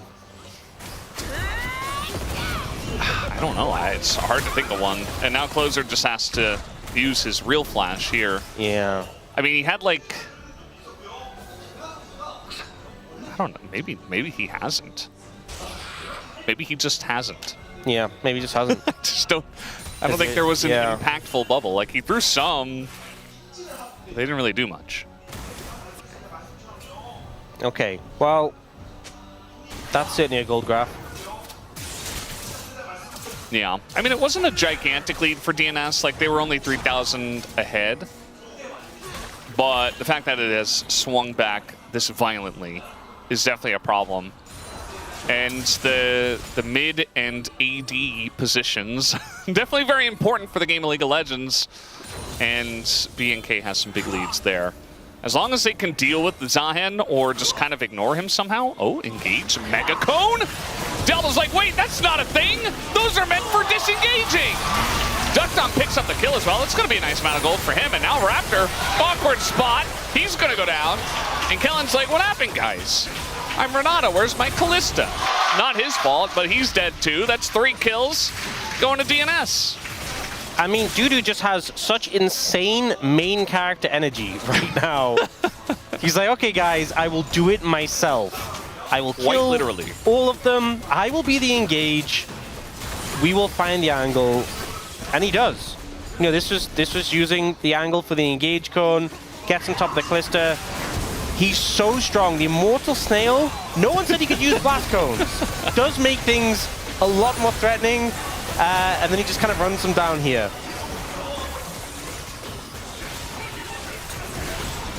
Yeah, Kellen had no chance. You can see that Diablo felt like he was safe because his whole team was right next to him in the top side jungle. Duckdom has an Infinity Edge, finally, a real item. He's starting to maybe do a little bit of damage. Yes, maybe to the squishier champions. Yeah. I mean, a big crit, we believe in it. Some pen would be good though. Just needs Diablo to step on a trap. We do now have Soul in 40 seconds. Chemtech Soul would be a problem if DNS get it. It would make Dudu functionally immortal, I think. And also it'd make Yoshik extreme. Yoshik's almost level 16. Mundo at 16? Yeah. Just quietly, just getting really fed. Just farming. And now we got to fight mid lane. That's going all the way of DNS as Peter finds 3 in the back line. Duckdom does go down, but he's not the main guy. Just look at Dudu. Grid Deliverance going to catch Raptor, who's like, oh, I got to get out of here. Diablo trying to deal damage, but he can't deal damage to Dudu. What is that? Nobody can deal damage to him. He's full health. And that's going to be the end of this fight. Double kill goes to Dudu. Closes like, I exist as well. Please talk about me. And I had to there for a moment, but this is all about Dudu. The back muscles required right now for Dudu to carry this game and take us potentially to a game 5. They're looking to end here. Oh, yeah. A lot of damage coming through. It's only Kellen. 20 seconds for Vikla. I think this is... I think they can send it if they want to. I think they can do it. It's 10 seconds on Vikla. Only Kellen there. They're killing it so fast. So much AD. Even closer. Hasn't done much in this game, but he's got EP. And he can attack turrets. And again, they just... Okay, they're going to get the knockback here on a Dudu, but he has his ult back, goes in on a Vikla, and down he goes, but the game is over. He did the job, and we are going to a game number 5. Bringing it to the brink, and honestly...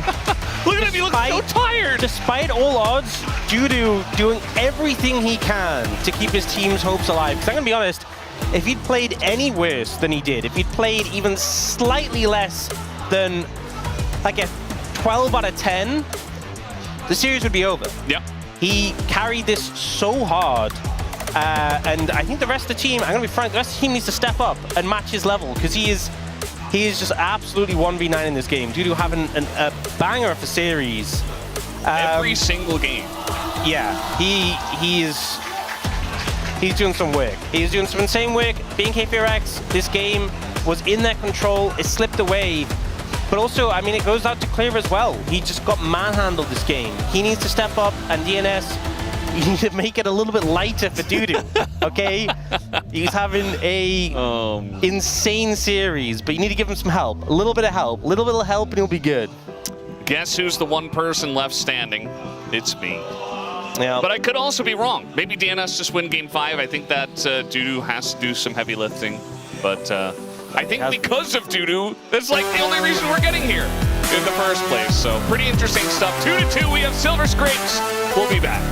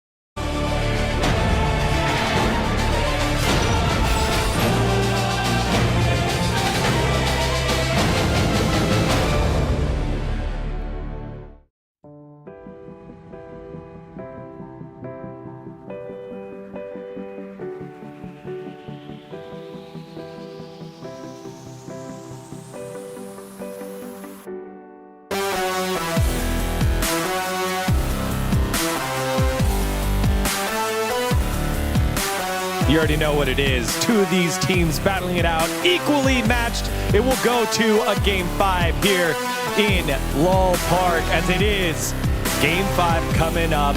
DNS battle back. BNK FairX looked like they had the opportunity to close that one out, but it was the Mundo, it was the Zahen, and it is a Game 5 here in our first playoff match of the LCK Cup 2026. There's two things I wanted to talk about before we get into talking about gameplay. The casters mentioned they don't really associate Closer with this pick. It's actually his highest win rate champion with any champion that's more than one game played. He has one other champ that has 100% win rate, 1-0. He has played a lot of Zoe games. In 2021, he was playing behind Faker, was a Zoe meta. He's played a lot of Zoe since then. It's a really good pick for him. Didn't have the individual impact, though, that his top laner had. And I want to talk about this. Quest time here for the top lane. Massive advantage goes to Dudu in this game. He's actually almost 3 minutes faster than Clear. You can see the numbers here now. 10:30. Yeah, 10:30 to 13:19. The Rek'Sai in this scenario is not going to shut down the Zahen who struggles early. Zahen gets so ahead in this game, takes the first turret, and when you get the completion, you start to explode your XP. So your XP gets bigger and bigger exponentially over your opponent. Ox mentioned it, he's going to bowl over the Kalista later in the game. And that's exactly what happened.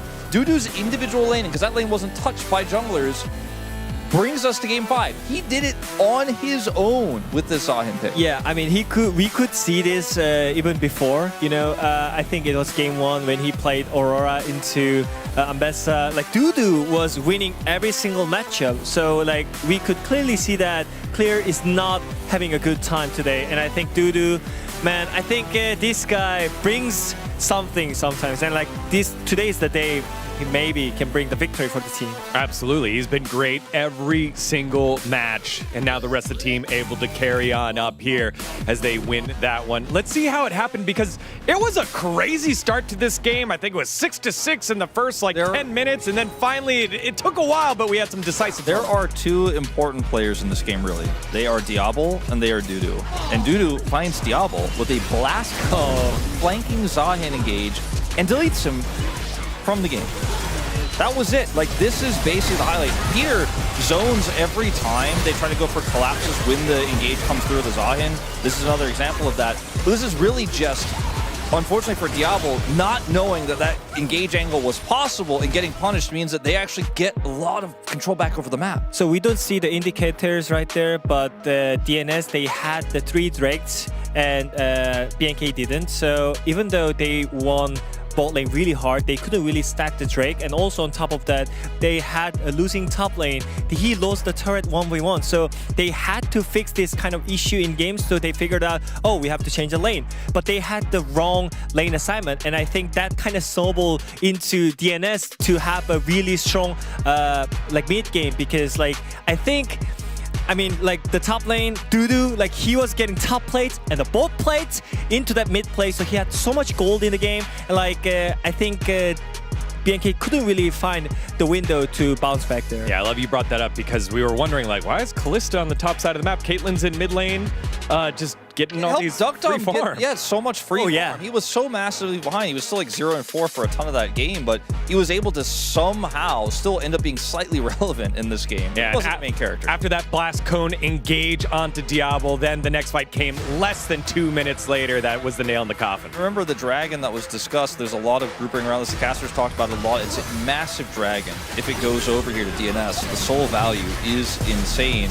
Weaver's Wall here leaving a little bit to be desired, but it's really all about Zahan. Yeah, I mean, if the fight starts like this, Zahan is unkillable. You can't really target the Zahan, but also, like, you cannot ignore him. And Peter, again, just buys some space here so that the Zahan can actually close the gap. They call him, like, the invincible snail or whatever they said on the broadcast. Yeah. He's super slow, needs some time to get in there, but he's just too big to fail at this point. No Kalista sticks, no bailout is going to be enough to stop this powerhouse. He's weakest at his early game, and Clear's individual performances today have not lived up to expectations. He is not performing as well as Dudu. Dudu is crushing. Maybe even DNS should try to draft in Game 5 to play through top lane, because this is looking like a very strong win condition for them. And because they played the Rek'Sai, Dudu got it for free. I know we all know Clear has it in him, but he is looking like the weak link here for BNK. Yeah, Cassante Clear was the only real kind of moment, and even then it was still a good game by Dudu. What do you think? So yeah, that's why I thought BNK would just go for second pick here in the first selection, but I guess they want to pick something earlier, so they picked the first pick. But in this case, you kind of have to blind pick your top lane, so that means they kind of have to put him on the tank again, and I think Dudu can just like harass on them, you know? Yeah, so, like now you get blue side and you get counter pick for Dudu, and so many of those prio picks are gone anyway, so I'm not sure what blue side really means here in Game 5. You and I talked about early in the season, we really expected, or sorry, first pick, we really expected most teams to go to second pick in best of fives when it goes deep. Yeah, remember, if you're BNK FearX, you had the bye, you had the time to prepare, and you have aspirations of making it to finals week and get on there. You might stumble at the first hurdle, and even if you win, you're showing your cards in a best of 5 and how many champions are in the pool for you. For the DN Automotive Supers, you just go back to last year and how tough it was for the players on that roster, Dudu and Pyoshik, and now they have the opportunity to slide into top 4 and have yet again another upset. Let's find out in our first best of 5, Game 5 of the playoffs. On the call, it's Valdez and Ox. Thank you very much, guys, as we're getting ready to jump into game number 5. And, you know, it's funny, Wolf was talking about maybe they should actually try to win through top lane. It's like such a foreign concept in this current meta, but honestly, with the bit of a gap we do have in the top lane, like he also said, we know Clear is capable of it, but it just feels like Dudu is like blasting off into space with the amounts that he is doing in the series. But honestly, like, it kind of feels like top is just naturally winning. So maybe it's like you don't even need to, from DNS's perspective, like you don't even need to put the resources there, as long as it's a matchup that Dudu is comfortable with, which seems like any matchup at this point. Then he's just going to naturally win, and you can just ensure the other lanes don't fall apart, and you're good to go. I guess we'll see, right? It's been a close series up until this point. Obviously, Game 5 at Fearless, a lot of picks have been removed. I think if I'm, from the perspective of BNK FearX, it's about securing a top matchup where Clear can survive, getting a pick for Diablo where he can carry, and a pick for Raptor where he has agency. Because I think in the games where Raptors had agency, he's really been able to take off. You know, the big ones for me was like the Lee Sin game, right? Yeah. He was really able to make a lot of impact. Also, the Pantheon game was able to get things going a good amount as well. And I think bot lane 2v2 also pretty important. So I think bot lane is a point of contention for both sides. But yeah, safety for top I think important for BNK FearX. Sion is available, but Sion has actually been struggling in the LCK Cup, not been winning as many games you'd be thinking. But there's a lot of picks off the cards now, so maybe they'd feel safe to go for that. The Cannon's available, which is something that Clay's had a lot of success in his career on. I just don't know how confident he's feeling on it right now, considering how this matchup's been going. We have a lot of stuff banned, as you can tell by the middle of your screen. A ton of stuff. Closer's not going to get to play Yone. Fatam's not going to get to play Ziggs. And Diablo's not going to get to play much of anything at this rate. With 880 carries out the pool and 2 more banned already, the pool is already getting thinned a good amount. Yeah. To be honest, I started to think about things like Kai'Sa. Aphelios. Yeah. I think with how chaotic these games have been, I think Kai'Sa just has a lot of value. Sound better, yeah. And also fits with how BNK FearX want to play. The Aatrox ban is interesting. I was genuinely thinking we could see like a Sion pickup for BNK FearX and Dudu would just slam Aatrox. The Aatrox ban makes me think they do just want Sion for clear. I was wondering if they were going to leave Rumble up, which would have been crazy, but maybe they would have had some kind of counter. They're just going to first pick Sion. Ban Aatrox, pick Sion. They're like, we are that desperate. Yeah, well, did they have tank top laner? Oh, do it. do it. I mean, they're under no pressure to pick something for Dudu right now.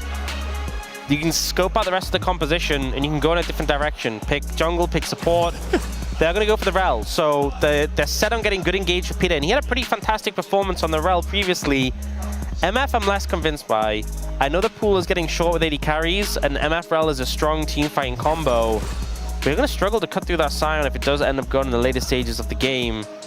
But again, we did talk about emphasis in the bot lane 2v2. This does respect a certain amount of weight to it. The fact that you are dealing with not only a strong level 6 all-in, but a lot of lane power in the MF. And Aphelios Thresh, I think, is a good response. Thresh can peel a lot of the threat from the Rel. And Aphelios has a decent amount of range to match. Jax comes in. Will it be jungle? Will it be top? We don't know for sure. Has a little bit of flexibility. Probably top lane, I would assume, but just a little bit of flexibility to keep you guessing. Definitely something that Dudu can take over on, though. Did see it building the Dusk of Dawn with the AP build has been played.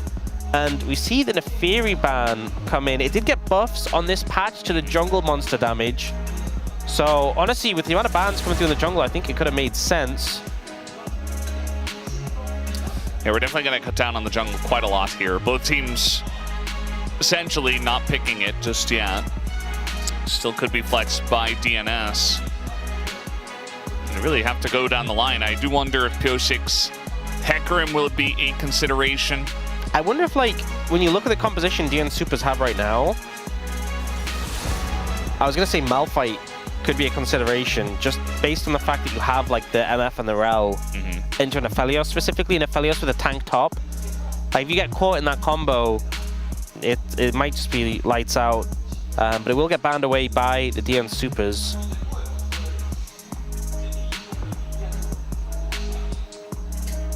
BNK FearX trying to decide here. I think in terms of mid, there's still... Well, they're going to take the Jace anyway, but there's still, like, Syndra open. There's still... Victor, Galio. Yeah. These are the sort of mids we've started to see at this sort of stage. Closer gives the nod. I mean, if they want to keep the flex potential of the Jax alive, then you could just pick mid here. Or if there's a mid you really want to prioritize. Otherwise, you could just take jungle. Rammus for Pyosik. This is something Pyosik did play back when he was on KT in the LCK. a while back, and I think he did win that game. When you're playing into an Aphelios, specifically an AD carry who you can jump on and just force him to attack you, it can be disruptive, but you know, Thresh obviously makes it a little bit difficult to reach him. Interesting to see this one come out. It's not a Rammus support, thankfully.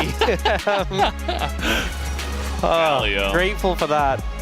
The Galio does end up coming through, and honestly, that's actually a little concerning to me because you are all in on the Aphelios basket, and you're playing into like Jax, Rammus, Rel. These are not things that give you a lot of freedom. What is he gonna play? Like Lilia? You don't want to play Kindred. Zac? Oh no, that doesn't do damage. Yeah, this is like, I mean, I know Galio can build more AP, but this is like 4 tanks and an AD carry, and you're into Rammus Jax. Yeah. You know, when Jax counter strikes, look at Yoshi. You're just not dealing damage for like that portion of the fight. Rammus as well ends up having crazy value into this. Yeah. And now in the mid lane, I love the small. This is such a good pick. It's perfect. This is such a good pick. It's beautiful. Smolder into all these tanks. It just means that if we go late, unless DN Supers monumentally flub. You see Odin put his hand on the other coach's shoulder. He's like, "Good job, buddy." Yeah, unless we won this one. unless the DN Supers monumentally flub, Smolder just becomes so hard to mess up in this game. And the thing is, they actually changed Smolder, so they nerfed the crit scaling quite a bit. IE is no longer that good on him. You don't need to build crit, because we went through sort of, when Smolder came out, you weren't really building crit, then they forced you to build crit. Now you don't really build crit anymore. One of the popular builds you can go on him, you can just go Bruiser Smolder. You can go Bruiser Smolder on this game. Sion and Zac can be sitting on top of your face, and they just cannot kill you. Yeah. And you can just spam Qs. And you will destroy them because they're Smolder. You will melt them. Yeah. Like, that is a viable thing to do, and there is literally nothing they can do. They can bounce you around, and you can just press Q and melt them. It gives you so much margin for error. So I think DN Supers, they got a lot of tools that are going to make this easy. I think for the side of BNK FearX, they need Diablo to be strong, and they need early momentum, or it's going to be a tough one. They need a lot of things to go right for them with this one. And we'll see if Vikla can deal damage alongside, as everybody is praying and hoping, as we have a slight delay before we get into game number 5. I am.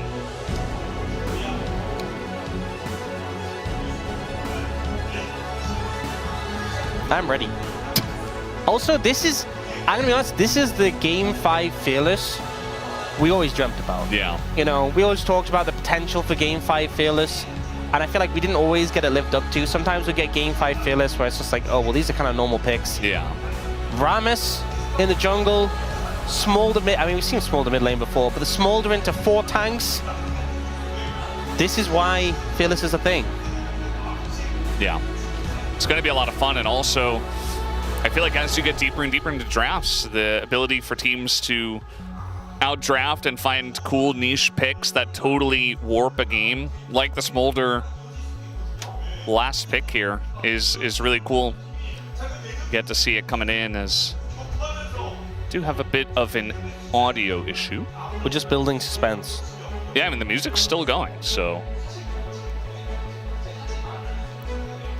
I think DN Super's feeling pretty good with what they have in the draft. Yoshik hasn't stopped smiling since, well, I guess he did now, but. The question is, what do you build in the app? I assume you're not going to go like the lethality build into all these tanks. Probably just a more traditional crit build. Not the best tank shredder, but still not the end of the world. I think that's why it's so good they have the Smolder as like the backup. Yeah. To help cut through. They have a Smolder and they have Jax. And it's Dudu playing Jax. Yeah. So, I mean, yeah, maybe in the solo lane against Sion it's going to be difficult to cut through, but eventually will get very scary to deal with for Diablo specifically. I think the main thing is just like if BNK FearX got a lead, in the mid game specifically, they're going to struggle to cut through the bulk. and that's when the tanks still have high base damages, and you don't really have pen. Small doesn't have the stacks for the burn. That's the point where I think you can't just comp diff them. Yeah. So that's the delicate point of the game. But I think as the game goes on, unless you really mess things up, I think you should just be able to protect your Smolder and have him spit on them. Sneeze on them. Yeah. That's what he does. Ball mom over. Yeah. What is that? Is that a doo-doo missile? Yes? That's a doo-doo missile! It's been working. I think maybe it was... I don't know. All right, it looks like, yeah. I'll just keep going is what this sign says, essentially. One more game. I mean, it would be huge if they managed to get it, if they get the upset. Yeah. Nobody would have predicted this. Everybody expected B&K to take the win. And now DNS set themselves up for just an excellent Game 5. Like, it's going to be hard for me to see it, but crazier things have happened. Let's hop on the riff right now.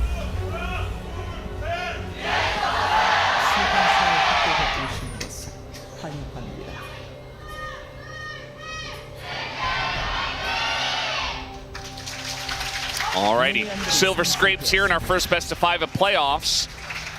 DNS versus B&K. And if B&K end up losing this, I'm sure there's going to be a couple of moments where they really are going to be kicking themselves. Was that a good trade no. for Closer? Honestly, it was about even, but he got stacks. Oh, for Closer, yeah. I was going to say for Vikla, it's not a good trade. Oh. I like the trade for Closer. Okay, yeah. I mean, he gets stacks. Your ability on. Anytime he gets stacks, doesn't matter. Yeah. Got stacks? Yep.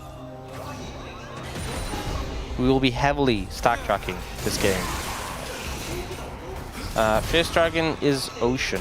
So apparently chat is saying that you really need to focus up Ox and make sure we don't have another Chemtech Soul. I'll do my best. I mean, my best. Chemtech Soul for B&K would be very strong. Yeah. Very, very strong. I'm not sure if it helps against a Smolder in the very late game, so there's also... Okay, this is... Yeah. I mean, this is kind of what you would expect to happen. I think that one of the things about Smolder is people think scaling champion equals weak early. Especially into Melee's mid, you actually have a lot of trading power and a lot of harass. Kind of annoying to deal with. Bot lane not going so hot. Dogdam eats that hook. I think Peter could have timed his W better because you can actually eat the hook as you're dismounting, and then he would have been the one to soak it. But let his AD carry take it. But now we're seeing a gank angle. They should go for Kellen. Yeah, they know that Raptor's on the top side of the map. Diablo just trying to kite this one out. He does not even flash. He knows he's dead. First blood given over to Peter of all of them. Kellen is going to be able to taxi out and just flash away just to make sure he gets out. But that is flash, heal, cleanse, all gone. And they knew Raptor was top.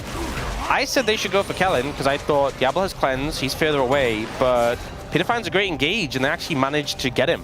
So a pretty good job there, able to find the angle. And baiting the cleanse early, and the summons from Kellen puts bot lane in a good spot when that was the lane that was kind of suffering the most. This is even worse than like Ahri versus Akali or any of those matchups. We also had Doran's ring taken here by Vikla, so it's not like he does the same build as something like an Akali or Ione would, other melee champions in the mid lane. So just kind of has to suffer and go back, pick up a Dark Seal, get the refillable. As we take a look at the replay here in the bottom lane. Yeah. The thing is he cleansed the stun from Peter, and then just had no cleanse to get out. Peter does give Kellen an out. I think maybe he would have had to ban Flash otherwise. I mean, have to ban Flash anyway. So maybe he just would have died, to be honest, is actually the takeaway from the situation. But a good hook to get him out. Raptor's an honest junk. Well, I guess he did steal the blue. But he's just been farming. He didn't gank bot at level 3 this time. Yeah. And he's playing Zac, so makes sense. Just trying to farm up as much as possible. Goshek will be a little bit behind because he did go for the bottom lane gank. And the last time we saw it was Pioshik against Cuz on KT. I mentioned that. As you mentioned. Yeah, I remember him playing it. And it was a successful game. Good times. What a throwback. And it was Kwangdong Freaks Cuz as well. And now Pioshik's on the DN Supers. The team that was on KT. Yeah. Wow, the switcheroo. The last time we saw Jungle Jax was Kwangdong Freaks Cuz. Jungle Zach said Jax. What? Oh, Jax. Zach, yeah. Zach, yeah. Well, that was a loss against Lucid. I think that was Lucid's debut year as well, 2024. Dudu getting in there, and guess who's here once again? Is Pioshik up in the top lane. Clear's like, when will my misery end? I think it's not going to be tonight, buddy. Nicely tanked as well. Yeah, very nicely tanked. He gets a grasp stack, but that is going to be huge for their side, as now Closer will be forced to flash away. So they get something out of him. Meanwhile, we got to trade in the bottom side. We do have the Lantern coming in, but Diablo has to just kind of flash away. That hook is insane! And now Duck Dom, they're just going to have to take that kill. Kellen will, but excellent setup. Very deserved. Here does come Raptor. Gonna say, I am getting into the party as well, trying to flash out double kill, and Diablo's just gonna take the turret. Does get executed at least. What a scrappy bot lane 2v2. Honestly, I thought there was some mistakes there from BNK4X initially, but Kellen just laser focused with those death sentences. We'll see the replay of the top lane. This is, well, there's not much you can do here. I will say, nicely done by Pioshik. The extra resist as well means you can tank this tower for quite a while, gets Dudu out safely, no chance of return kill here though. So, Diablo's getting chunked, and then he gets lanterned into the rel and has to flash the stun. Not ideal. But then this death sentence, I think Peter had to move and block it. Yeah, absolutely. I think second time Peter has not blocked it, and Doctor just wasn't in a position where he could really move away to dodge it. And then the end result is Peter also dies, and the fact Diablo gets executed is like, well, whatever, you know? Yeah. Yeah. He is unhappy because he stole a second kill. And we got another play in the bottom lane. Looks like Duck Dom not very long for this world. Down he will go. Another play set up here on a Peter as Kellen is just throwing out the hooks left and right. BNK4X have one carry. So it is so important that that carry is strong. So I like that they're playing heavily around bot lane. The carry is Diablo, by the way, not Kellen. I want to emphasize that. Thank you. So maybe a little bit unfortunate that it's the 201 Thresh and not the 201 Aphelios, but they're at least trying to play around their Aphelios. Yeah, Zach, I mean, I feel like once you've got a few points in your jump, the range is just so hard to deal with. I mean, Peter forced out here. They don't have sums. They're pushing up to a turret with Zach and Thresh on the enemy team. Peter only just upgraded his supply him. It just came through now. So it's so hard pre-supply him to get the proper ward coverage to see where the Zach's coming from. It's tough. I just feel like, especially if you don't have vision there, you gotta play a little bit safer. Yeah. Closer has no flash, but I think as a Smolder, you shouldn't really get threatened here. Uh-oh. Yeah, it's really hard to punish. Just extra movement speed from the flap.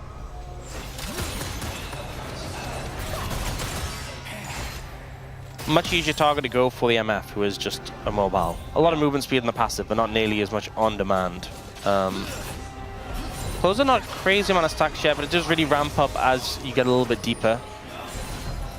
Yeah, once you get a couple of those breakpoints, you start to stack it really fast, so you can clear waves much faster.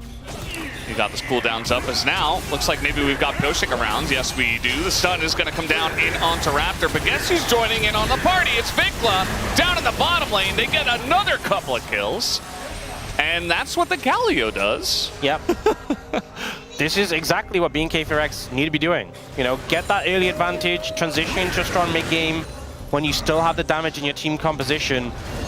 All the eggs in the Diablo basket. And top lane has been going pretty okay, right? We got the gank earlier, but it hasn't really set Dudu ahead in terms of the general laning, right? He has that kill that's given him a gold lead, but he hasn't run away in terms of farm. So this is looking good so far. for B&K FearX, but I definitely think they are on a bit of a timer. Yeah, it's very good that they're getting the ball rolling early. They're getting even their Zac online. Raptor has 4 assists. He's level 7. He's doing pretty well for himself to get tanky in that mid game before the Smolder's online. And we know that Duckdom's not going to be doing much of anything at all.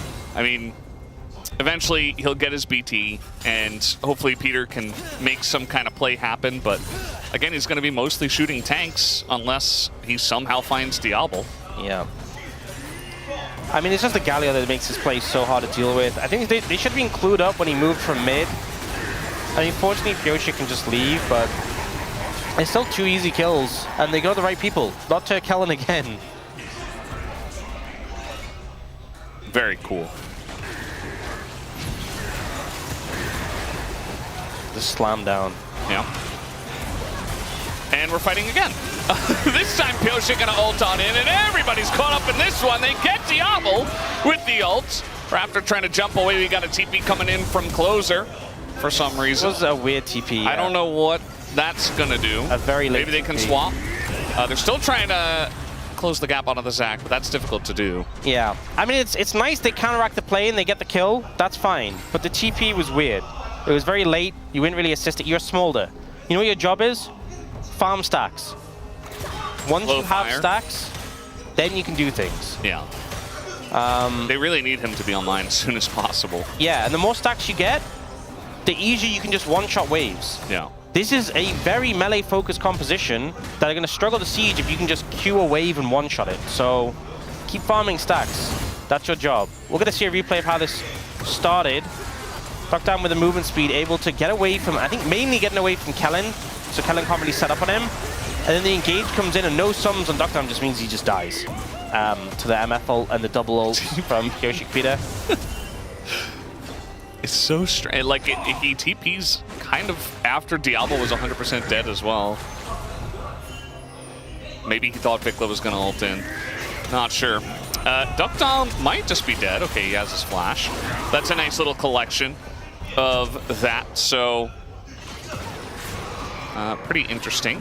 As we do have, once again, Closer back to doing his job, which is attack Vikla with abilities, get stacks, clear waves. But Raptor, very active here on the Zac. Looking to once again go mid here, but again, it's Smolder. Looks like he might be going the... I thought maybe it was going to be Proto Belt, but he doesn't have the other part of it. But yeah, he's got kind of a whole mix-up. Smorgasbord. Yeah, and Vikla going Sunfire... I feel like you need damage. Yeah, I thought 100% he's going AP. I don't think they needed a third real tank against Smolder. Like I just don't think that's really. That just doesn't make any sense. That logic doesn't check out for me. Yeah. It's like we'll just get more tanks against them. And the thing is as well, there's a decent amount of mixed damage between. I mean, Smolder does so much true damage, but has some AP damage too. Jax has AP damage. It's not going to be the AP Jax, though. It's going to be AD Jax. So, stacking armor is good, right? I say as we have a Hollow Radiance from Clear. What does he mean by this? But stacking armor, like the boots from Vikla, they're great. Like, you definitely should have bought those. That's completely fine. But the Sunfire Cape, I'm not as convinced. We do, though, get the Essence Reaver from Closer, and that Ruby Crystal indicates he's going for a Bruiser build, which I think is the right call. If you go Bruiser on Smolder this game, they're just never going to have the damage to kill you. Yeah. You're just going to be able to, like, Q them. Unless you're tanking an Aphelios. Yes. Which shouldn't Aphelios happen. is the only one who's going to be able to kill you. Everyone else, unless you're literally... The entire enemy team has jumped on top of you and you are actually trolling with your positioning, you're going to be completely fine. It's going to be so, like... Zac can jump on you and you can survive a full combo and then just Q him back and he'll melt. Yeah. If you go like a squishy build, yes, you'll do a lot of damage, but you're Smolder, you already do true damage burn. You don't need more damage. You just need to live. That's what he's going to be trying to do. I can And imagine also a world where maybe there's enough CC chained into him if he's out of position where he dies. Yeah, no, 100%. Like, that can end the fight. If he's out of position, he will die, right? That can happen, right? But really, that's kind of the only scenario that I can envision. Yeah, but the thing is also his Q, the burn damage scales with AD. So even with the Bruiser build, you can have a ton of AD. He still does loads. Now they are set up for this dragon. Yeah. DNS not trying to get too far behind on these dragons. That sentence is going to miss. And just trying to set themselves up for more stacks. Maybe a smite steal. Not going to happen. Some stacks are coming out, though. Clear. Trying to tank up in the front. Here comes Vikla. Very nice backline access. As Duckdom does not get to play the game. And the Smolder's not online yet. And he's going to fail the flash as well. And Diablo's able to get on in there and take him down. And just like that, Dudu also not really in a position to deal damage just yet. So they're going to have to back off the play, and BNK in a good spot still. Pretty poorly played by DNS overall. I think the setup wasn't particularly good, and they end up kind of getting bullied out of that one. Second dragon goes over to BNK4X, and it's an Infernal Soul, so the stats... Really trying to force this very nice dodge on the counter-strike by Vikla. Giga forced. Yeah. And that's never really going to work out. Diablo's Cleanse. Goshik not able to force that. Yeah. It's Infernal Soul. The stats are not very good for BNK4X, like the AP 80, but the damage actually is very useful. We can talk more about that after this fight. So, Peter wasn't really able to find a great angle, and also Close, I think, wasn't really able to do much here. Gets jumped on. Funnily enough, does actually get dragged out of the queue from the Scion. Yeah. But Diablo just kind of rushes away from the back line because he's getting threatened. And they, yeah, as you said, Closer fails the flash, and the rest of DNS just kind of disengage. So nothing really comes from it. They don't get the smite. But as I was saying about the Infernal Soul, so the AP and AD, not very useful for tanks, but the damage that you get is really useful for a low damage composition.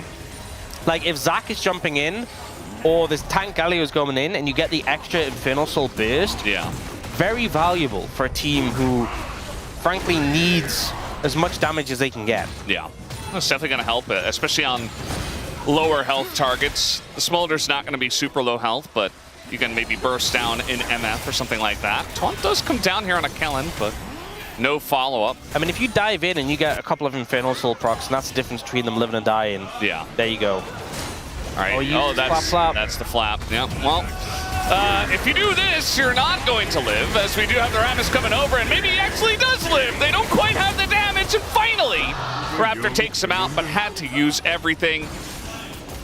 So we'll have to wait and see if they can actually kill him under the turret. Okay, Flash comes in, and Peter says absolutely not. Gets the shutdown. Yeah. Closer just using the flap unnecessarily. You know, that is your defensive tool. Used it for a bit of poke onto Clear to get stacks. Don't do that.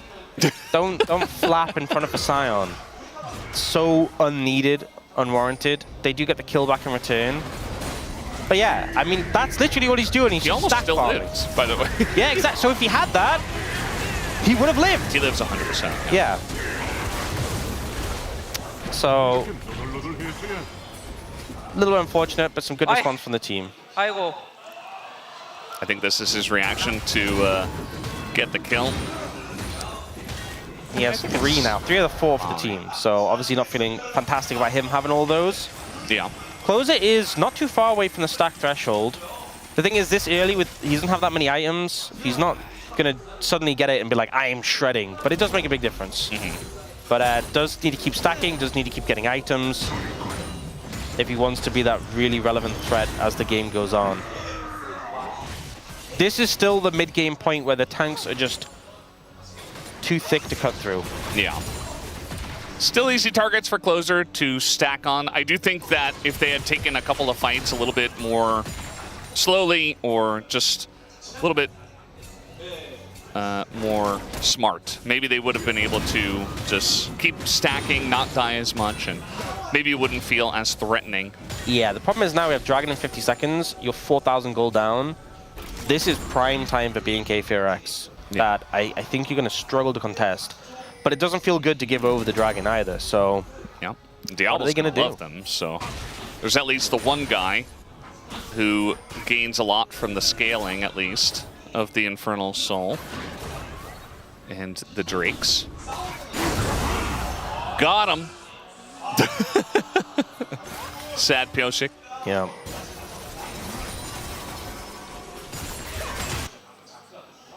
Two items as well on Diablo compared to just the one in pieces for Dokdam.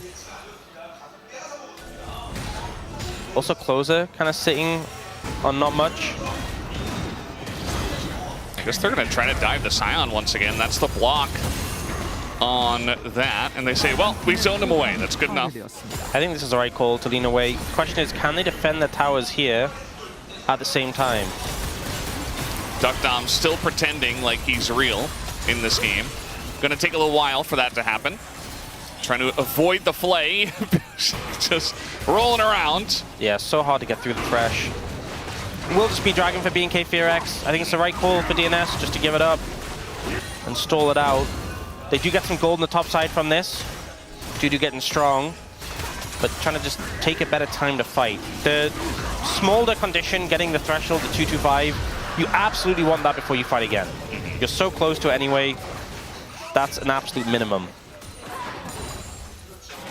Yeah, and the stacking very fast, obviously, now that he is above 175, 125, and he is chilling, farming. And BNK, yes, they get the Drake, but especially in this meta, you know, we've talked about a decent amount, but, you know, it's not like BNK are ever going to be forcing down the Baron. I mean, they do have an Aphelios. Maybe if DNS are very out of position, they could try for it, but it's going to take a while, and that's just going to give extra scaling to DNS. I mean, it'll be slow, but it's also very safe in terms of, as much as it shreds them, they're very tanky. So they can tank the Baron a lot easier than some other comps, especially with a Zac who does have so much sustain. I'm not saying they can sit on it forever, but there are some comps where like 10 seconds of Baron feels very long. Yeah. This is not one of them. Smolder does have the stack threshold. Okay, we're trying to make a fight happen here, it looks like. Diablo is frontlining, has a Thresh, but guess who is behind him? It is Ajax, right on top of him, down he goes, and nobody can touch the backline of DNS now.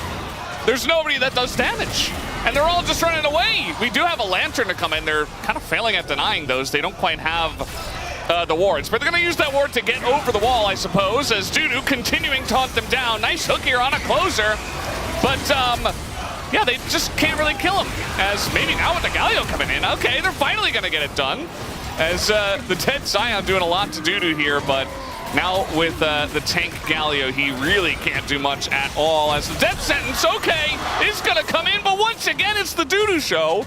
Left until the very end, picking up all the kills and shutdowns. Such a messy fight in the end, but it's a big influx of gold for DNS, and I think they're happy with how it turned out. Would have wanted a bit cleaner, but they start off with this engage on a Diablo.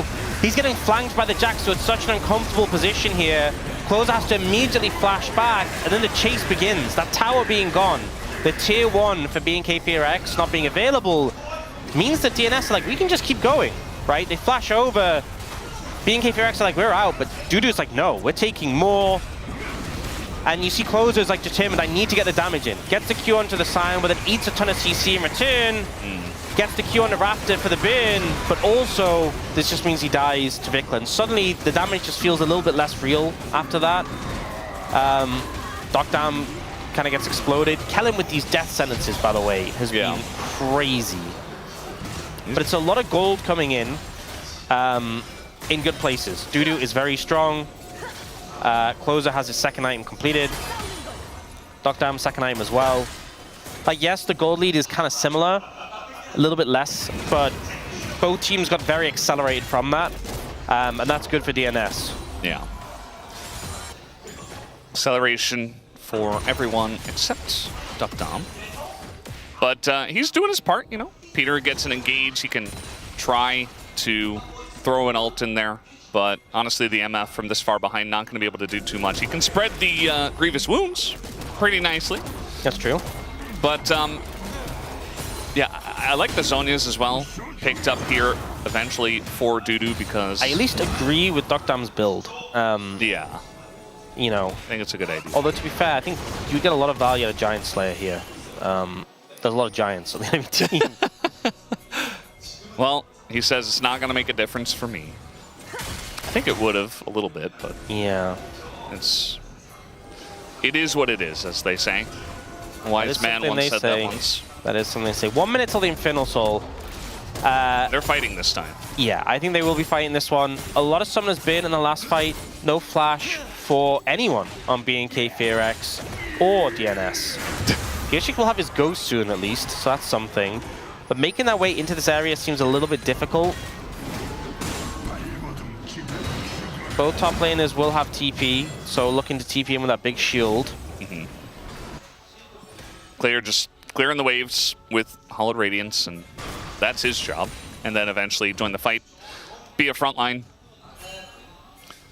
Again, I mean, if they get a CC chain onto Closer, it'd be very nice. Honestly, Closer is so much of their damage. Closer dying, like, if he's just in the fight, landing Qs on people, I feel like DNS can just move target to target and just win the fight. The second he dies, I feel like their comp loses so much steam. But if he dies and Diablo dies, I still feel like, you know, DNS are in a good spot. Just with their Jax. As BNK is going to try to start this one up. Dudu does have the flank angle. Front line here is already being burnt. I mean, you got to be careful about standing in front of the Smolder, as he will take you down eventually. Already clear, and Vikla taking a bit of damage. Dudu trying to take a new angle from the top side, it looks like. Just baiting and engage. Always feels like these are so close. This is going to come down to a smite fight, but it goes to BNK, and Pilsik getting pretty low as Dudu trying to enter the backline himself, but he's getting pretty low. But look at the Smolder, totally unlocked, and the combo comes through from Peter and from Duckdom. He's doing it. He's pressing his buttons, and Closer will live for now, and he's got the team to back him up. As Zombie Scion making it pretty interesting, but not interesting for BNK. 7k damage goes to the Smolder, but look at the MF damage, 6.5k. The 0.5 MF value comes through. Peter finds a monster ult in this team fight. Kellen uses all of his tools, and he actually gets taunted. And Peter, look how low Peter's health is, but he finds this angle in. Him and Duckdom get this beautiful combo. And then Closer, he ends up in the mixer, but it just doesn't matter. They don't have the damage to finish him off. He gets so close. And yes, Raptor just respawn and take him out, but his job is done. He was Smolder, he burned people. That's all he had to do. Yep. And yes, the Infernal Soul went over to BNK FearX, but I don't know if it's enough in this game. 300 stacks for Closer, third item completed. He's getting scary. He's getting scary, and so is Duckdom. He's, you know, he's looking at an Infinity Edge next. He's dealing damage if Peter can lock 3 people up for a very long amount of time. Honestly, if Closer goes LDR next, he will just shred. Like, I mean, he's already shredding, but he will just do absurd damage. Yeah. The Smolder last pick is just totally warping the game. Like, if it was anything else, I feel like maybe we get somewhat of an interesting game, even with BNK's weird. I think it was anything else. I think the game was already over. Comp, yeah. I think they just wouldn't have been able to come back, and they would have just got shut out. Oh, they found Raptor. Never mind. He did go belt eventually. Yeah. It's very good on the Zac. I mean, the extra Infernal Soul damage does help when you are diving onto critical members, but now summoners are coming back up. Dudu, you're on vision. Summoners are coming back up. Like, Closer has flash, Duckdom has flash, and it is so much more important that DNS have their summoners. Like, it doesn't matter as much for BNK FearX. Like, Diablo having flash is nice and cleanse, but he has Kellen as a safety net, and Kellen has Mikhail's. Trying to get on top of Diablo. He's going to land that one, but Diablo does get the safety. The MF ult not doing nearly as much. We got a Root coming down on a Closer, who's desperately trying to get out of there, but that means he's not dealing damage. Kellen trying to make a play here on the Dudu. Jungler down. That should be the signal to go for Baron. And they try and overforce there. They try and rush it onto the Aphelios. They don't find it. And now they have to try and contest this Baron without their jungler. Vikla's on the angle. Yeah, not going to be easy. We don't have any unsealed spellbook either. Dudu trying to take the long way around, but this Baron already getting pretty low. And Dudu's going to be spotted, taunted up, does go into the counter-strike. Makes it interesting. People are beginning to burn, but the smite will be there. Duck Dump in a bit of trouble. Jax already went down, and Closer doesn't have anyone in front of him. And that means that this fight will be all BNK all the way. Double kill does go the way of Diablo. And feeling pretty good about that. Just when we thought maybe DNS had hit critical mass, a big mistake comes through, and DNS had hit critical mass. BNK FearX answer back. We see Pyosik going so aggressive here, but it's into a Thresh with the Mikhails. He just cleanses him out of taunt, gets him out of dodge. Devil forces Closer out, and then Uramis is so overextended. This was such a force for no reason. You can play slow. You can play front to back. I know they have 4 tanks. You have a Smolder. And then again, they're trying to rush onto the backline onto Diablo. They're like, we have to kill the 80 carry. Just burn the tanks. Just provide a front line for Closer. Yeah. And you will win the fights. Yeah. They rushed into it so much, so... and it's why this Aphelios Thresh is so potent. You know, you have the peel, you have the protection. Now, pushing with the Baron, it's a huge gold lead for BNK FearX. And the same note, you know, Diablo, he's pretty fed at this point in time, and, you know, eventually the counter-strike goes down. Eventually, the Celestial opposition is not there, and if Diablo's free hitting, there's no real threat onto him, and he has a front line, then he will also shred. It's not quite going to be, you know, Smolder into tanks level of damage numbers, but he's absolutely going to be pumping out huge numbers if he can actually stand and shoot them. Yeah. Also, LDR not going to come through before Elder for Closer. And as much as the burn is percentage HP and it does a lot of damage, it takes a while to cut through when you actually think about it. Like, if you're, like, queuing clear, it actually does take a while to cut through the Scion's health. Like, look at him, he's Q's the Scion. Like, it does actually take time, right? It's always going to cut through eventually, and especially because you can AoE this front line, it's great. But it's not as simple as just, like, hit the tank and they just die in a second. And I think DNS now trapped in their base are going to struggle to approach this Elder without getting any vision. Yeah, somebody's got to do it. But even Pyosik at this point feels pretty squishy. You can see that the entirety of BNK is just trying to cut out as much vision as possible. That's really the game plan here. On's coming in and, you know, he started out with the Sunfire, but he went full AP after that, did Vikla. So he's actually dealing a bit of damage. And Dudu has to back off the play. Looks like he wants to TP into the fight. And they will have to fight this one. Nice dodge on the death sentence, and here we go. Deep TP comes in. Jonas Strong showing off that ward earlier on. And Clear just trying to buy time in the front line, but he's already almost half health to the Smolder, so got to be careful about that one. Vikla kind of by his lonesome on the left side, but he is going to get away. Engage comes in. Dudu's in the back line. Diablo's not really hitting anything right now. They're going deep on a Closer, but they can't touch the Smolder. And Dudu's buying Jungler down! Jungler down! Jungler is down! And yes, Diablo's up, but like, all they gotta do is hit the Elder and smite it! And that's all they gotta do! Smolder gets it! Smolder somehow! But just like that, the real Elder Drake shows his true colors, pulls off the fight 32 minutes in, and aces them. And that should be enough. 30 seconds, they're gonna try and push the mid-wave up. There's a lot of structures left. Yeah. Maybe. They have the MF, they have the Jax. They're gonna try. We'll see if they have the time to do it. DNS looking to end the series here. I think Zach's gonna be up in time. Thresh is as well. They're Dudu's eating a lot of damage. I don't know. I don't think they can end. They're gonna try. Okay, here we go. Peter trying to take it up. He's just gonna die. Yeah, he's just gonna get executed, I guess. In goes the Zac. No. Dudu's This is a mistake. dead. This is a mistake. No, it's already dead. And no, what are they doing? Not like this. Those Nexus turrets respawn now. And they're just TPing bot. 40 seconds. Closer has to solo defend. Well, at least it's Closer. Okay, well. If he gets caught, it's over. Yeah, he's gonna have to flash.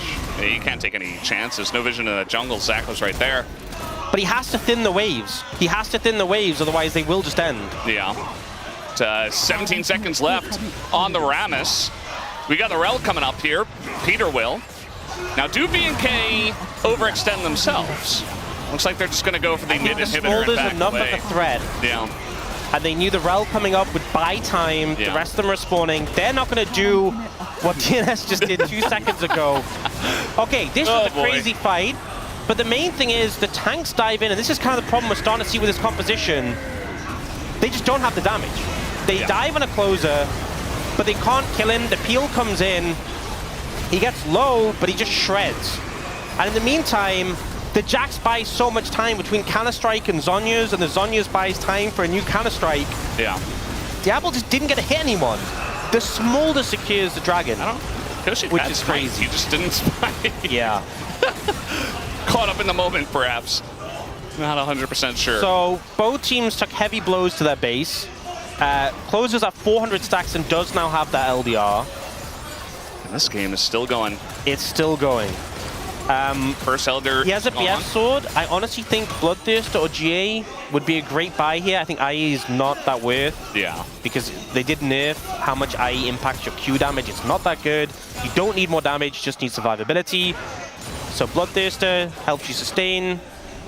GA, obviously self-explanatory. He didn't really go the Bruiser build other than the Shojin. They are on Baron though. You have just given them leeway. I think the damage to their base has kind of forced them into this uncomfortable position, but it's crazy. They won the Elder fight and then they put themselves in this spot.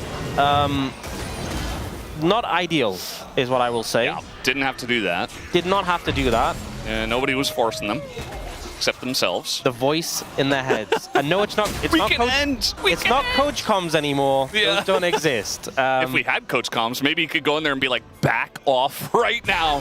Yes, but, I think that would be a good use of Coach Comms. Not. Dr. did it. He did it again, by the way. He went 4th item collector again. He went 4th item collector into 4 tanks, by the way. Someone needs to speak to Dr. about his collector addiction. He is, at this point, it's a compulsion. I don't know what's going on with that, to be honest. I mean, at least he has IE this time. It's not okay. Stop buying this item. Yeah. A 4th item as well. I mean, they're trying to, okay. Okay, it's a cleanse bin. That's pretty good. He didn't have to stand there. Good. You didn't have to burn cleanse. I mean, I know they have Michaelis, but like, come on. Don't question it, Brendan. Don't give them free cleanse. Just be here to appreciate the experience. Oh, Closer's in trouble! Oh no, Closer! Oh, okay. GG. I don't, honestly, I don't know how that happens. Yeah, he just got caught, didn't have flash, trying to clear the mid wave, and the DNS fans are shocked. You see Peter, he's trying to do something, he's just gonna get hooked Look up. how fast Rammus is! Too fast for himself, I guess. And Diablo, he's got a lot of guys to protect him, and yeah, this is just gonna be the end of the game, guys. Just like that, this game ends in DNS. They could have won it. They could have just won the game, but instead, B&K win in Game 5 Silver Scrapes. I cannot believe this series ends in that manner. This truly was DNS clutching defeat from the jaws of victory. Actually. And I just feel bad for Dudu because man, did he try this series. He really tried to make this happen. But another person who I think tried so hard and got them to the victory was Kellen. Kellen had some pretty insane plays on this stretch as well, up to the end here. Wow, this was a Game 5 that felt like a full best of 5. This really was. And I have some good news. It's double elimination. It is. It would have felt so bad to see Dudu go home after the series he played, because he really deserves a second chance. And the rest of DNS. I think the rest of DNS there were some good moments, there were some unfortunate moments, some things to reflect on, some things to learn on. But it definitely, they've been, they had their upswing, but they definitely showed some of the old DN freaks. How have you not ended this game? Yeah. Right, that we saw from last year, that definitely happened. I think for B&K FearX, For everyone but you, Brendan, a little bit under expectations because we had a lot of 3-1s, a lot of 3-0s. But also, they did lock in the end, right? And I think Kellen just honestly, kind of a masterclass, right? He had some crazy death sentences. Yeah. Altogether, his play was just in top form. It felt like the Poppy as well. I think he was just the main carry as a support, which is not something you often see. I think he really took over the game, which is something that's difficult to do on the support role. You know, I agree, justice for supports. I am glad that you voted for him. I don't think he's going to win. If he doesn't win, I know I always say this, but if he doesn't win, it is such a robbery, it's unreal. It's actually so... you know what, I don't say this because I respect everyone's vote. I'm saying it this time. If Kellen doesn't win, it is such a robbery, it's unreal. I'm saying Said it. I'm saying it. You're it's so Kellen, brave. Kellen a bust, right? I'm just saying it this time. The Poppy game, the Thresh game, he kept Diablo alive so many times. The amount of death sentences How about he found. Raptor? The Poppy game as well. How about a Raptor vote? It's Kellen. What about a Diablo? Categorically, it's Kellen. It's not even... You know what? I will be offended if it's not 14 out of 14. That's the point I'm at now. We don't have 14 votes. Exactly. Maybe that was the point. Exactly. That's the No, point. don't show this again. I don't want to look at this. You know what? I don't even know what to say. You can't even break down this moment. Close. Like, it wasn't even remotely close. Oh. You know, there's a moment, you know when they started the push on the tier 2 tower? That's the point where you're like, hey, how close can we get? Yeah. You know, after they kill the inhib, that's the point where you know, oh, not very, right? That is the moment where you look and you say, okay, we can't. Okay, we can't do it. And they kept going. And then they lost their Smolder. And you know what that thing I said? Well, like, oh, Smolder's really good here. The only way you lose is if your Smolder's out of position and he dies. Yeah, well, that happened. And also, so anticlimactic, too. He got taunted or something, and it was just... He got jumped. And then we saw Pyoshi coming out of base at like 3,000 movement speed. That was fun, but not really, it didn't do anything. Yeah. What an end. Dudu had a crazy series. I really want to...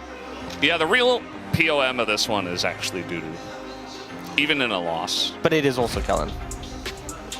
Can't wait to see it. Can't wait for it to come up on my screen. It's going to come up on my screen. I'm going to feel great about it. It's going to end a great day. I'm going to guess games. that Diablo picks it up. No, it's That's going to be my guess. It's 100% Kellen. I'm so confident. I'm going to guess that Diablo gets it. Oh, it's Raptor! Congratulations to Raptor. What a fantastic performance tonight. Honestly, his Lee Sin started it off.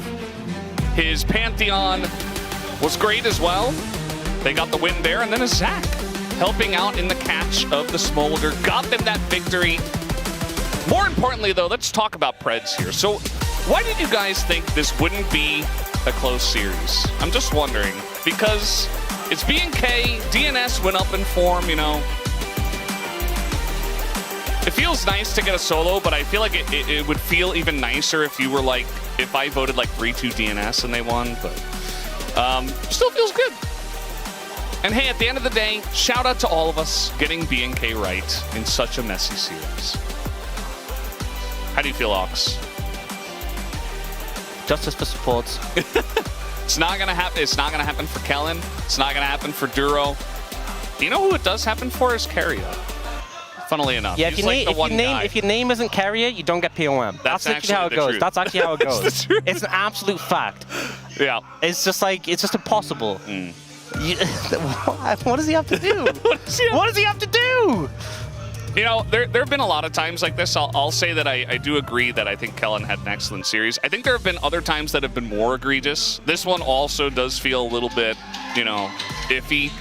I named Raptor. I thought Raptor was excellent as well. So I think Raptor played really well. I don't feel bad. Like, that's the thing is, I don't want to rag on Raptor in any way. I think Raptor played really well, but it's just, to me, Kellen was like, the Poppy game was insane. The Thresh game was insane. That death sentence when he sniped. Whatever. I'm leaving. I'm going home. All right, I'm gonna go home and cry about this. So goodbye. All right, goodbye, guys. Let's go to the interview. Thank you very much, guys. This is Dear for the POM interview translation. We have Raptor on the side of BNK FearX. Congratulations! At the end of that 5-game series, you secured playoffs round 2. How do you feel? First of all, it was a victory at the very end of that the marathon, I feel like there are a lot of room for improvement, although I am pretty happy about that victory. And BFX had the selection rights for today's matchup. Surely you didn't expect today's match to be so difficult. I feel like it was that we don't really care about who our opponent would be. We just have to do our part well. But I think the enemy actually came back pretty strong, and it was definitely difficult. All the predictions heavily favored BNK FearX's victory today.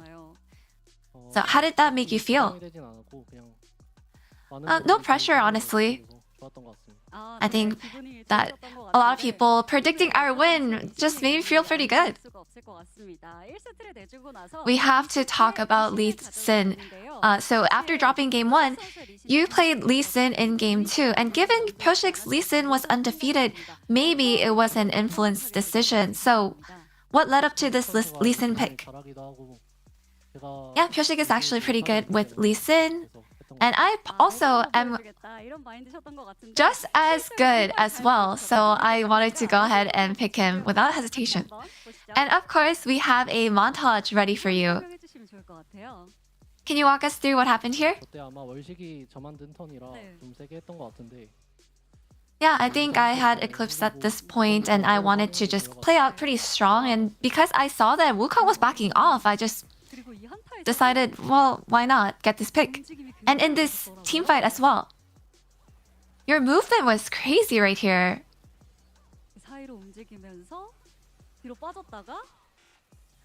So this back and forth. And that sonic wave and going in again.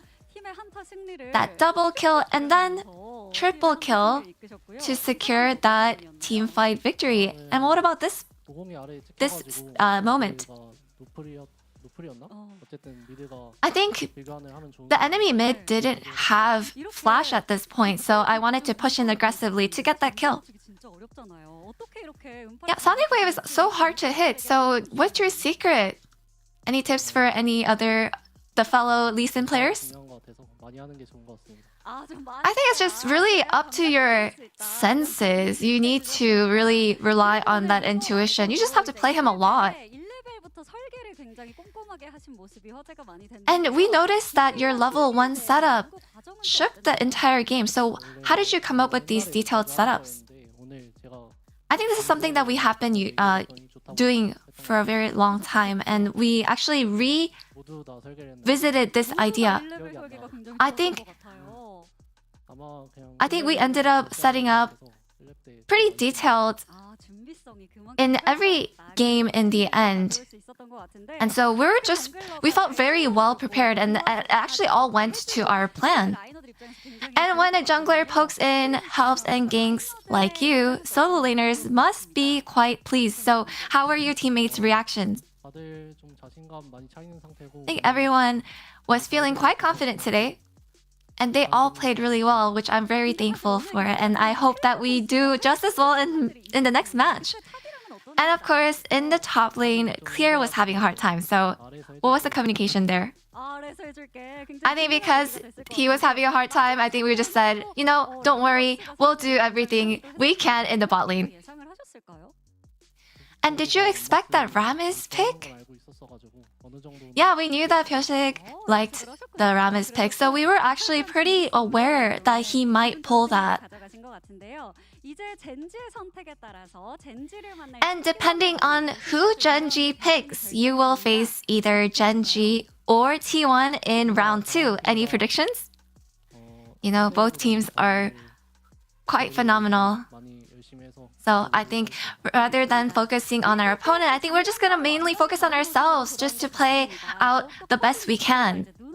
And the old BFX is no longer here. You have even bigger goals ahead of you. And some fans had already booked their Hong Kong flights for you. So would you like to say anything to your fans? Thank you so much for your support as always. I feel like so far our performance hasn't been great, but we have been winning, so I hope that we can keep it up and keep this momentum going. And that's the end of the interview with Raptor, and back to the desk. Thank you. Deer leaving us in suspense there for the thank you. Everyone say thank you to Deer right away. Thank you, Deer. For the translation. Thank you, dear. Thank you. All right. Again, huge victory here for BNK FearX. Not because they were expected to win, because they almost lost and found a way to win. And a lot of the times we see teams take that next step once they're pushed, and they were able to get it done here against the Supers. Is Ox solo? Let's find out. He is no, Soup. Soup got lost along the way, but yeah, Soup and Ox hand in hand, a little lost. Prefer boom boom damage. He's out. He might not be back tomorrow. We're not. Honestly, as soon as the interview started, that's what it looked like. He got up and left. We could see. To pull the curtain back a little bit, we usually do that. Actually, see the interview in the changing room, and get your stuff and go and pack up and wait for the deskers. All right. Well, we were just trying to. There. Oh, that's the live reaction. What do you mean? I've had a few of these, to be honest, this season where I've been I think probably 80% of my votes for LCK Cup feel like they've gone to support. But today, Raptor was out of control. Like, he had that insane Lee Sin game, took it away from Pyoshik. Obviously, the final game, the Zac catch was super good. Ew! Oh my God! I'm stun locked by the pun. Is that cringe? No, it's not that cringe. I didn't capitalize it. Fair, I didn't capitalize it. They capitalized it. I didn't do that. I think it's a little bit more subtle, but look, how close or die, all right? I'm a boomer scanner, and I think this is fine. I think the Brandon one was worse. I'm telling you.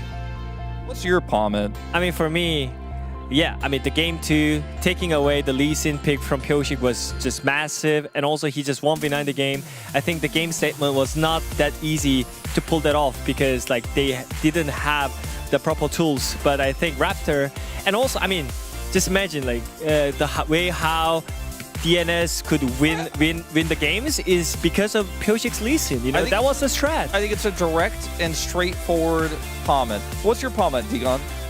Yeah. I'm stunned right now. What do you mean? I want to know your comment. What's your comment for this one? All right, so my POM... Let's bring up the next comment. Bring up the next comment. Can you bring up the next comment? Let's bring up the next comment. What is the next comment? Oh, right. Digon doesn't have a comment. All right. Justice for Support's hashtag Rob by Hawks. Who clearly made his comment. That is triggered. You don't even have the right. No, I had to do it to him. I'm sorry. Yeah, keep going. Go. You're going to host You still have time. Non-Digon comments do we have? Go. Let's see what else we have. See what the Korean side had. Your Lee Sin is cooking. He's now top 3 Lee Sin in Chichidik Ballpark. Cloud Town. Helios is really milking this It's one. copy-paste once again. Would he have said the same thing about Ramus? Pyoshik picked up on the other side, I wonder. Where's Pyoshik? Oh, yeah. There's so much, or that much presence in Fearless Game 5 with so many jungle picks removed. I and agree. Catching the Smolder who has an escape inherently. Yeah, and also again, the Zac pick was really huge. Yeah, and whenever you think about their team comp, I think it was really rough for Zax, for example, because you want to just do the auto attacks, but you can't really do anything into Zac. So I think it was really brilliant pick. And here, we're going to have one more Pawman from... Yeah, Cloud Templar. From pathing to the green friend, everything was clutch, just like Umpty. Almost feels like a sonnet or something, you know? From pathing to the green friend. And Umpty. My apprentice, Raptor, proud of you, your master is. He used to play behind Umpty, because Umpty was a bro Raptor as it comes to Pro Challengers. So glad that Umpty gets that shout out in. Yeah, been kind of quiet over there, Digon. Yeah, I think you are preparing your Pawman. This is one and only that you get the chance to speak out. You know when Digon died the other week? Like, this is actually... I know my Pawman. I know my Pawman. Oh, yeah? Oh, yeah? Yeah, because it's not from just today. I'm the one that put the skin on the game earlier. Hashtag, that's my third team, all-pro jungler. That's a clean Pawman. Interesting it doesn't show up, though. Third team all-pro. Interesting it doesn't show up on the lower third. Cool. Yeah. Thanks for your opponent. Wolf was so diplomatic all day today. I was saying, wow, diplomatic Wolf, it's great. And all it Just takes aim is for the one throat. Zach pun, and then Digon breaks the truce, and he finds out what happens. Goodness gracious. I All guess it takes I did one Zach pun. find out exactly what happens if you... Yeah, you did. 3-2 for BNK FearX. They took the long way around, the entertaining way around, but they got the job done. They now will await their fate based on Genji's decision. For the DN Automotive Supers, I think still a series to build upon, and we're one call away from closing this one out. So it was super, super close. Oh! There it is, Wolf. What does that say? I sent G-Son. I'm right here. Boom. I sent G-Son a text message. I said it's not fair. Third team and All-Pro a little jump. bit mean. I said put this thing up. That's my third team All-Pro. Make a wish day for Digon. That's what G-Son said. Why is it just special on this day? Why do I have to make a wish to get the actual truth out We there? bullied you a little too much. I'm sorry. You did a great job problem. today. Thank you. There's a little bit to improve on. We all did great. We all learned some geography. As we can see here, it is going down to the bottom side of the bracket for DNS, but we don't know exactly where they're going yet. And the same thing there for BNK FearX. We don't know exactly where they're going yet, but we've got one filled out with the 3-2 and the other one in gray for DNS. But our next matchup will be D plus Kia versus DRX, our final two matchups of the teams in the play-ins. So DRX, they were riding high off of the back of Dew, and then D plus, they had the speed run against them in that play-ins earlier. You know, perhaps the upset for Gio happens and he gets to play against Pays in the next round. How We'll poetic see. would that be? Yeah, I mean, Perhaps. it's gonna be a big bummer for them. But is that what we predicted? No, it's No, it's not. Okay. Lol. To be fair, almost everyone predicted 3-0 or 3-1, and you know, we got surprised by the Supers. Same thing could happen here by DRX. I mean, the reason why I picked DK over BNK to make Hong Kong is that because what they showed today, I don't trust them in like consistency, you know, like especially like Vikla, like it's just so clear. You just need to compare the mid laners. They were so close to not even winning today. Showmaker. I trust Showmaker. I think we're going to be owed some coffee pretty soon. I like it. Well, we'll see Showmaker in less than 24 hours for tomorrow's matchup. On behalf of everyone here at the LCK, thank you so much for watching, and we'll see you tomorrow for D Plus versus DRX. Bye-bye. We love you, Digon. Yeah. Hashtag Maybe. my 13 All-Pro Jungler. Justice for hosts.